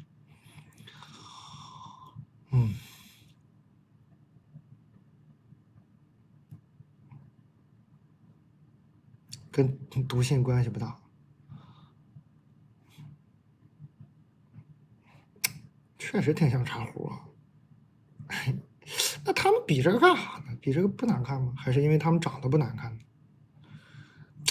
我研究这干啥？哎，我刚回答这问题。哎呀，你不喜欢就别跟他一起吃饭了呗。你买点牛脆脆，你每天吃牛脆脆吧。你今天吃牛脆脆，明天吃番茄，对吧？你后天整点蛋白棒，这不都挺抗饿的吗？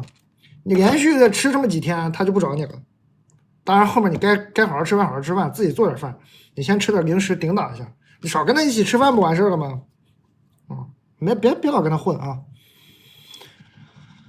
蛋总你好，超级喜欢看你的直播，我是高中生，别看啊，高中生少看啊。没上大学的给我好好学习啊，少看我直播啊。我说话可能有点凶啊，不要因此讨厌我，但是我是认真的。少看直播，好好学习。我是高中生，行，念都念，我给你念完嘛。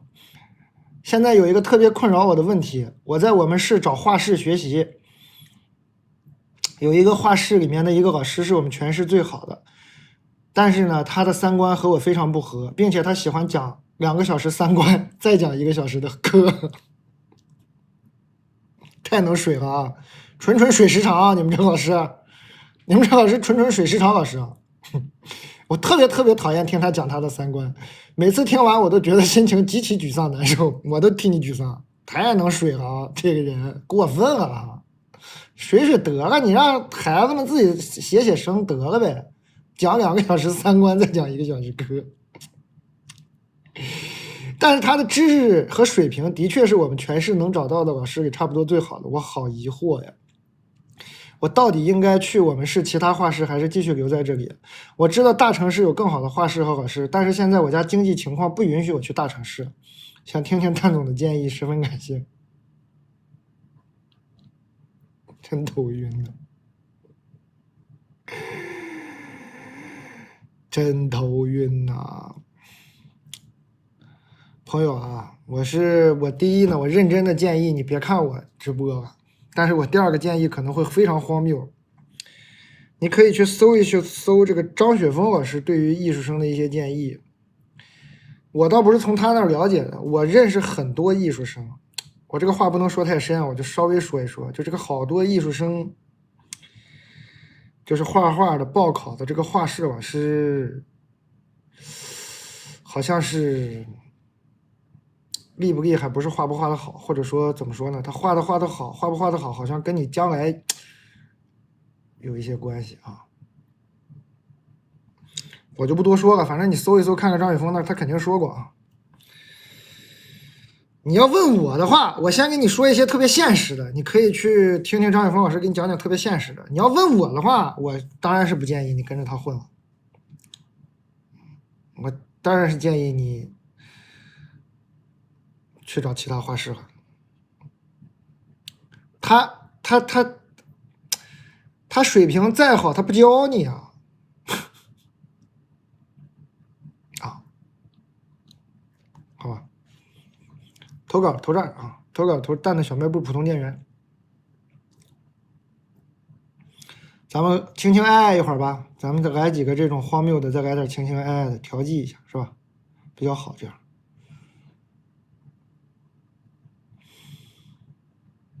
不对，这个情情爱爱的才是最荒谬的。刚刚那个小朋友那个痛苦其实相当的现实，但这个越现实的吧，越难回答。我都没心情开玩笑，你说这个小朋友这个，我只能说现实太荒谬了，头晕。唉，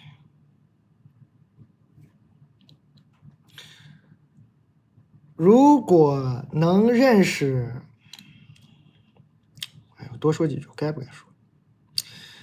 如果能认识你们本市的师哥师姐已经离开了的，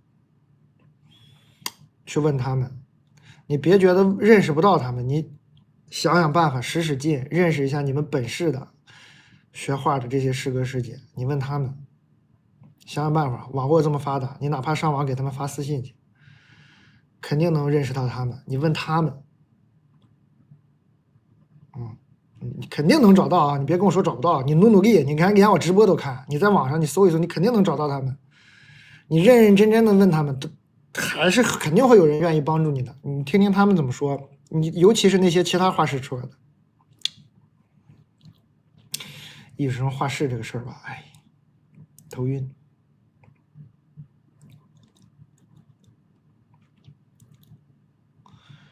我只能说到这儿了。李大你好，我最近一直在刷小红书看你直播，看到你小红书23年的愿望是希望今年真诚一点。我也是在朋友的婚礼上突然明白，真诚永远胜过千言万语，也可能是突然的热泪盈眶。大家都讲自己的事儿，我也来说说吧。我今年30岁了，按照自己的计划，30岁之前呢就有个宝宝，少了很多自由，多了很多责任。我和我对象2个人正在努力的赚钱，每个月呢租房子，还有老家的房贷要还，还要养孩子，生活收支平衡都是一些琐碎又日常的烦恼。哇，好长啊！我和我对象是高中同学，高中毕业我们又复习1年，回忆太长了，觉得有些久远。那1年我们关系开始近了很多，他学习很好，我一般。怎么回忆起青春了？后面是怎么的呢？我看看你们最后怎么了。就是上课的时候，他俩还偷偷牵手，去超市回来还给我带苹果或者小零食，我睡着了还会给我盖报纸。什么礼仪啊？睡着了还给你盖报纸？这浪漫，这浪漫中些许有些诡异啊。浪漫嘛也蛮浪漫，但是就实在找不着别的玩意儿盖了吗？他身上就没有一件趁手的衣服吗？非得盖报纸？不是盖报纸管啥用呢？关键是我睡着了还会给我盖报纸，是浪漫吗？也挺浪漫，但真是有点诡异啊。一起出去吃饭，那年高考6月的雨，因为在一起学习都是甜的，哈哈哈，很甜蜜啊！我希望这个信的结尾就是你跟我们分享一下甜蜜，我可不想最后来个大转折，别给我整但是啊！看看啊，高考以后我们就在一起了，他在天津上大学，我在哈尔滨上大学，在哈尔滨每年下第1场雪，我都会写信寄给他。异地4年，我们偶尔回家见面，或者假期出去玩。毕业呢就在天津工作了。然后过了2年我们就结婚了，有个宝宝。今年是我们在一起的第10年，我是他的初恋，他看起来是个很靠谱的人，表里如一，哈哈哈。不过也有很多磕磕绊绊，人都有优缺点，我也是，所以我们也不要求事事如意。有了宝宝以后，我们回家发展，4、5线的小城市并没有那么多的机会，所以又出来了。我觉得也没什么，反而会更好一些。我呢没什么问题和苦恼，哈呀，太好，我就在等一个但是，没有但是就好。太好了，哎！最近回望过去，总结就是沉舟侧畔千帆过，病树前头万木春。时间恍然，平平无奇，普普通通，我们也在努力着。如果你读到这封信，觉得有一些欣慰，希望你也能理解，我真的很真诚，我真的很欣慰啊！我特别害怕你最后给我来个但是啊，还有1分钟发券了啊，还有1分钟发券了，朋友们，可以点个关注啊，加粉丝团，发券了。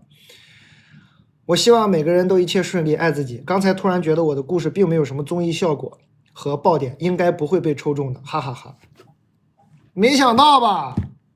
没想到我们蛋的小卖部普通店员是这种有爱的人吧？哎，就给你抽中了，你就过海选了，抽中了啊，姐妹儿，太好了！我就特别怕你最后是个过得不好，过得好就好啊。哎，我是真的很欣慰。真的很高兴，真的很高兴。你可能都比较难理解我为啥这么高兴，因为我们这个小卖部读来读去呢，特别少这种平平淡淡但是很幸福的故事。好像来的朋友呢，每天这1万多人就在这听一些离奇故事，我也很怕大家对这个爱情啊有这个错误的印象，还是有很多这种平平淡淡就是过得很好的，大家还是要相信啊，还是每天在这儿我也是动不动就说分是吧，动不动就说离，整的好像我们特别不看好咋回事？所以我读一个这个我也很开心，这个世界上就是还有平平淡淡相爱在一起好好过日子，所以经常来一些这些我心情也很好。大家别被我们这个小卖部错误样本给影响了，因为肯定嘛，他投稿想让我念的肯定就是有一些不顺利是吧？有一些奇葩，他才投稿，大部分就比较奇葩才念。所以呢，很多朋友来听的时候说啊，难道现在谈恋爱都这么奇怪吗？难道平平淡淡在一起就不行吗？不是啊，只是说这个平平淡淡的朋友，你看他自己投完稿，他都觉得不会被抽中的。我们以后鼓励这样的朋友也给我们投稿，我们也分享一些这种甜蜜的、平淡的、温暖的故事给大家，是吧？别，不然有错误样本，天天一刷切片就说，哎，这个世界怎么了？怎么所有人都是干啥呢？这都是不至于啊，还都挺好的，平平淡淡的，挺好的。再给你们充会儿电，虽然你们已经很热了，接一接是吧？接一接，这个可以接一接。那些什么高富帅呀、什么一个人谈3个的，其实我是不鼓励你们接的。像这种平平淡淡的，真的可以接一接，这种真挺好的，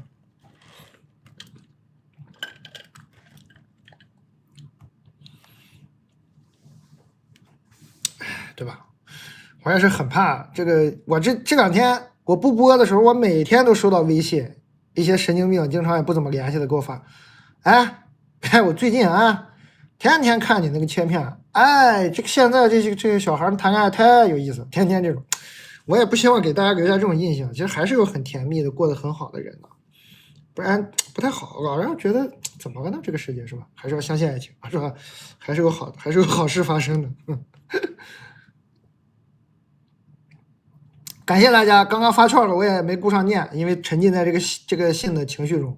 大家刚刚抢到券，不知道买什么的呢？还是那个，但是我的伟大的同事已经在谈了哈，伟大的同事已经在谈了。刚刚那个奶片每次都卖得好，对，还有这个牛脆脆，新来的朋友可以直接拍3罐，3个口味，非常划算，非常好吃。今天我去小红书参加那个5分钟运动会，小红书工作人员说这个牛脆脆他已经吃7罐了，说蛋总你啥时候上新品呢？你的牛脆脆我吃7罐了，新品它不就来了吗？喝点这个茶咖啊，一盒是7袋，怕酸怕苦。那种特别怕就那种咖啡太猛了，就整点这个茶咖啊，2盒茶咖呢送你1个杯子，或者你也可以挑一个袋子，无论如何都会送你2瓶椰子水。还有我们这个走出来这个鞋这2天都没提啊，这个确实现在走不出来的人也不多了，经常都是走得出来的，还是走不出来的话可以买双我们这个拖鞋走出来一下。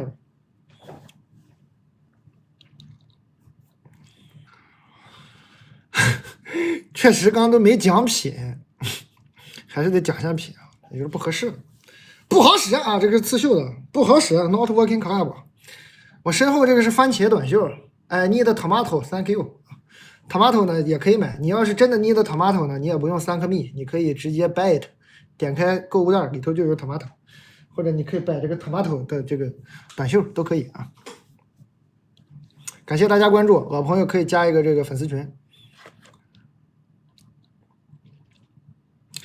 走啊 ins， 我不走了，我今天就是播了，我就陪伴了啊，大家就陪伴我了，大家也不去 ins 了，我估计这都12点半了。想去 ins 玩的朋友，这个点你就拍了就能用啊，你直接谈一下那个 ins 的通票，现在这个点去 ins 也可以的。你现在周5嘛，想去 ins 玩，你直接买一个这个通票，你现在去就可以用。7家夜店7张门票都能进，然后送你7杯酒，每家送1杯酒。未来90天都能用啊，不是说非得，未来90天的周5、周6都可以用。完了，未来最近还有个文娱活动，是我们内蒙那个，我们也不是人家不全是内蒙的，但是我就说，就是我们很爱听的杭盖乐队的演出20周年，在上海的朋友可以点开具体看看，8月17号啊，具体看看那个。当然，其他城市你可以点开详情了解一下，其他城市也有。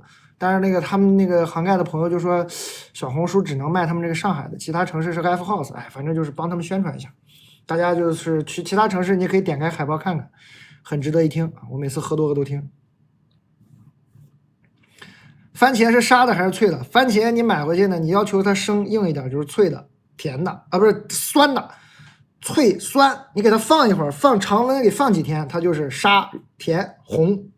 一开始买回去就是绿、脆、酸，都可以要求。你也可以让它发的时候发熟一点，但是我建议这么热的天你就让它发生一点吧，物流过程中可能就已经熟一点。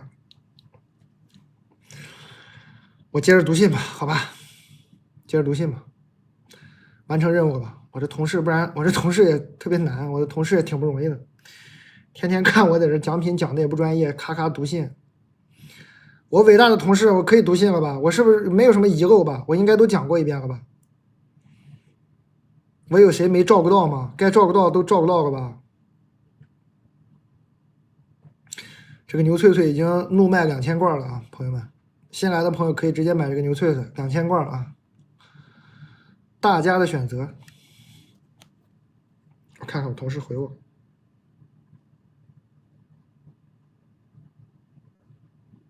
哦，果然遗漏了。买牛脆脆的朋友们，我们会抽5个人加赠1包奶脆脆。奶脆脆就是那个烤奶片，因为我刚卖烤奶片，很多朋友说怎么不干脆叫奶脆脆？好，就叫奶脆脆啊。买个牛脆脆的朋友们，我们抽5个人加赠1包奶脆脆啊。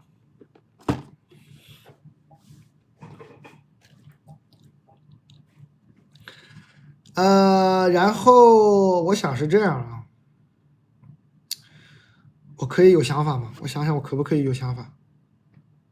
这个想法我可以有吗？我可以有。我的想法是这样啊，我就接着读信，然后呢，大家可以留意一下这儿弹起来的链接，就是我的同事呢会弹一些卖的比较好的东西，哎，你们就自助下单，全自动小卖部，好吧？我还是读信吧。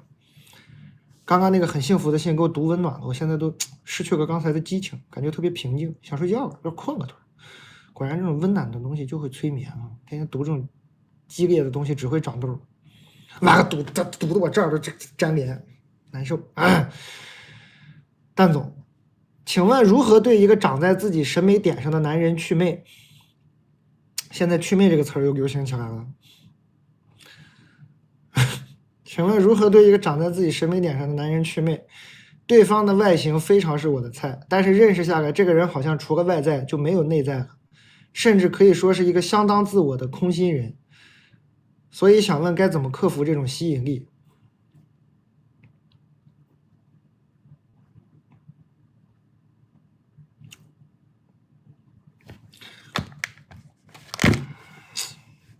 这我真是，你都觉得他是空心人了，你还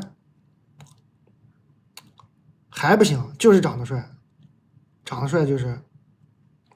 我咋感觉你已经不行了呢？祛魅了呢？咋还是不接受？怎么克服这种致命的吸引力？他没说致命的，我觉得这个吸引力可能是对他来说有点致命。哎，你要不追求一下吧？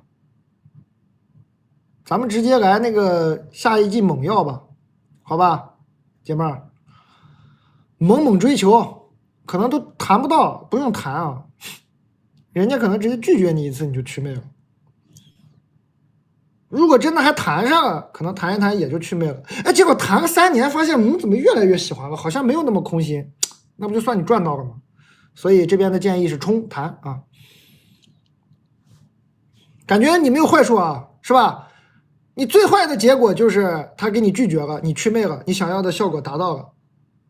中不溜的结局呢是谈成了，谈着谈着发现果然是个空心人，谈了一段祛魅了，哎，居然还有个结果说谈发现不用祛魅，好喜欢，这不也挺好吗？都挺好是吧？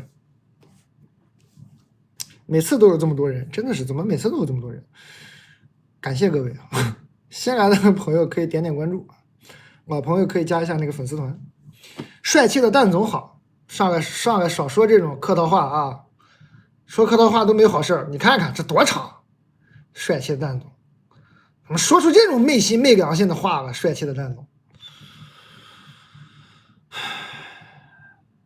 我跟我老公在一起到现在8年，从领证开始算，结婚差不多4年，结婚差不多4年，在一起8年。他是做活动推广方面的，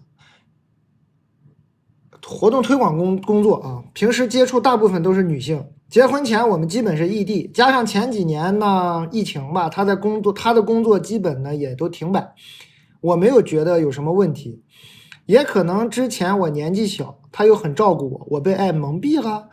从去年他的工作恢复了以后，我发现他对异性非常没有边界感，甚至精神出轨。精神出轨咱们一会儿聊吧。很多我受不了的没有边界感的事儿，我也跟他沟通过。开始他为了哄我，象征性的做了一点退让，我们相安无事了一阵儿。但当时我没有意识到，这预示着我们的关系可会有更大的裂缝。今年2月份，我在他手机里发现了当时跟他一起出差的女同事的自拍照，质问他怎么回事。他态度很好，向我道歉，让我别误会，说他们没有任何事儿，是他自己去那个女同事朋友圈下载了照片。那次我们长谈了很久，我发现也许是我太理想主义了，不了解人性，把他想得太完美，所以我决定给他一次机会。可是520那天，5月20号那天，我又发现他给那个女同事发了520块钱的红包，问他为什么这样做。他说那天他很忙，我却跟他要红包，他很不爽，就也给其他人发个红包。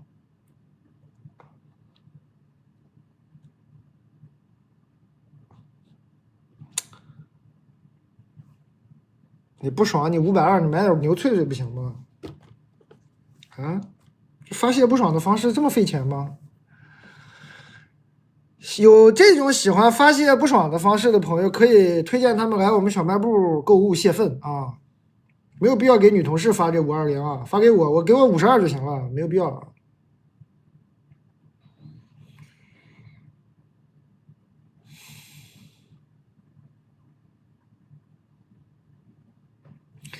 他还说那个女同事并没有收，所以他们没问题。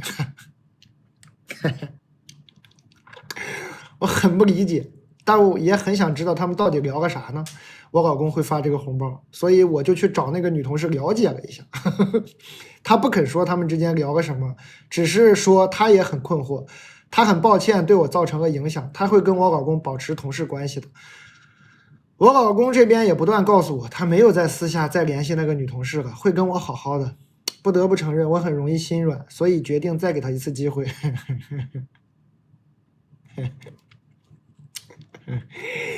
同时，我也开始反思自己身上。又开始，我听到“反思”这2个字，我真的，我现在看到这个最后信快结尾的时候来这个“反思”这2个字，我真的两眼一黑，不跟你们开玩笑。哇，又反思上了，哇塞，啊，又反思上了，哈哈，嘿嘿，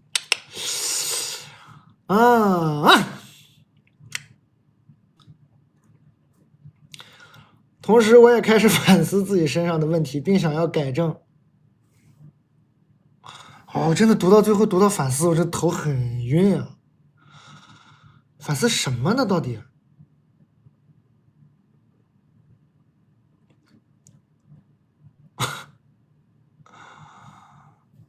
反思什么呢？到底怎么这么爱反思呢？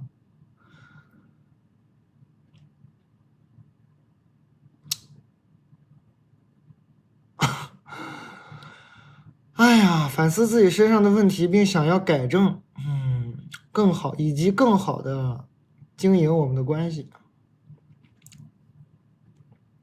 哎，啊，哇，头好晕，好难读下去，好头晕啊！我真的很怕，读到后面他真的给自己总结出问题来了，那我真的是一头撞在牛脆脆上。当然也撞不死啊，牛脆脆被我撞碎了，我一头撞在超干牛这个风干牛条上了。你反思啥？我看看你要反思啥？也许上天看我太傻了，上个月底我突然发现，他说晚上要加班，实际上却是跟不知道哪个女的在打微信，一打个2个小时，甚至有时候凌晨1、2点还在聊天。我一次次放低底线给他机会，他却一次次挑战我。哎，好，很好，我挺高兴，我不知道为啥读到这儿挺高兴，舒了一口气，不知道为什么，我是不是疯了呀？我怎么读到这儿挺高兴的？我好坏，我怎么高兴起来了？但我真的挺高兴，你们会有这种感觉吗？我真的读到这儿挺高兴的，虽然很生气吧，但是挺高兴。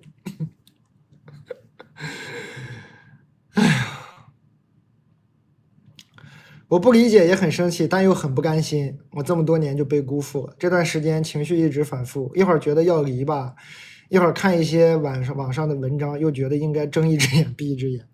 少上网啊！以后你也是啊，青少年模式上网啊。之前已经有一个人，我已经说过了，你们这种喜欢上网看文章，觉得自己应该睁一只眼闭一只眼啥的，上网看文章要反思自己的。然后什么上网看文章学一堆心理学名词分析别人的这种少上网啊，青少年模式上网啊。哎呀，现在这样的生活我真的很累。我才32岁，最近呢给自己说找到证据就离。可是他藏得太深，聊天记录删得很干净，我根本查不到。不是你不都找过那个女同事了吗？那女同事不就是人证吗？那女同事哪有聊天记录呀？你赶紧去找那女同事要聊天记录啊！你说姐们儿有事儿啊，手机先别换，先别删，快，救命啊，姐妹！不会麻烦你的，把聊天记录给我，这事儿就跟你没关系了。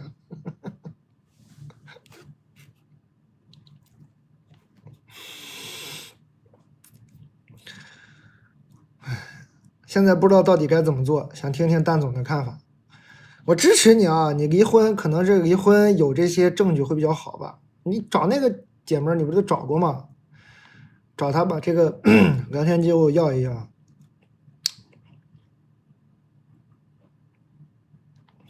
哎，实在没证据，你就离婚，也不能他也不能把你怎么样啊？赶紧离吧。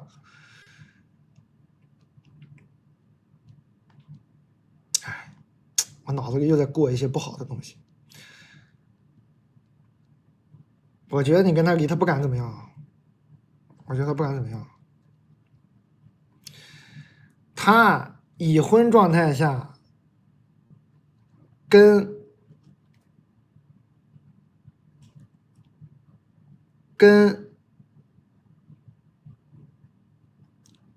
他女同事在公司整这一出，完了呢，反正他应该是名声已经在外了。我猜啊，他们应该是名声在外了。名声在外嘛，他如果离婚的时候还敢跟你谈条件，是吧？应该不敢啊，赶紧离吧。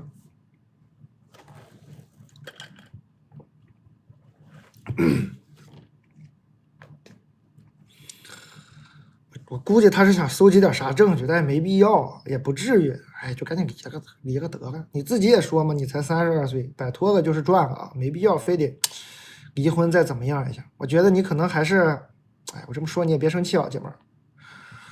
我感觉，哎，我就直说了吧，我感觉你可能还是在给自己找借口啊。你还是有点爱他，虽然我有点不太理解，但是你好像就是还是有点爱他。咱们说点开心的吧，有礼物了啊！这个我们爆米花加赠一包抽奖，抽5个人加赠一包爆米花啊！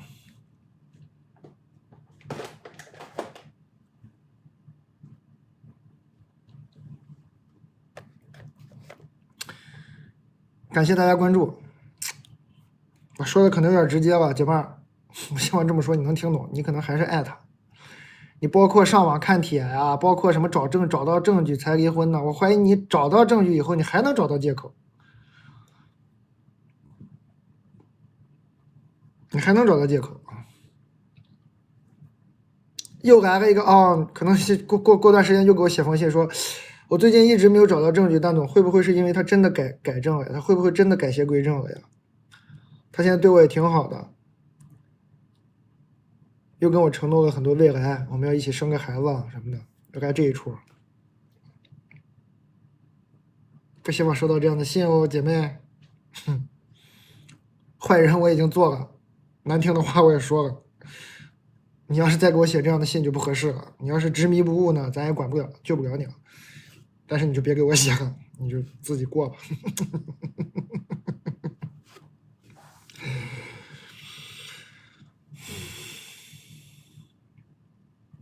欢迎各位新朋旧友，我们还有10分钟再发一次券儿。看看我们销冠的实力，哎呦我的妈，真吓人！这不出事儿了吗？这怎么牛脆脆又给我整了2000多罐？我看看奶片怎么样。奶脆脆1000袋了，奶脆脆今天我连个样品都没有，奶脆脆直奔1000袋了，可能是改名改的确实好，早就应该叫奶脆脆，以前叫烤奶片，你看现在叫奶脆脆，直接奔1000袋去了。其实没有开玩笑，以前卖的也很好，但是必须感谢一下，这个是刚在直播的过程中有朋友提议说你这个牛脆脆为啥奶片叫奶片呢？以后就叫奶脆脆了啊，已经奔1000袋去了，940袋，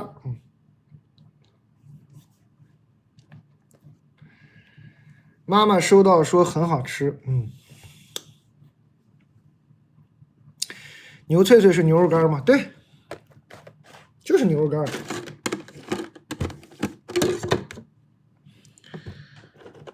整片的牛肉干，风干烤干，它是脆的啊。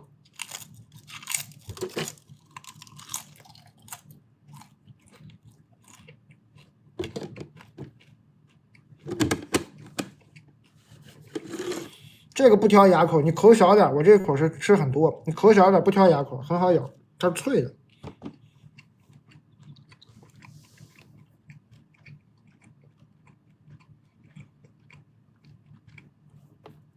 哪个口味好吃？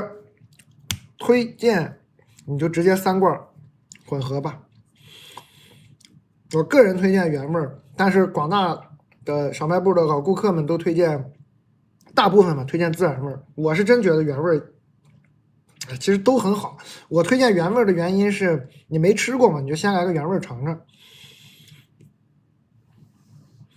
板筋啥味儿？孜然味儿和辣味儿的，这样的厚的。非常过瘾的板筋，吨吨吨吨吨，等等等等等，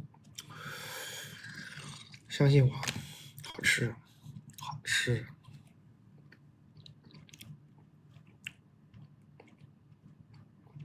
真的好吃。这个呢，我收到过的唯一的差评，就是我们看到唯一的差评就是偏咸。其实人家也说的特客气，就是说人家也是说，哎，真的很好吃。但是有点咸，也就这样了。就是有的朋友觉得它有点咸，所以我们最近也在研究减盐的版本和无盐的版本，因为很多小猫爱吃，很多人说买回去猫抢着吃，我们就开发一个没有盐的版本给猫吃，再开发这种啊。但是这大部分人都说，哎，也不咸，也很好吃，对吧？就真的很好吃。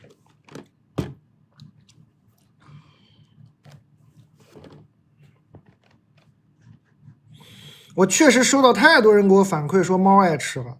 但是猫吃这个咸的这不太好啊，所以我们就还是开发一个就专门给猫吃的吧。猫吃这个有盐就这个猫就不太好。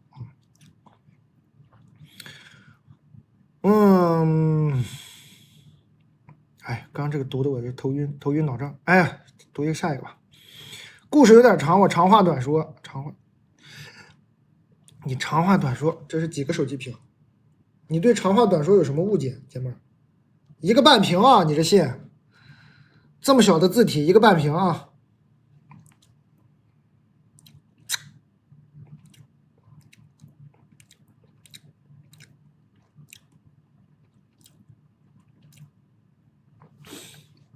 长话短说，我试试是不是长话短说。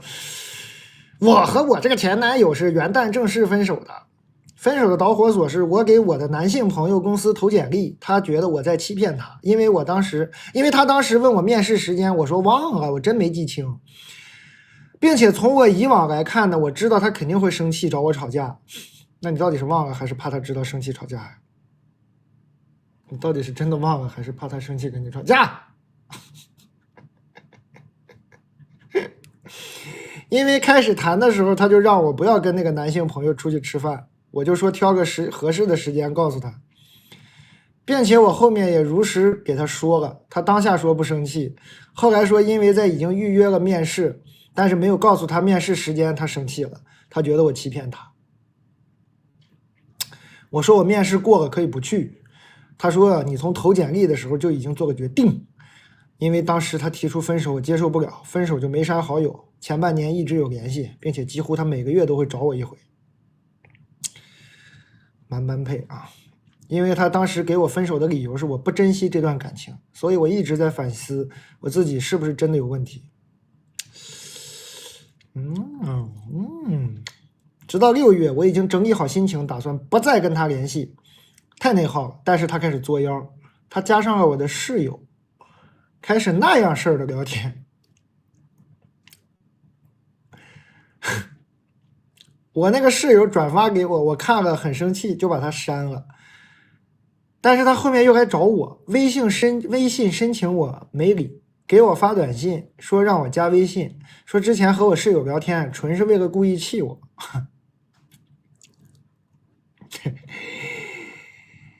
因为知道我的室友会转发给我，然后他求我加回他的微信，又说好好谈吧，第二天来找我道歉，我相信他了。我想既然他想好好谈，那我就跟他好好谈。但是加完第二天他就开始爱答不理，过了2天还是这样，我就跟他说我很难过呀，他给我说尽量多回消息，但是第3天依旧如此。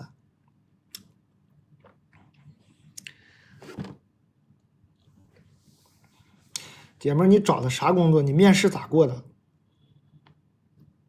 你恋爱脑程度是真的很严重，还是说你现在不是找工作也不好找吗？你这咋找着工作的？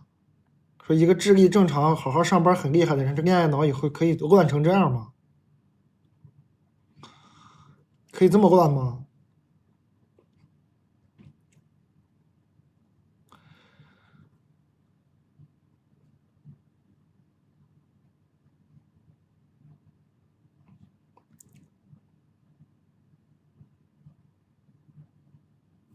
太乱了！第3天依旧如此，丝毫没有感情。我晚上问他到底想不想好好谈了，他说你再给我段时间，或者你就把我当普通朋友吧。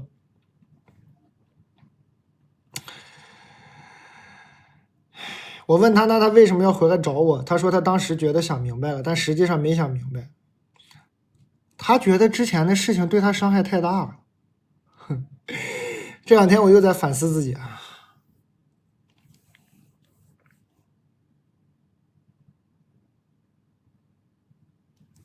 我不想再听到这2个字了，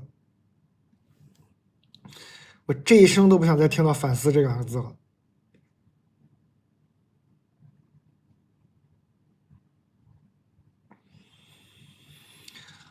哇！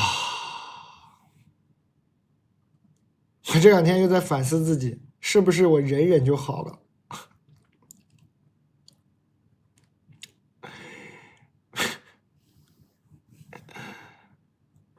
而且为什么他老给自己加一个受害者的身份？你这不看出来了吗？你这纯恋爱脑遮蔽了自己的大脑啊！恋爱脑是一种病毒啊，被这个病毒侵入以后，正常的大脑会失去功能，大脑就会时而功能，时而不工作。正常的大脑一工作的说，他为什么老给自己加一个受害者的身份？恋爱脑的病毒一旦又爆发的时候说啊，我反思自己，我是不是忍忍就好了？然后过一会儿那个理智的那个信号又占领高地的时候，又说这事就过去吧，我不能再联系他了有个恋爱脑的病毒又窜出来说我给。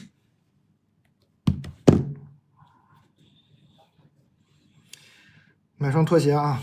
不是，你不能穿这只，你得穿这只。赶紧给我走出来啊！头晕死了。哎呀，头好晕。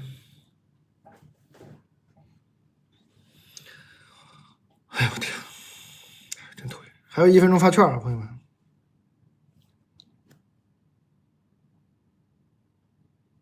还有1分钟发券。是吧？我发现恋爱脑，我现在发现了，就是恋爱脑，它不是说一个完整的大脑都是恋爱脑，它恋爱脑是一种病毒，这个恋爱的病毒，这个细菌侵入你大脑以后，就是他本来挺聪明一个小孩儿，哎，就智力正常的都能看出来。然后说这个男的不理我，那我也不理他，他干扰我交朋友，我不理他。他给我室友发微信啊，什么意思？恋爱脑就开始啊，他给我然后说不对，他就是故意啊，我不能中这个男人的奸计，我不给他。但是他又说要跟我好好谈啊，那他要跟我好好谈，我岂不得跟他好好谈吗？哎，他为什么第2天又不给我？第3天怎么还不给我？啊，我就要再问问他，为什么说跟我好好谈又不跟我谈啊？说啊，他说他要冷静一下，他要冷静一下，他为什么回来找我？难道又是我的错？我反思一下自己，我是不是忍忍就好了？得病了啊！得病了啊！中毒了。要么呢多喝点咖啡清醒清醒，要么多喝点酒就完事儿了。多喝点酒把这个病毒逼出来啊！中毒了啊！太吓人了。没有失去智力啊，但是中毒了，智力时灵时不灵的这种，吓人。发券了啊，朋友们！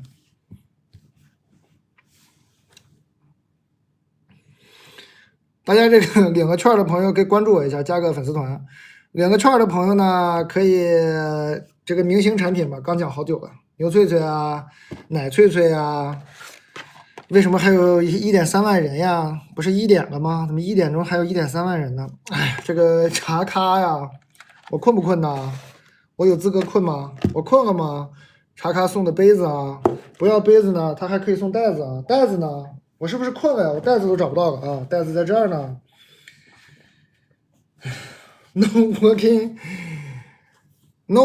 today 啊，但是 today 已经是 Saturday 了 ，Saturday 呢 ？Saturday 又是个 working day 啊，说不清楚啊。西梅今天卖的也很好，一大包呢，40个啊。西梅嘛，配料只有2个字，西梅也没有糊啊。推荐食用量成人每日3到4颗，不要冒险，我已经冒过险了，不要冒险啊。买点谁又掉地了？肉肠掉地了，不捡了，肉肠也很好吃啊。板筋呢很好吃啊，厚厚的。牛板筋大家可以冲一冲。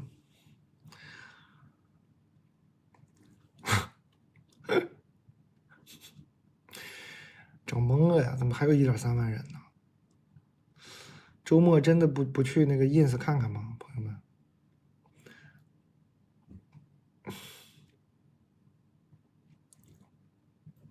我们这个 tomato 的短袖有没有啊？I need tomato 3Q 这个短袖也可以谈一下，这个短袖挺好看的，它正面也是一个小小的标，一个小 tomato。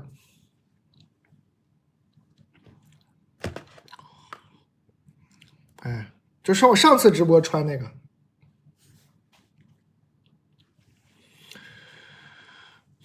我眼睁睁的看着自己嘴唇上这颗痘是越来越大，来的信是越来越离谱，为什么会这样？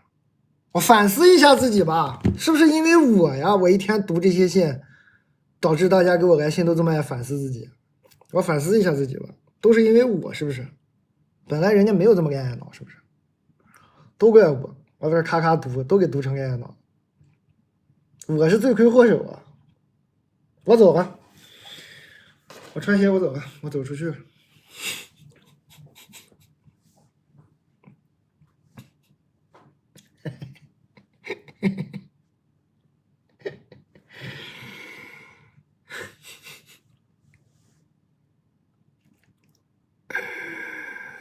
我走啥呀？我走不了啊！我再播会儿吧。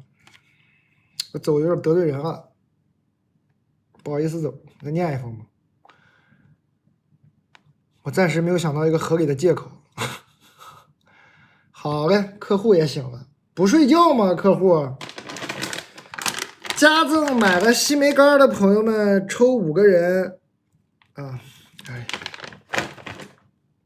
行啊，不过周末吗？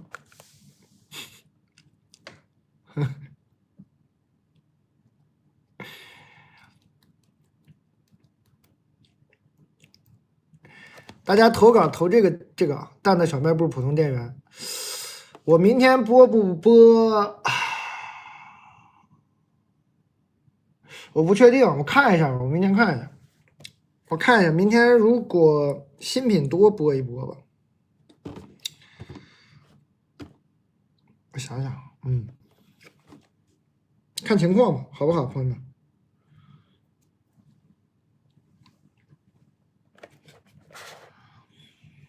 看看这个，看看情况吧。明天盘算一下。明天周六、周日、周一、周六、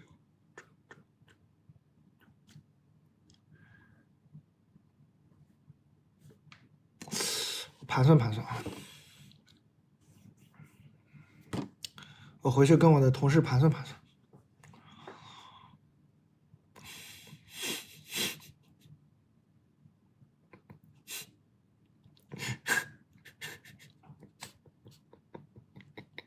我没有在想借口，我确实要盘算盘算。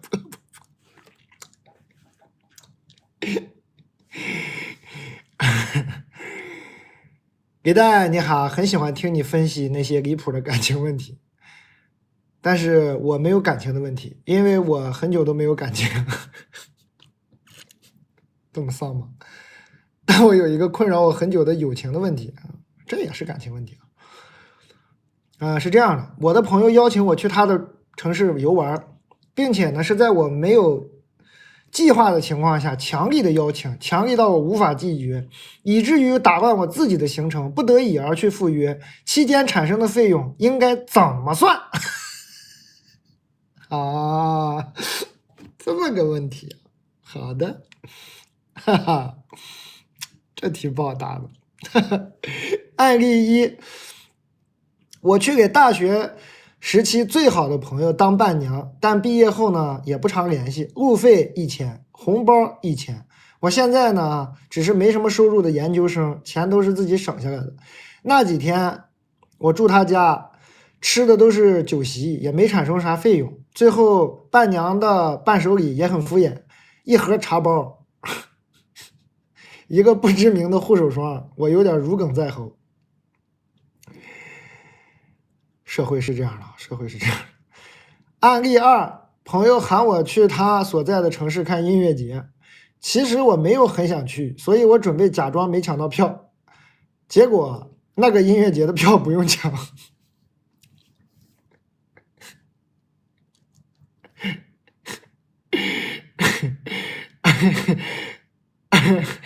而且阵容还不错，又动心了，又准备匆匆启程了，而且阵容还不错，我不知道该怎么推脱，只好买票前往，只好买票前往。感谢你为摇滚乐做出的贡献啊！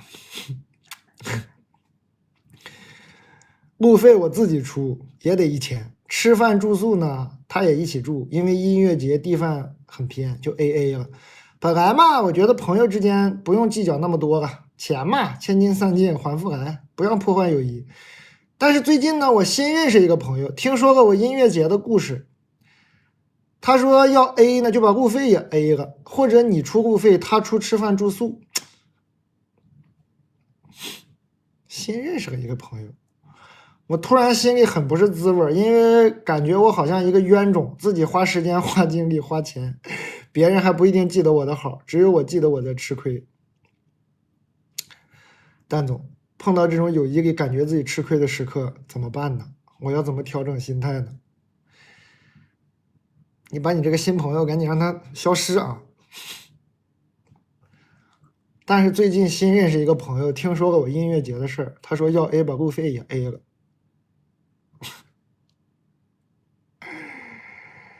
你让你这个新朋友消失啊！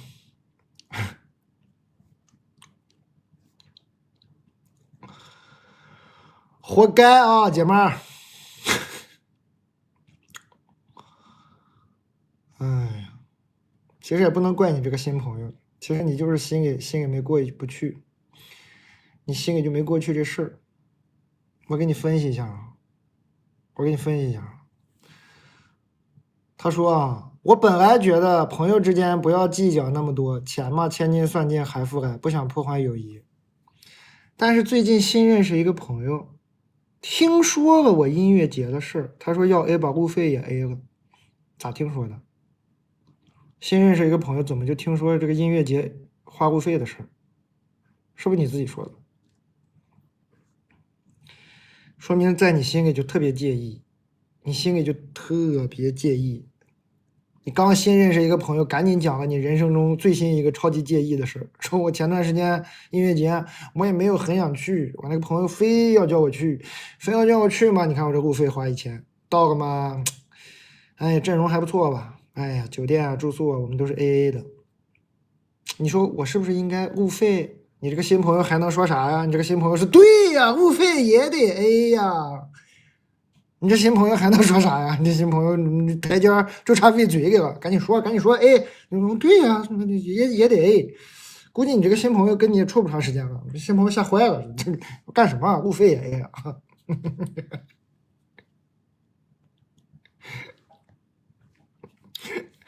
太吓人了，多吓人呢，恐怖。好吧，你没有吃亏啊，你这种吃亏心态要不得啊，姐妹儿，我说话就直接一点了。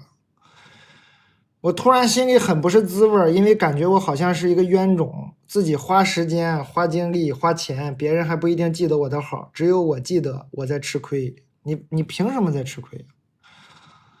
你花时间、花精力，不是因为你觉得阵容还不错吗？你第一个案例吧，我就不说啥了，那就当这个是吧？结婚倒霉是吧？这没办法，这是人情往来。你这第二个案例，结果那个音乐节票不用抢，阵容还不错，你花时间、花精力、花钱去看了自己觉得阵容还不错的演出，完了之后你觉得你在吃亏，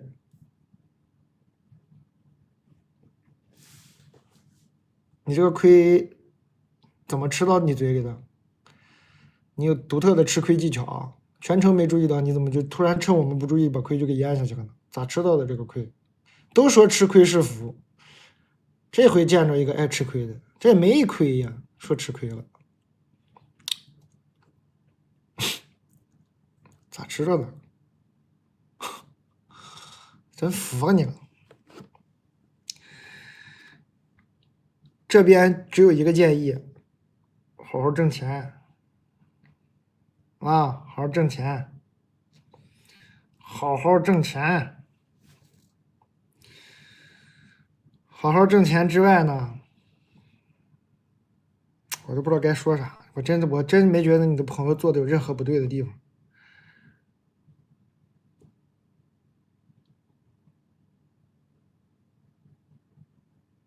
是吧？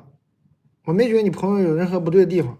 要不你把音乐戒了吧？音乐这玩意儿也不是非听不可，网上找点免费的听听得了啊，是吧？手机功放一开，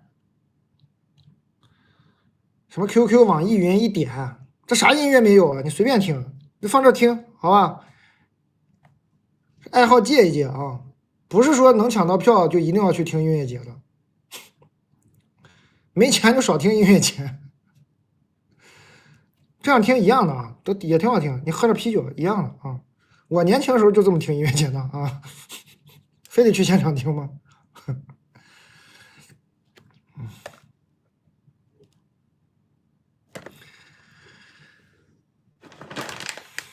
想吃个西梅了，但是不能吃了啊。这个西梅呢，推荐食用量是成人每日3到4颗，配料是俩字儿，这俩字儿西梅啊。可以看一下个头给你们，又哪去了啊？这儿呢，这么大个啊，这么大个没有核，非常的好吃，非常的好吃，非常的猛，不推荐你们尝试啊。成人就是每日3到4颗就 OK 了，不要像我一样冒险啊，也别觉得好吃就一个劲儿吃啊。快乐，吃2到3个没啥事儿。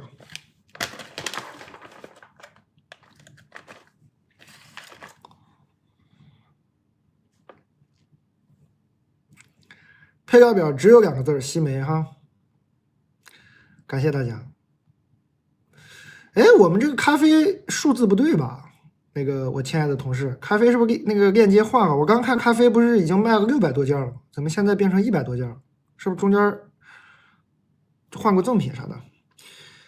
这咖啡卖的很好啊，换新链接了。对我们这咖啡呢，怕苦怕酸就买这个咖啡液，一盒是7条，茉莉花茶香的，就是没有那个咖啡的那么苦和酸。然后呢，赠品是有2瓶椰子水，所以你回去咖啡液呢，你就用冰水冲也行，你要不就试试他送你那椰子水冲也行，是吧？生椰拿铁啥的，是吧？就那个玩意儿自己冲自己弄。喜欢这个杯子送你这个杯子，不喜欢这个杯子呢送你这个袋子。你说都不喜欢，都不喜欢，你只能送别人了，反正2个必须送你1个。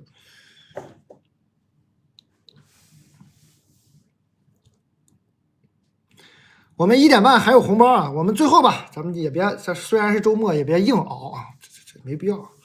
咱们1点半的时候猛猛的发一波券，哎，咱们接着读信，开心一会儿。我倒是也不累，我明天会累。你知道为什么明天会累吗？不得不给大家炫耀一下我的健身小知识了，因为我是昨天练的。我昨天咔咔倒蹬练，身上很多从来没有用过的肌肉，咔咔昨天都用了。哎，隔一天，教练说你隔一天那个就是没用过的那些肌肉就会特别的酸。我看看，我其实刚刚我就在琢磨，明天播不播，我得看一下我这个酸到什么程度。有一天真给我酸急眼了，咋那么酸呢？真的是疼。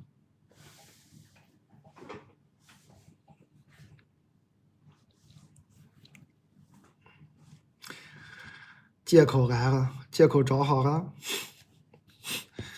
你就说找的用心不用心吧。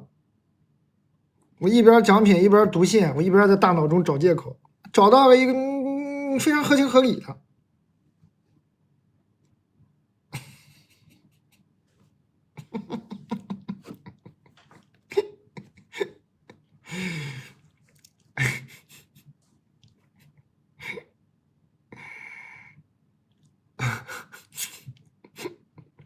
感谢各位啊！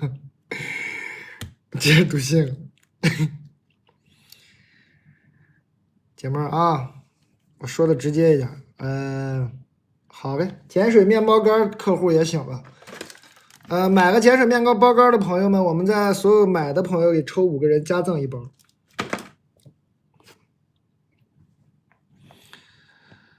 刚这个姐妹就是，哎，别老，我再劝你一句啊，刚可能说的都是说你不好的，我再劝你一句，就是别老有这种吃亏心态，哪怕真吃亏了，都别当自己吃亏了。你这都已经吃亏了，还不是你都已经没吃亏了，还搁这惹着说我在吃亏，你吃啥亏了？你没吃亏啊！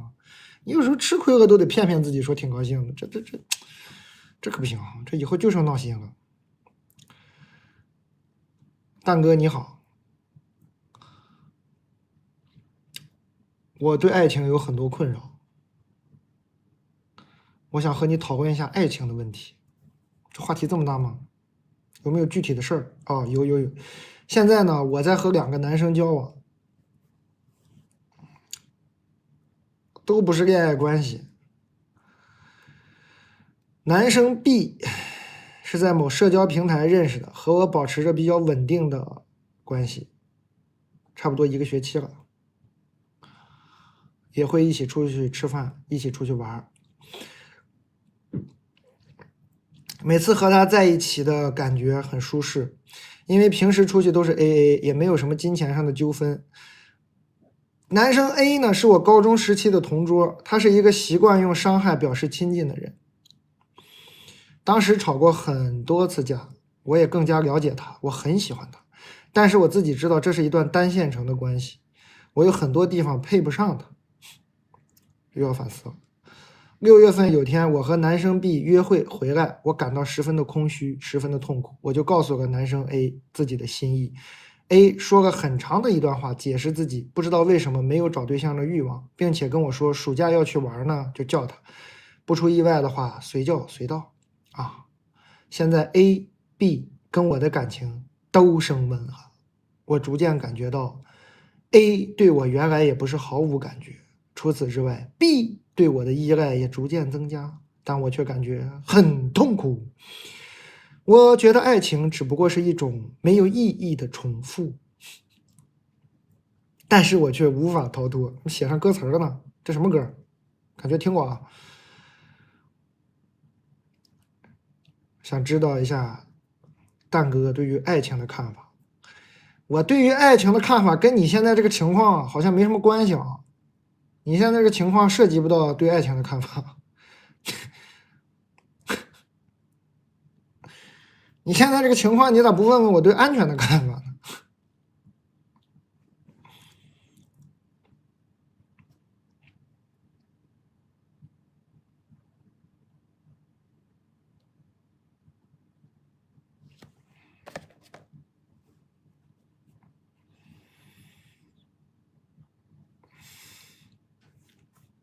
欢迎各位，怎么还有1.2万人？头好晕啊，压力好大啊，感觉现在下播会挨骂，会不会挨骂？也有可能不会吧。现在突然说累了不播了，应该也不会挨骂吧。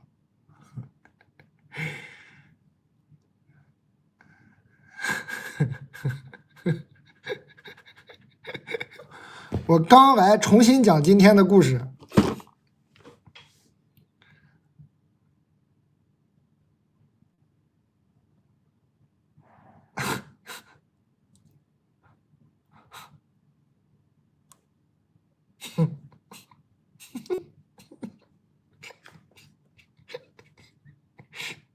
是你吗？哆啦 A 梦？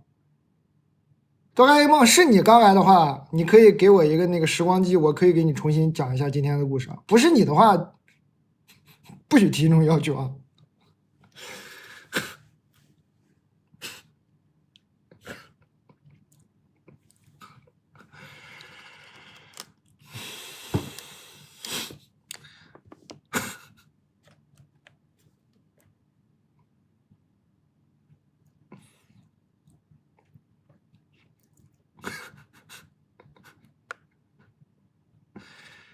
哎呀，刚这个姐妹儿啊，姐妹儿啊，姐妹儿，你这个跟爱情的看法没什么关系啊。你这个现在是 A 和 B 跟你的感情都升温了。哎呀，都升温你不嫌烫吗？现在高温的40度，现在全国范围内高温啊，尤其上海这边都高温的40度，橙色预警，今天橙色预警，红色预警。你这个感情都升温不好啊，容易中暑，对身体不好。我们这边呢，从你个人身体健康安全考虑哈，为你着想，把这个 B 呢给它分了，好吧？把这个 B 呢，把这个热源给它挪走啊，跟 A 呢你就好好升，该升升，该降降啊，自然的就是感受这个温度的变化。不行啊，两边这是 A 和 B 一起升温受不了啊，容易造成这个冰川融化、海平面上升啥的，不好啊，地球都变暖了，你别在这添一把火了，好吧？为延缓全球变暖做出你应有的贡献，就跟 A 一个人好好谈就行了啊，就当你为环保做贡献，我这边先谢谢你，我替那个冰川上的北极熊谢谢你，好吧？别升温了啊，太热了，非常热，我也替江浙沪的朋友谢谢你们，太热了，别升温了啊，跟 A 个人升吧，跟 B 散了吧啊！哎呀，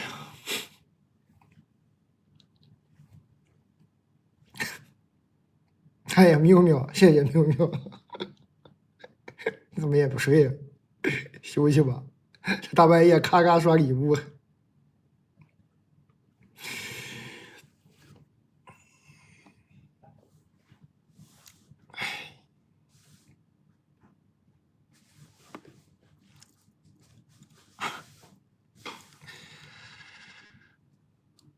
听我的，你当然也可以不听我的。下面有这个好多朋友在刷，你也可以听他们的。我的建议就是太热了不好。你看我刚手机热都卡，太热不好啊，太热的坏处有很多，是吧？热的坏处不好，赶紧。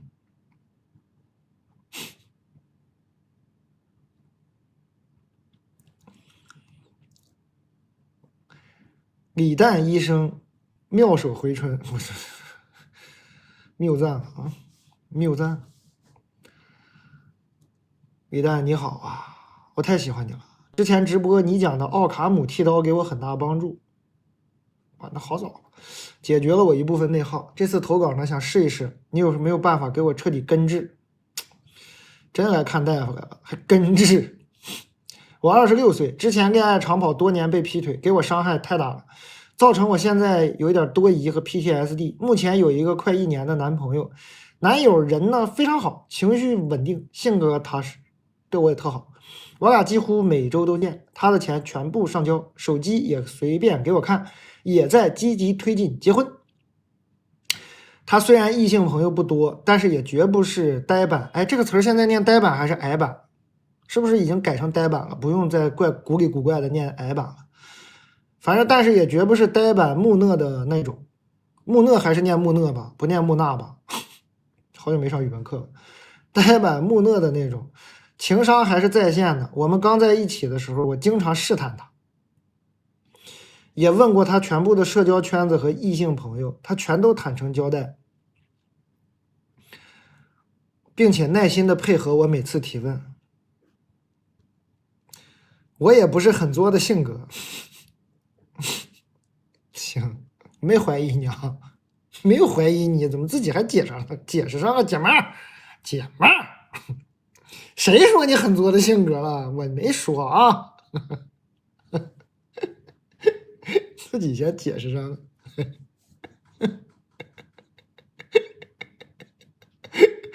自己写到这儿都心虚了，我也不是很作的性格。哈哈。哎，说实话吧，相处到现在，我内心其实已经很信任他了，但我还是偶尔会突然的多疑。哈哈哈。比如他说要加班，我就会觉得是不是和女同事一块儿。他报备说要去什么地方，我就会觉得，哎，怎么突然要去？是不是跟谁有关系？我甚至觉得他会不会有2部手机？我知道我这样非常不对，但是我就是会瞬间发散思维，然后焦虑多疑。我真的觉得我需要做出改变了，一方面减少内耗，另一方面也尽量避免无意重伤我的伴侣，所以诚恳盼望蛋总给些建议，万分感谢，祝小卖部越来越好。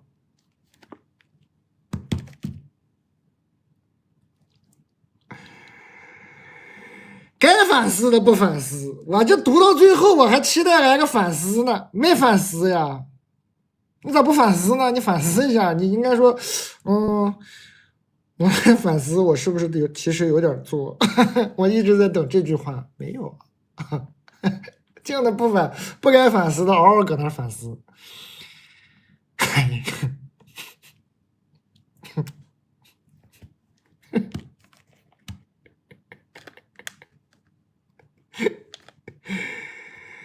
头晕呐，姐妹呀，你这种病呢特别难治了。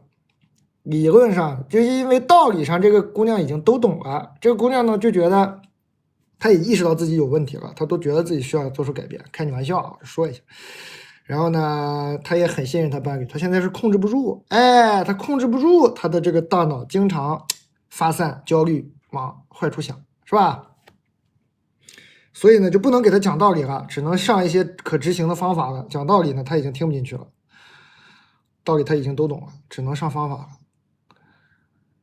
我看看你上的啥班啊？先没说上啥班。如果你现在在上什么班，赶紧再找一个班啊！你现在需要2份工作啊，需要2份工作。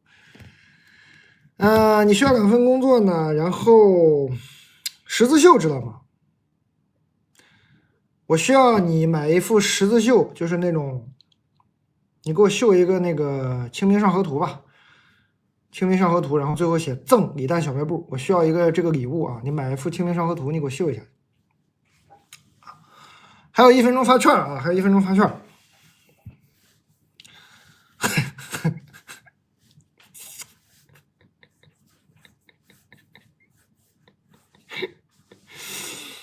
还有1分钟发券。我等待你的礼物啊，姐妹。估计这个清明上河图画好，你这事儿病就治好了。你一边绣一边想，我至于吗？我就算男朋友真是跟别人暧昧，我也不至于遭这个罪吧？我给李诞绣清明上河图，你绣着绣着你就想开了，我还怀疑他干啥呀？我老怀疑他，我不怀疑他，我好好在他躺会儿不好吗？我得搁这秀这玩意儿。哎呀，又扎手了。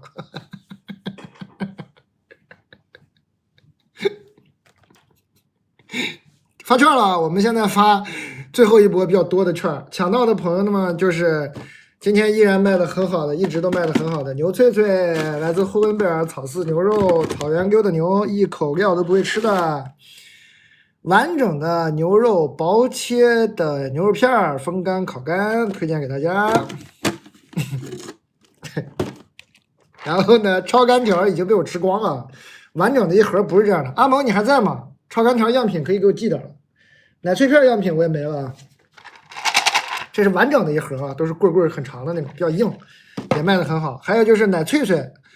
奶脆脆卖的很好，今天奶脆脆可能是因为改个名啊，卖的非常好，但是我也没有样品了。奶脆脆呢就是这么大一片，阿蒙还在，听到了，好的，阿蒙刷个礼物啊、大家呢最近要去呼伦贝尔玩，就是我们去呼伦贝尔玩的那个线路，阿蒙已经开发出来了，5天4夜，吃当地30年的烧烤，开个20年的馅饼，特别好吃，然后不用早起那种线路。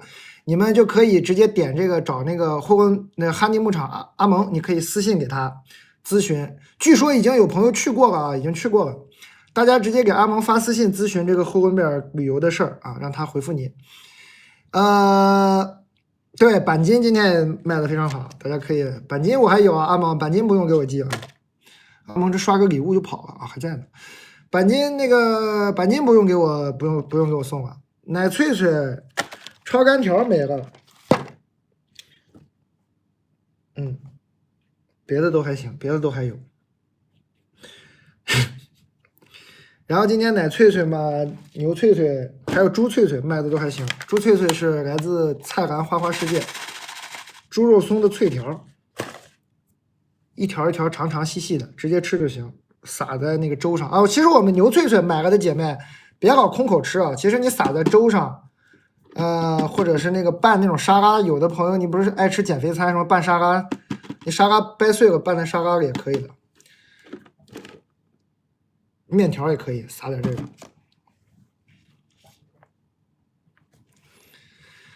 大家去呼伦贝尔玩可以找阿蒙啊，点这个头像阿蒙，你可以给他发私信。我们那个线路5天4夜的线路，今天的西梅已经马上1000单了，西梅马上1000单了。西梅嘛，大家就是买了以后还有个赠品，你看赠品我也没拿，赠品是一个山楂味的西梅，它本身就挺好吃，那山楂味西梅也很好吃。配料只有2个字西梅，但是千万注意，成人每日3到4颗，别吃多了。我刚拿回来就吃多了，不太好，也很好其实，但是呢，对，在家就还好，没有恰巧在外面就还好。这么大个啊，没有核，非常好吃，不能再吃了，刚已经吃了。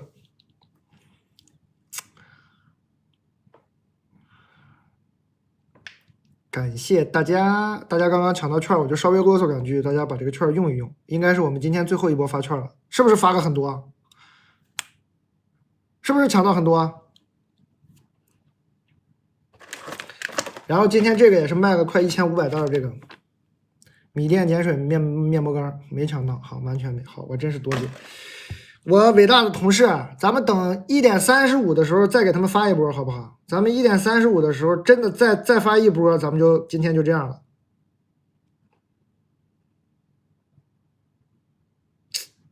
怎么又有抽奖了？这真不让下播，这品牌也不让下播。我们长相思现在是这样啊，你买2瓶这个长相思呢，送你一套这个酒具，塑料的野营用的，不怕碎的，拼装好了，杯子还挺漂亮，是这样的，2瓶送酒具，但是它现在又加赠了，你买了这个长相思的朋友就有可能得到加赠1瓶，我们抽2位加赠1瓶长相思啊。感谢大家关注，咱们还有券吗？1点35再给大家发波券，我们就再读2封信，今天就这样吧，行吗？不会发个券还不让我下播吗？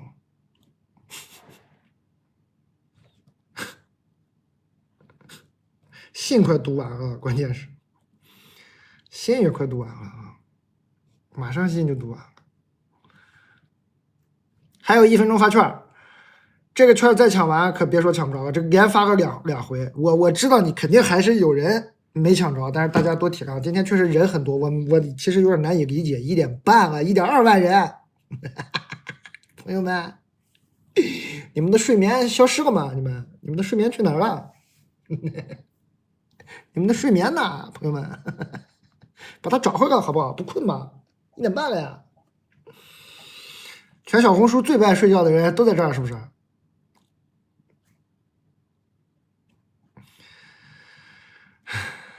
我主要心里有压力，就是都在这儿，我突然说我去睡觉，我也有点不好意思。关键啊，又发券了，1.35发券了，大家抢券，抢券嘛，就我刚唠了半天那些，随便买一买，然后我们就接着读信，啊。确实有心理压力，常怀感恩。我在天天在这儿读信嘛，嘻嘻哈哈的，就是，但我其实真的特别开心。我那种开心嘛，它还不是光嘻嘻哈哈的开心，是一种真的很感动。因为这个信吧，我经常读到一些特别离谱的，就是，然后我就也经常读到一些特别痛苦的，也读到一些特别开心的，就是能读到一个陌生人对我那种无条件的信任。你说非亲非故的人，他爸妈都不说的事跟我说，然后还指望我安慰他。我其实常常呢也不能安慰到这些来信的朋友，但是这些来信的朋友呢100%能安慰到我，非常感动啊！每次读信嘛，所以我一看人多吧，我也不好意思走，再读一会儿吧。哦，那个券没凑齐，他们再过4分钟，就确实是我临时加的，不能怪我的同事们。本来是今天就说1点半发完就发完了，再有4分钟啊，说那个凑到1点40发啊。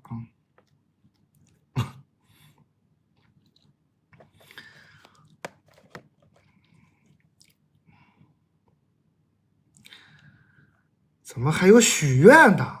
别，我这怎么我这业务没有那么杂？怎么突然我刚看到有一个什么求上岸什么玩意儿的，这许愿来不了啊？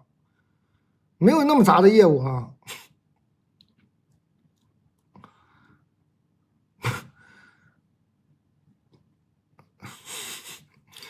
我下次我这儿不挂这个短袖，哎，你他妈的我整条那个什么锦鲤啥玩意儿挂上。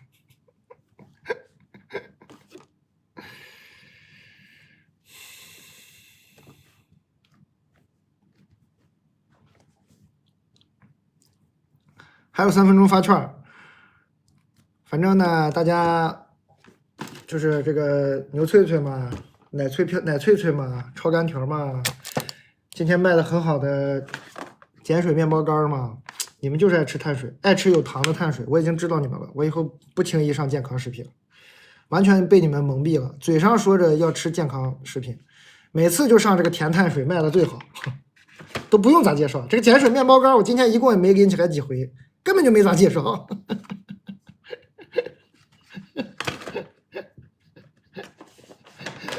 还有这大西梅，这大西梅一边跟你们说这个推荐食用量成人每日3-4颗，也是嘎嘎卖，这么大个啊，没有核了哈。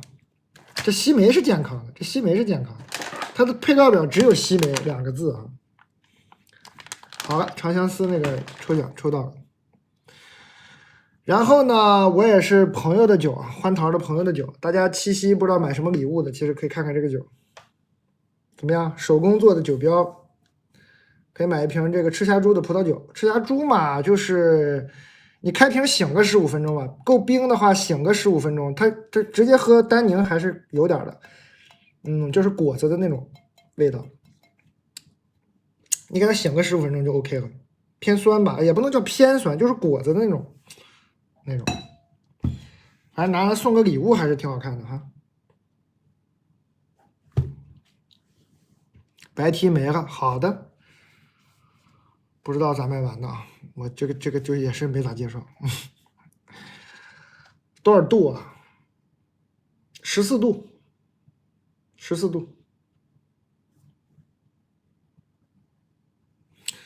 好，还有1分钟发券，发完券我们就读信。发完券嘛，刚刚我介绍的这些东西，大家可以随意挑选一下。蛋白棒好吃吗？好吃，但是蛋白棒你要是为了好吃，你就吃这个啊，你吃那个蛋白棒是那些健身的朋友扛饿用的。你说还是为了好吃，你吃这个威化饼啊，这个蛋白威化饼，我觉得比蛋白棒好吃啊。当然，这个蛋白棒其实在蛋白棒里已经算很好吃了，但是这个威化饼，这个威化饼就跟威化饼一样，就跟你吃的威化饼一样，但是它比较健康。它里头会有一些什么白芸豆提取物啊，就是那个阻断碳水吸收的东西，就比较健康。用的糖也尽量用的比较好的糖。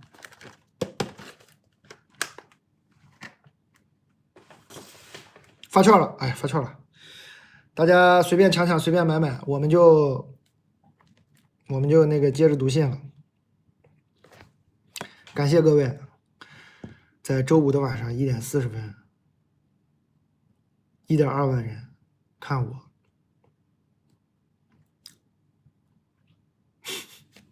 感谢，真的很感恩。一边觉得有一点荒谬，但是也觉得很感恩。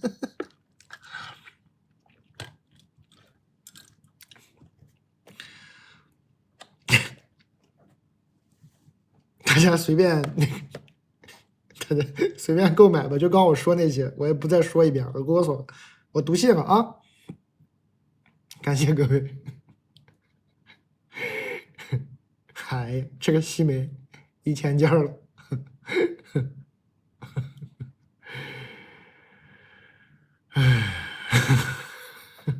好，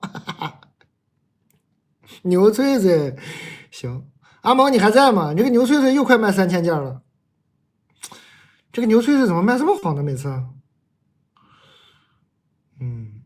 板筋也还行，板筋是600多件，板筋也很好吃。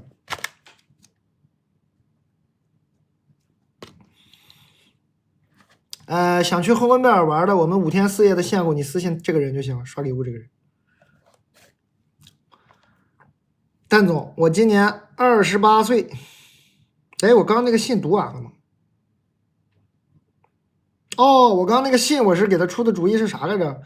我是让他给我秀那个《清明上河图》是吧？让他找2个工作，反正歌词大意吧，多找点事儿干。你太闲了，你在家没事干，你就琢磨你男朋友这去哪儿那去哪儿，你找点事儿干啊。广场舞其实没有年龄限制的，你知道吗，姐妹？广场舞挺好玩的，我现在都有点心动了。我只要跳广场舞，有人围观我。我有时候路过那个广场，尤其去一些比较那个，就是认识我的人不多的地方吧。南方的小一点的城市，感觉北方认识我的人还多一点。南方小一点的地方呢，我经常在那个街上看广场舞，跟着过去晃一会儿，真的很开心啊。你与其在家天天怀疑自己男朋友有没有出轨，不如去广场舞学一身手艺，早晚用得上。26岁是吧？不要给自己设限，66岁保证用上。你想想，你66岁从26岁跳到66岁，你得跳多好？跳个广场舞也行啊。少搁家没事待着，找点事儿干啊。最好能找点挣钱的爱好。你别觉得我开玩笑，你好好学跳广场舞，你跟那个大爷大妈混熟了，你能真的教他们跳广场舞，给他们跳点歌单啥的，也是个生意啊。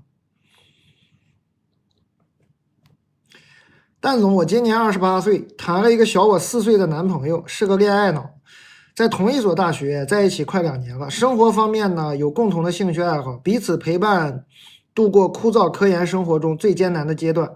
他生活费宽松，隔三差五的送我礼物，包括生活用品、衣服。由于我面临毕业，他提前存钱为我规避风险。哦，他面临延毕啊，他面临由于我面临延毕，他提前存钱为我规避风险。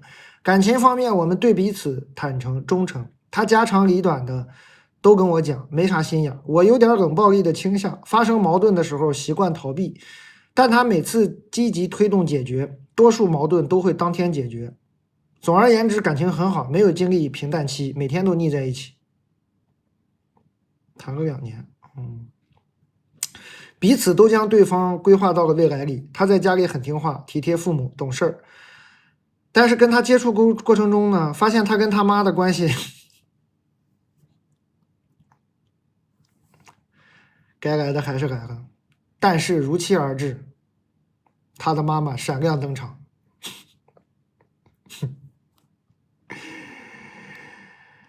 哎，发现他跟他妈的关系让我内心有点不舒服。我一时之间分不清他是妈宝男还是孝顺。你说他是妈宝男吧，多数事情决策方面他自己都能做决定。你说他不是妈宝男吧，他基本上每2天都会跟他妈妈微信联系。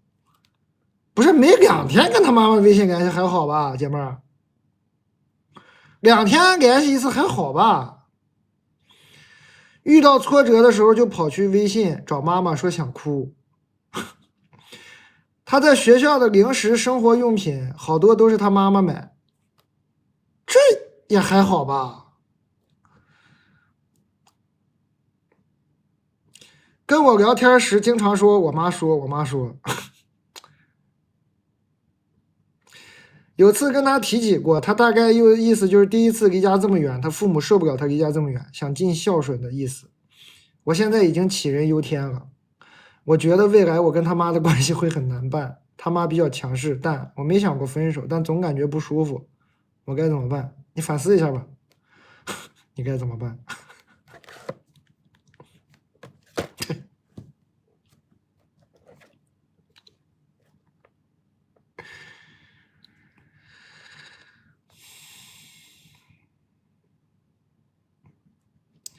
你先从买零食开始吧。这个他在学校的零食、生活用品都是他妈买的。你先把零食给他置办齐一下啊，以后你就说那个零食咱不用咱妈买了，零食以后我认识个人，有个秃头卖零食的，我以后找他买。你是爱吃牛脆脆啊，是爱吃牛奶脆脆啊，是爱吃牛肉干啊？你零食先给他置办了，是吧？买点这个碱水的面包干，24岁的小伙子正是长身体的时候，碳水还不是随便造。24啊，小伙24，2天联系一次妈妈，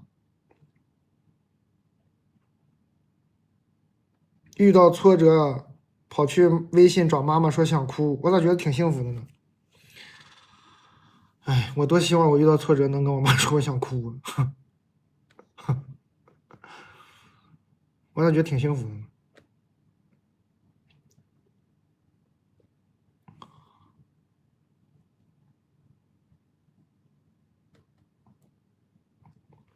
我觉得挺幸福的。我目前读下来没感觉到他有啥，可能就是这个跟你聊天的时候经常说我妈说我妈说，有点让你烦了是吧？就他妈说太多了嘛。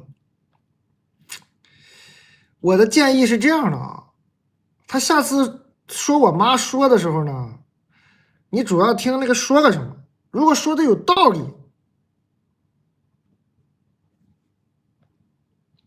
你别一听我妈说你就 PTSD 了，说妈宝男妈宝男。他说我妈说他一说我妈说你就别动了，你就听我妈说的是啥。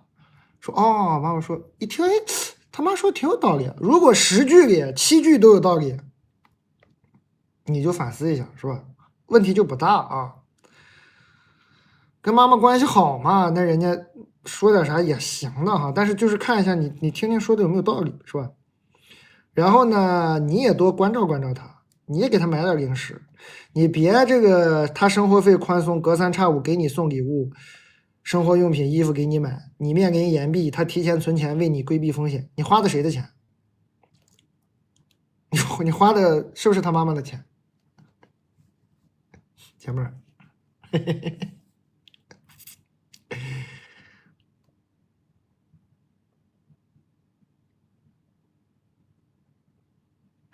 姐妹儿，是不还没在一块儿呢，就已经花上人家妈妈钱了？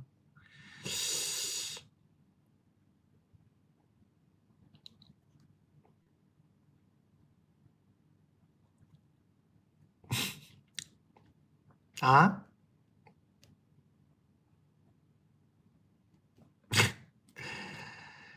说两句说两句呗，何况他妈妈还没说你啥呢，都是这个儿子说的，是吧？我觉得呢，你要是特别介意，先从不花他1分钱做起啊，或者人家给你花1分钱，你就给人家也花1.2分钱之类的，是吧？你先从这方面做起，你可能你心态能更不一样。我怀疑你可能是花个点他妈妈的钱，你心态也有点失衡了，是吧？你就杞人忧天了，说我已经杞人忧天了，我觉得未来跟他妈关系会很难，不如现在开始，哎，你经济上先不欠他，你再感受一下，你是不是就底气就硬多了？发现哦，他妈应该也还好，好像，然后再大大方方花的钱，是吧？可能你这个已经在花的钱对你这个判断造成了一些影响，是吧？先从给他买零食做起啊，先牛脆脆先买3罐，别人可以拍1罐，你必须拍3罐啊，姐妹儿，没啥说的啊。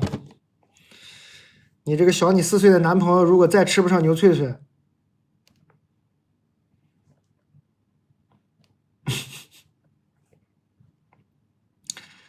我要是你啊，我都得给他妈买点牛脆脆。这男孩对你真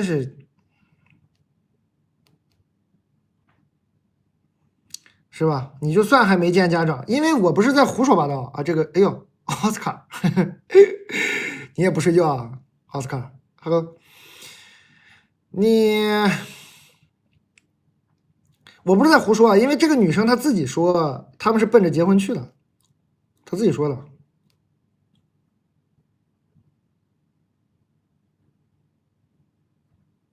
是吧？彼此都将对方规划进了未来。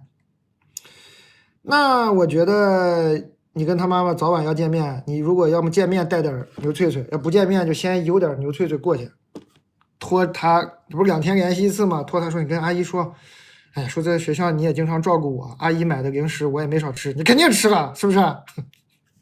你肯定吃了。阿姨，你都说了嘛，他在学校的零食、生活用品都是他妈妈买的，你肯定也吃人零食了，也很合理啊。你说阿姨给我买的零食呢，我也没少吃，我最近买了点牛脆脆，你给阿姨寄过去，就表达一点小小的心意吧。你多买点吧，你随便凑点，你多买点。你再看看，你再交流2次，你再感受感受，你别杞人忧天，你先建立起这个交流，哪怕是隔着他儿子，你先交流交流，别老自己在那想。我现在听下来真觉得他妈妈还好啊，你多交流交流，没啥大问题感觉。我也不是说非为了卖你点牛肉干，你不从我这儿买也行，你去别处买点你觉得更那啥的礼物更好是吧？你买点更那什么的礼物更好，就是更贵的那种。我这儿确实没有啥特别贵的，你就其实就建立一个交流嘛，是吧？建立一个交流。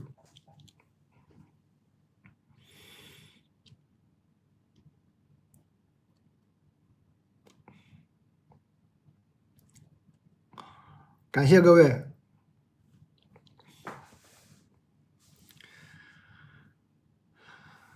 你们是真不困呐，真不困呐。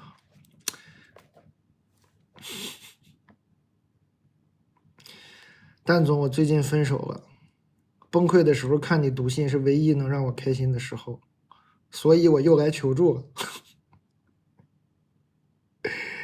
这确实最后一封啊，不是我敷衍你们，你们可以向我的工作人员求证，真的是念完了。男生比我小5岁，我俩性格非常相似，一开始他非常主动。我俩都是上头快，所以就在一起了1年多。这一段时间经历了他毕业找工作，所以在家人的安排就在北京工作，异地了。异地后每周他都会来天津过周末，我们相处也很快乐。第一个矛盾，规划的是1年后他会来天津工作，因为他现在的工作属于编外，稳定，但是也没法解决北京户口。不确定以后他家里能不能解决。目前我的收入大概是他的3倍，所以我近期没有办法奔赴他，而他也不确定以后有没有能力来天津找工作。第二个矛盾呢，是他比我小，一直说太早了，不想见父母，拒绝在父母方面争取进展，也拒绝见我的父母。我不是多么要着急结婚，但是我想有一个互相了解的过程，这样对我们的关系会更稳定。但是最近这个矛盾越积越深，可能是我在情绪反复的时候退缩过，所以他从开始的坚定，现在男生觉得自己呢是啥也解决不了了，变得非常悲观，彻底摆烂，不想谈了，说也是为我好，不想再耽误我了，不能确定以后会负责，害怕负不了耽误我结婚的责任。我认为他退缩了，所以最近非常主动，我越近他越退，这是物理啊，这是物理，应该的。他还一直说喜欢，但是不想继续了，太累了。我不懂，如果真的喜欢，怎么可能看到一个爱的人消失于人生呢？我从来没有挽回过一段感情，不知道还要怎么努力。我深知现实非常重要，可是又不想和这个人相忘于江湖。跟蛋总在小卖部唠叨唠叨。一切顺遂。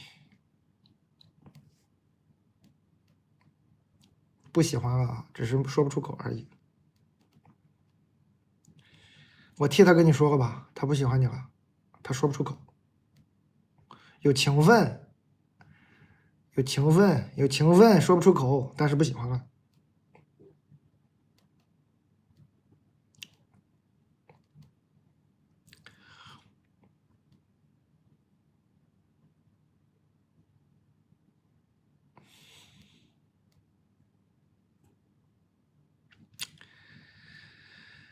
哎呀，第一个矛盾不是矛盾啊。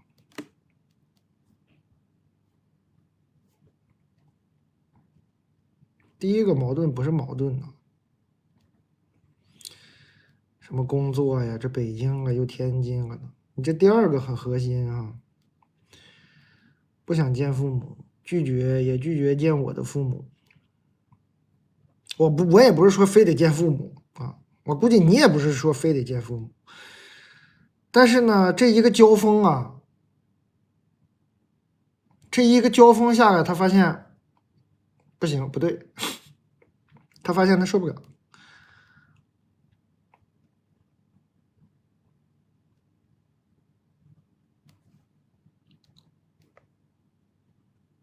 他发现他受不了。他也不是说突然不喜欢你吧，他在这个过程中就发现，哦，你还有这一部分，或者说啊，成年人的世界还有这一部分，哦，不喜欢。哎呀，这个女生嘛，确实还是喜欢，真的很有情分。但是要我过这样的生活吗？过不了，不喜欢。大概就是这么个心理活动。我说直接一点吧，反正你都分手一段时间了，嘎嘎痛苦，我就说直接一点吧，大概就是这么个心理过程。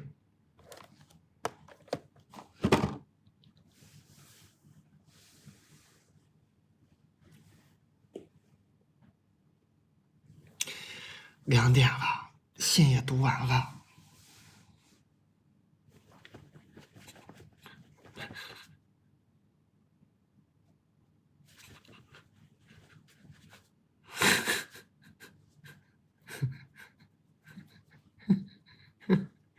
还有1.1万人，我头好晕。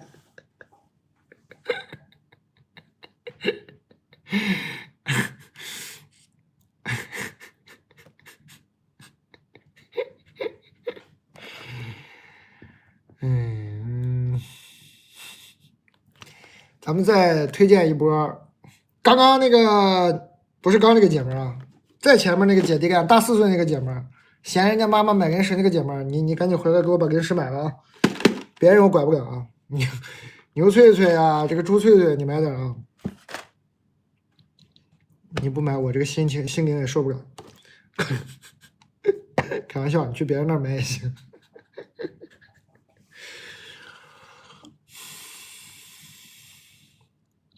没了，真没了。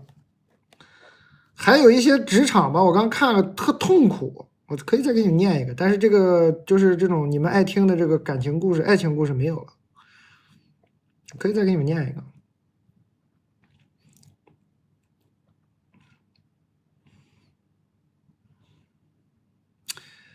哎呀，我天天看你们各种故事很欢乐，各种零食很好吃，发现来信都是爱情故事，我没有感情生活，我就没投过稿。这次我遇见个事儿，嘿，看把你高兴，特别让我难受。哎呀，对不起啊，突然就想给你投个稿，读不读都行，我想发泄一下。2点了，大家都陪你发泄一下，咱们听他发泄一下，咱们去睡觉啊。我有个领导，人很奇葩，同行呢都烦他。同事和他关系也不好，我们是广告公司，我们主要是负责销售。他吧就整天呢坐办公室看小说，很少出去跑业务，还喜欢偷瞄我们。没事呢就看我们干啥呢？联系客户没？一旦发现不是和客户联系，就说我们，话还说的特别难听。去年公司业绩整体不好，老板呢就说他了，还给他降薪了，让他把业绩提上来。他今年就奋发了，瞄上了我们，抢我们的客户。因为这前几个月我同事当面跟他拍桌子了，今天今天他又来抢我客户了。早上开会我直接就炸了。你们这办公氛围挺好，这个办公室氛围真不错，跟放炮似的，一会儿拍桌子，一会儿炸了。我就跟他吵起来了。我们老总也在，就说你做的不对。他作为领导呢，肯定不会抢，你误会他了。我发脾气不对，晚上又给我打电话，话里话外呢也是说他没错，我该理解他，包容他。我说话难听，不该吵架，还说过几天要组织聚餐缓解一下，我太气了。他咋没抢啊？我的客户关系，我发小给我介绍的客户，他非要跟我一起去了，拿到电话微信天天联系。这次还是我提前跟客户沟通好，客户才下单，他就当成是他的，还反复在公司表功说是他的功劳。吵完架，我走后还跟大老板说是他叫我维护的客情关系，里外意思就是这客户就是他的，气死我了，气死我了！他就天天给人发微信，就成了他的功劳了，客户就是他的了。老板还要组织聚餐缓和关系，这怎么缓和？还想让我道歉吗？我该去吗？我有必要忍气吞声吗？我想辞职，现在就业形势不好，我年纪也大了，怕找不到其他更好的工作，生活维持不下去。但让我低头，我心里觉得难受。我该何去何从啊？中年人的生活好让人崩溃啊！必须去多吃点确实听着挺生气。发泄好了吗，朋友？帮不上你啥忙啊，就帮你发泄发泄。欢迎啊，这是谁？阿瑞克 CC， 哎，欢迎啊，不用刷礼物啊，朋友们。帮不上你啥忙啊，就是陪你发泄发泄。直说了，真帮不上你啥忙。如果如你所说，你是个中年人的话，哎，我这个大半夜说话是不是有点失控？哎，无所谓，哎，就这么说吧。哎，你要是真的是中年人，你也扛得住。如果如你所说，你真的是中年人的话，这种事儿还需要我解决，朋友，不行啊，朋友，感谢热爱啊，都不睡啊，天哪，睡吧啊，读完这封休息了，朋友，我不是说你不好啊，我的意思是说，如果你是中年人，你可能。你这次就要学着自己去给他面对了，要么就现在这个机会给他学着面对了，要么就趁这个机会给他学着解决了，就是这种情绪的问题、职场的问题，你要么这个情绪问题解决了，要么你就嘻哈哈这事儿就给他过去了。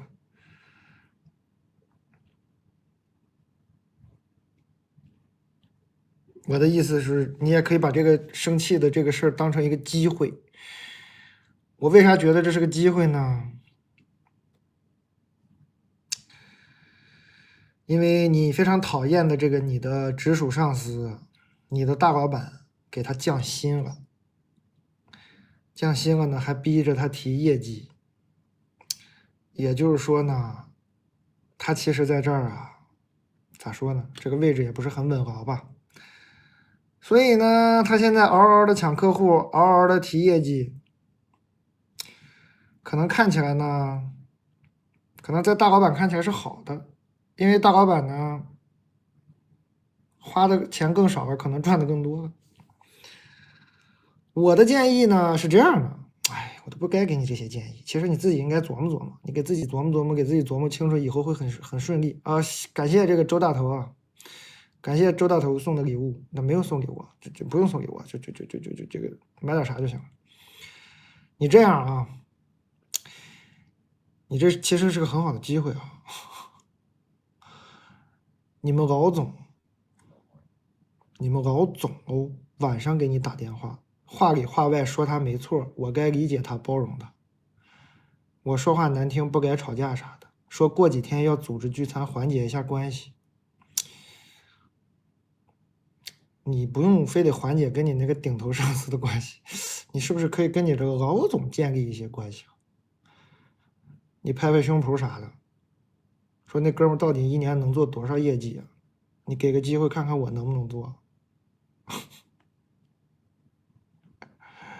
你说那些客户确实是我招的，你要是不相信，再给我点机会，你看看我能不能做得出他那些业绩呢？我听起来你们这个公司是这么个销售模式啊。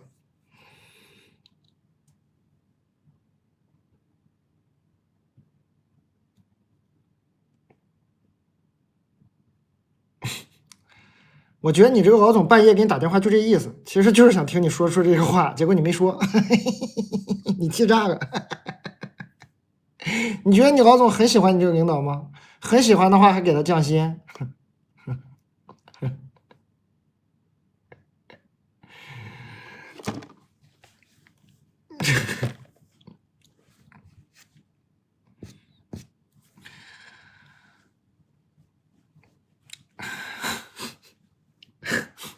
随便啊，我瞎分析的啊，乱分析的，不一定对了，乱猜了，乱猜，就是字里行间这么点意思，乱猜了。我听起来是一个特别销售导向的公司，我听起来感觉是这个老总就特别喜欢的手下有一些精兵强将来抢这些位置。咱们也不评价人家这个，也不评价这个更多的，我只是说我分析出来可能是这个意思。如果你还是觉得你要留在这个公司干，这可能对你来说是个机会。我就是分析到这儿啊，不多说了。我说明白了吧？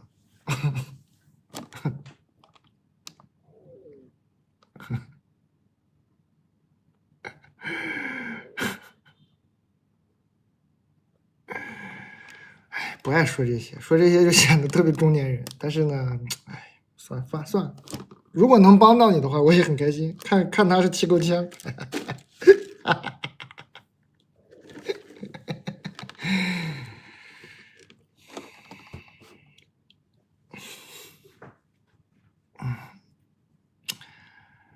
职场专场，哎呀，我其实不爱读这些，我也不爱教人这些，就是，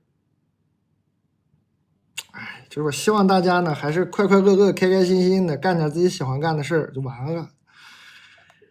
哎，有时候碰到这种事儿嘛，我还是希望自己去受受伤，拿头磕一磕，磕一磕嘛，磕过来了，要么就心给他磕过来，要么就是这事儿给他磕过来了，你就能好。你就弄点那个乱七八糟的吧，老耍心眼儿其实不好。虽然我刚跟你说这些也没耍心眼儿啊，我只是猜了一下这个老总在想啥。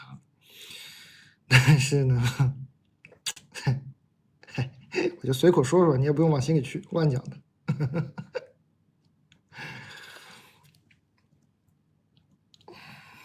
投稿呢，给这个蛋的小卖部普通店员投稿就行了。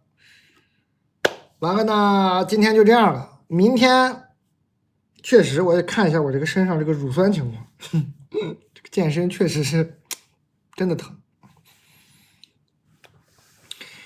大家就当故事听啊，别当真的听啊。我刚讲这些呢，有一些年轻的朋友，你就当那个啥听吧，你就当《三国演义》听吧，你别当《三国志》听，你就当我在假装自己很机智，冒充诸葛亮，出一些那种锦囊妙计，你就当这个《三国演义》听，你可别当真的听啊。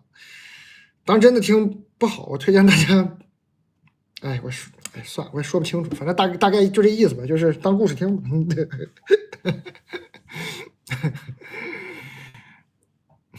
就是对，就别老当什么锦囊妙计那么听，都是瞎猜，我也是瞎说。好吧，读段书，今天就这个了，感谢各位。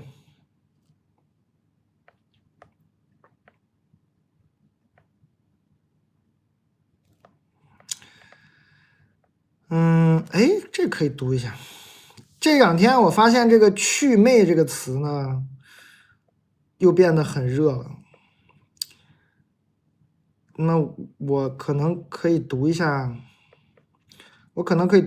读一下这个祛魅这个词真正的来历啊。什么社会学的祖师爷之一马克思韦伯在《学术与政治》这个学术与政治，哎，这套书还挂着吗？不知道还挂着，忘了。在这个学术与政治这个演讲里，某一场演讲里说的最早的原文。然后这本书呢，有刘擎老师给他写的序，刘擎老师这段序给写的特别好，把祛魅这个事讲的特别清晰。很多朋友现在天天用这个祛魅吧，但是我不是要求大家用对啊，只是说万一大家感兴趣，就说一下这个祛魅是咋回事。马克思韦伯的演讲里的原话是这样的：我们的时代是一个理性化、理智化，尤其是将世界之迷昧加以去除的时代。我们这个时代的宿命，便是一切终极而崇高的价值，以自公共领域隐没。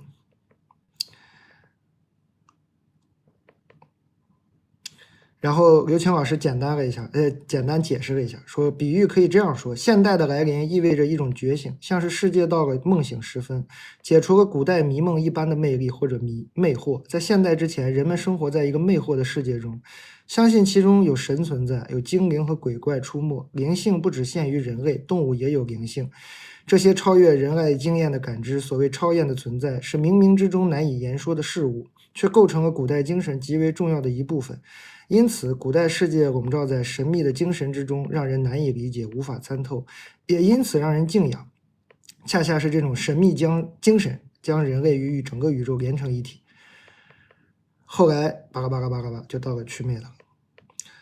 等到科学论述的特点啊，就说有科学之后啊，科学论述的特点是可观察、可检验、可质疑、可反驳、可修正，在根本上抵制了神秘，反对了迷信。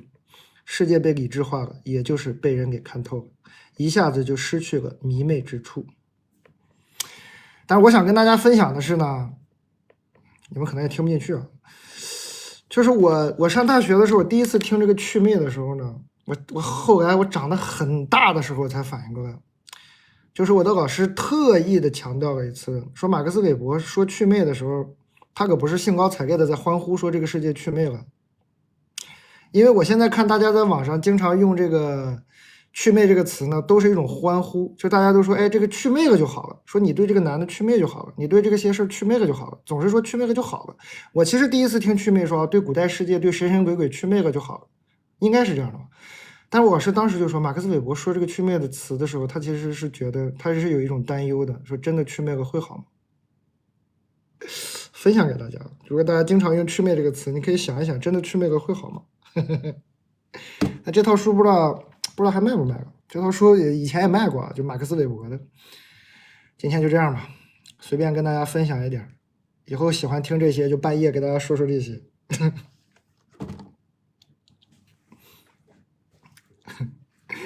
这个就不展开说，展开说太累了，展不开了。2点钟我已经展不开了，2点钟坍缩了，展不开了。2点钟就这样吧，拜拜，朋友们。明天争取吧，明天看看身体状况啊，不播的话也会那个群里跟大家说的，大家可以加一下这个粉丝群，群里会跟大家说的。新朋友可以点个关注，祝大家做个好梦，晚安。